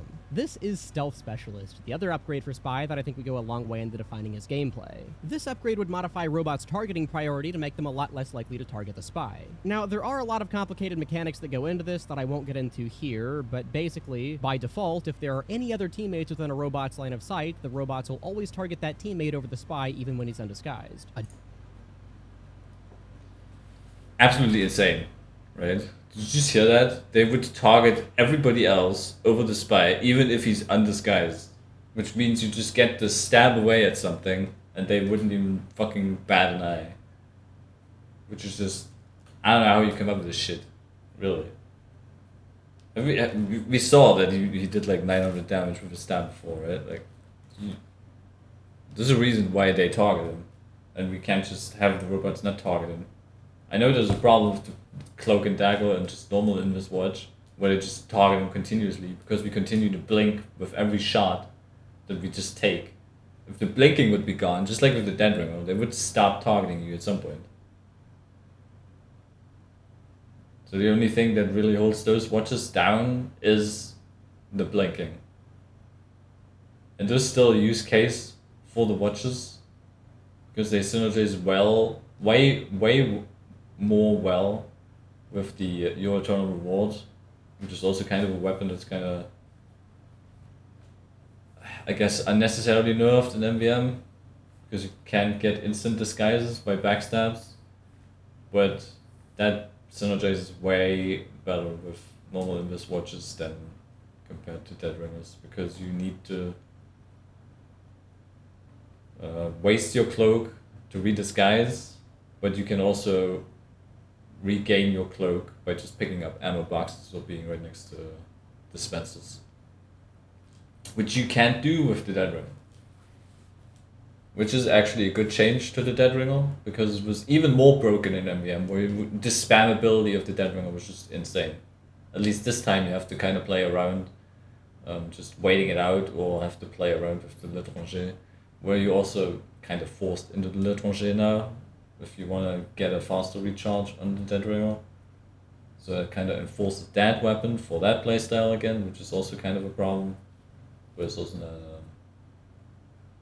it didn't really change much to begin with. I mean, the Dead Ringer was broken, and now it's slightly less broken, but it's still better than the Invis watches, because the Invis watches just continuously blink with every single bullet that hits you, so you never lose focus from the robots. And yeah, you're just walking dead man at this point. You're just waiting to die. But spending 500 on this and then just losing your aggro entirely for a class that just specializes on insane damage from not being noticed and being behind, this is just broken.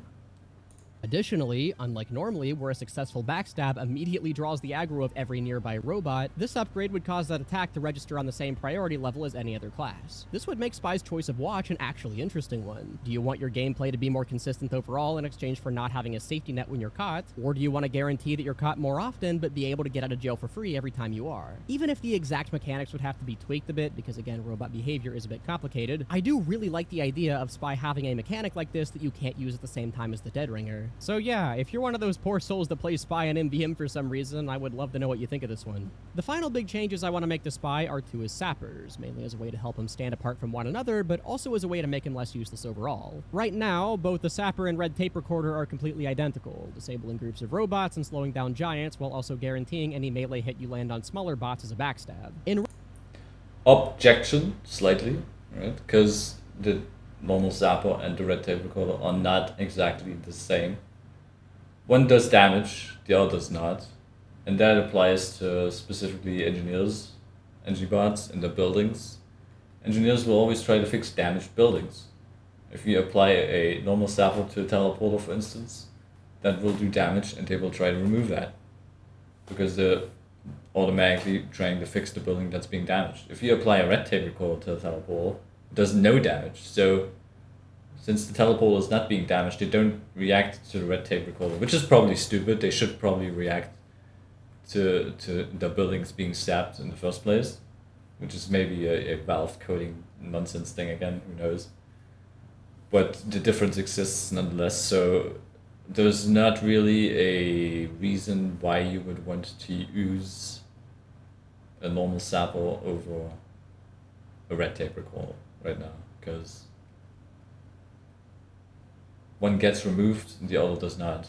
They wouldn't remove the red tape recorder from the sentries they build either, but they continuously just go melee mode on it, and that's the only reason they really remove it. If they wouldn't do that, they would just stand there and watch the sentry get just fucking built to nothing and just evaporate, and then they would just replace the sentry again. The real change they should have to the sapper is just have it make sense. I would love that. I would absolutely love the sapper to just sap what I actually want to sap.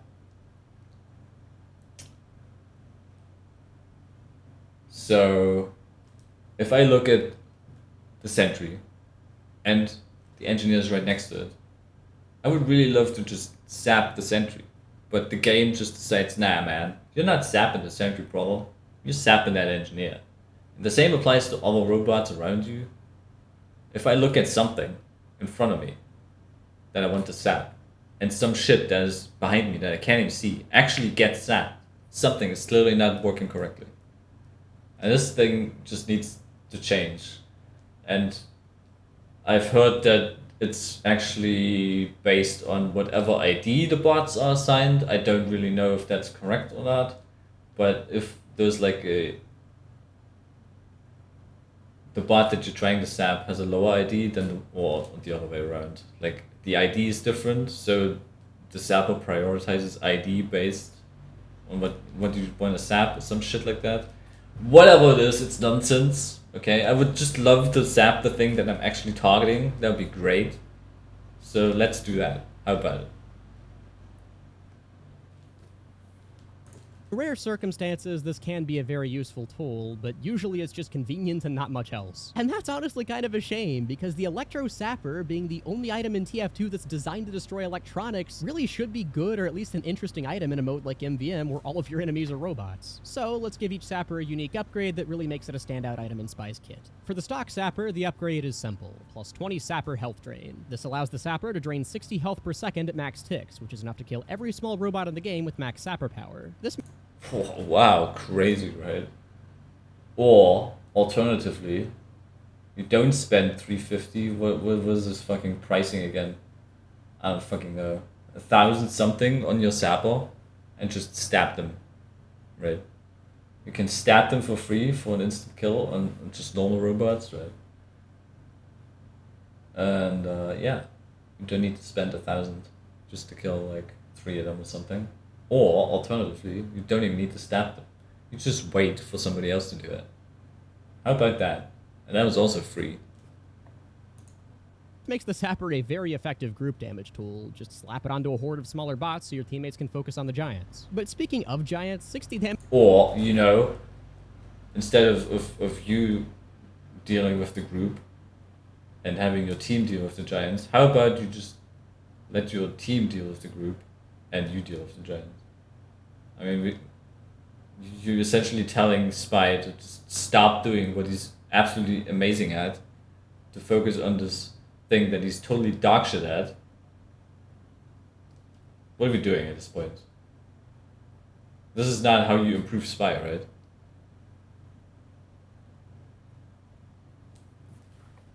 damage per second really does not do too much to him, so I think we should also add an additional 1% max health drain for every tick you have. This means a maxed out Sapper could drain 24% of a giant's max health, which would be very powerful, especially against a lot of tankier giants. The only real problem that percent-based health drain would cause is against boss robots. They're entirely balanced around the fact that they have a lot of HP, and the Sapper being able to deal 15,000 damage within 8 seconds would be insane. So just to make sure it doesn't completely break the game, health drain against boss robots will be capped at 1% per second. That's still really really good, but it's only about on par with how much damage Spy's doing to bosses anyway. For the red tape recorder, though, I want to go the opposite direction and make it good against something that Spy currently sucks at: tanks. The only real support tools that exist for tanks are stuff like the Crits Krieg and Buff Banner. Tanks are normally completely immune to debuffs, but out of all the weapons in the game, I think the red tape recorder should be the exception to this. And I think the deconstruction upgrade would be a great way to do it. Again, the concept is straightforward. You can now put your sapper on tanks, which would make them move 15% slower and take 20% more damage while they're being sapped. I do want to fudge the numbers a little bit though and make the sapper last double the amount of time on tanks. Partially to add opportunity cost because you can't use your sapper in the meantime, but mainly because I think Spy should be able to put the sapper on the tank and forget. It would kind of defeat the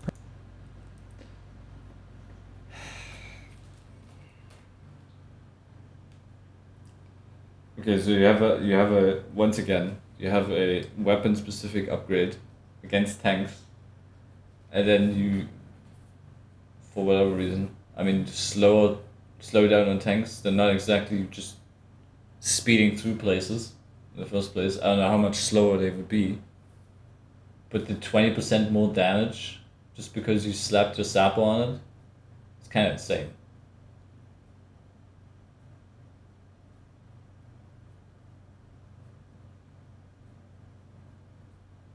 Because everyone technically normally already spams crits, mini crits or whatever into them.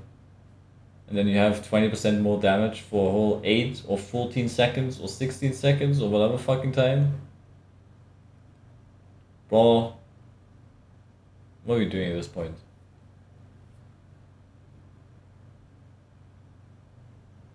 I've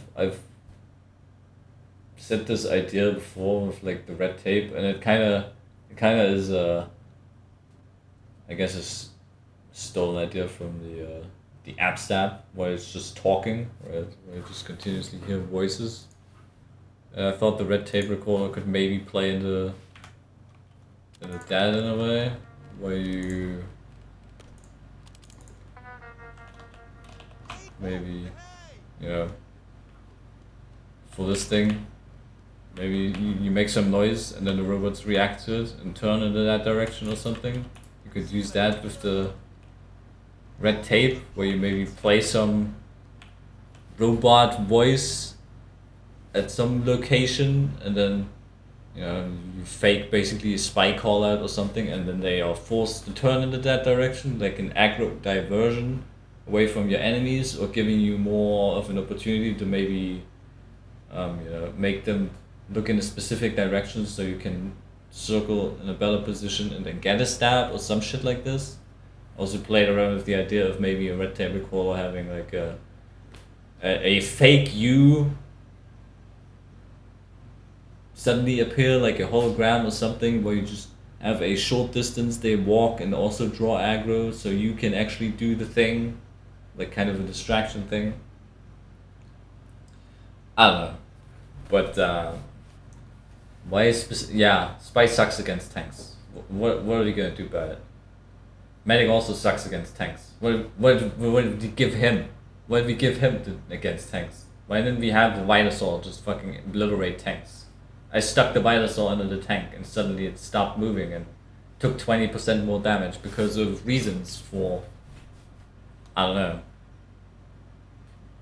I just shredded the treads and then it stopped because I sawed through them. I don't know what the fucking right word for this is. And then, wow, I hit an oil line and, oh god, suddenly the tank took more damage. Wow, tough luck, huh? Tough luck. Really. Use the crit streak to drain tank health like Moira does in Overwatch. What is Overwatch? Never heard of that before. Purpose if he had to constantly be on the tank reapplying the buff instead of being able to do other things in the meantime. But yeah, I think splitting utility to make Sapper choice more interesting would be a very good way to give Spy more specialist roles without allowing him to do too much at once. And finally, with the stock revolver and enforcer already being covered, we have the last revolver that still sucks, the ambassador. If you really want to deal damage, well, just use your knife. It does way more damage than your gun ever will. But also the Wow, crazy, huh? Use your knife will do more damage. Wow, imagine one weapon doing way more damage than some other weapon. It's crazy idea, really crazy. And yet here we are, trying to fucking bring dark shit weapons to the same overpowered broken state or something. I don't know what we're doing at this point. Diamondback is a way better option, getting basically unlimited crits as you stab smaller robots and there's no cooldown between them. So to keep things simple, let's give the Ambassador its own version of armor perforation, because I do like the bonuses that one provides. This would let its headshots hit like a truck, dealing up to 3x damage and piercing resistances. And just for convenience, I also want to add the hidden stat that removes crit fall-off so you can snipe robots from long range if you really want to. These hidden stats drive me up the wall, really. Do I have to say it again? Just stop with this shit. But yeah, Ambassador's dark shit, and the reason why it's dark shit is Valve. Thank you again. I don't know how many times I said it during this whole time, but whenever they touch something, they just turn a skill-based weapon into nothing that anyone ever wants to fucking touch again. While also leaving weapons that were absolutely brainless to use, like a Diamondback alone whatsoever. Like, would you love to just do 105 damage across the map for no reason, and you don't even have to hit any specific parts? You can hit them in the ankle and that's it. But this Ambassador weapon, wow, getting full crit headshot damage across the map because you had like precision aim, can't have this. So yeah, I don't know, headshots, piercing resistances, and deal 100% damage. I mean, you can't spam the Ambassador in the first place, right? It's more of a precision one shot, and you have to fucking have the recoil kind of thing, or whatever it's called, reset itself. But why would you, like, what kind of damage are we looking for here?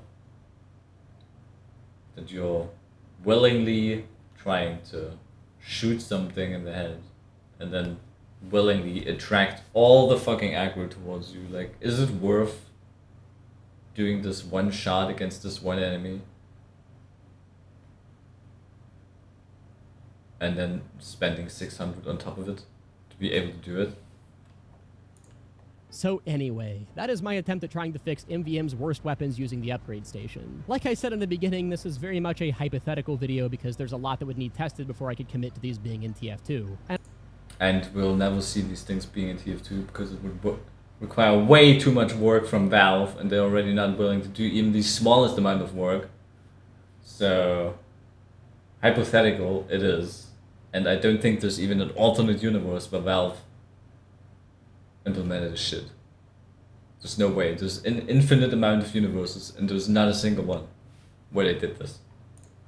And also, again, these are meant to be added alongside of other balance changes too to make the game mode not just way too easy. But overall, even if they're not perfect, I do really like the idea that a lot of these bring to the table. That said, feedback on any of my upgrades is definitely appreciated. Even though it is a goofy video, I do like to refine my concepts as much as I possibly can, and who knows, maybe Valve will add these to TF2 someday. Nah, who am I kidding? We're getting Aint's tiny bot killers before we get anything meaningful. And also, thanks again to Opera GX for sponsoring the video. It does help keep the I mean, meaningful, is any of this meaningful in the long run in terms of MvM? Probably not. It's over, yeah. I mean, it took way longer than I thought it would be. Holy shit. This is gonna be some insane long shit. I've not even talked that much about Wheezy shit, right? This is like, because Wheezy shit wasn't like so out there that it's just melting my brain, right? It's just, it was kind of okay-ish. It wasn't crazy, it wasn't terrible. But this is just like, how do you even come up with this shit? I don't know. And it's just mental. It's mental. So yeah, Opera GX. But if you enjoyed this video, make sure to like. If you hated this video, you're probably the human equivalent to smelly rocket browser. ship with I will maxed never out use damage it. upgrades, and most importantly, have a good I one. don't know what it is. So yeah, that was that. And what have you learned? We learned that there's people that don't play enough MvM and have ideas about upgrading MvM.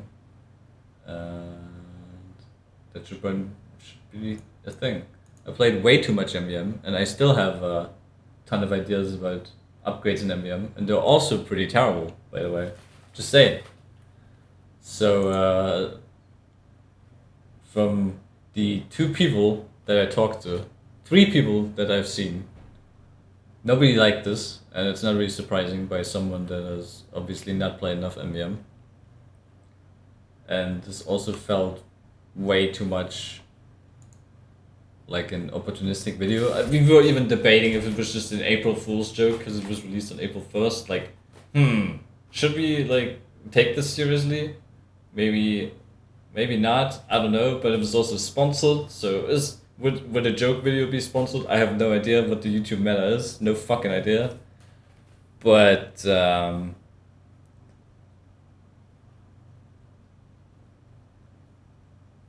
yeah, you should probably just spend more time with MVM if you want to, comment on this. But like, it feels really opportunistic for someone that has not spent enough in MVM to make this kind of video. Especially on the off chance of, wow, Valve is going to release the MVM update soon, so I better push out MVM content, right? So feed the algorithm and gain whatever the fuck I want to do, right? And while some of these thought processes were interesting, a lot of them were pretty insane and just, pretty bad. Instead of, actually fixing things and kind of balancing things out, we're just coming up with new ideas to break things some more. Which is a pretty bad idea, actually.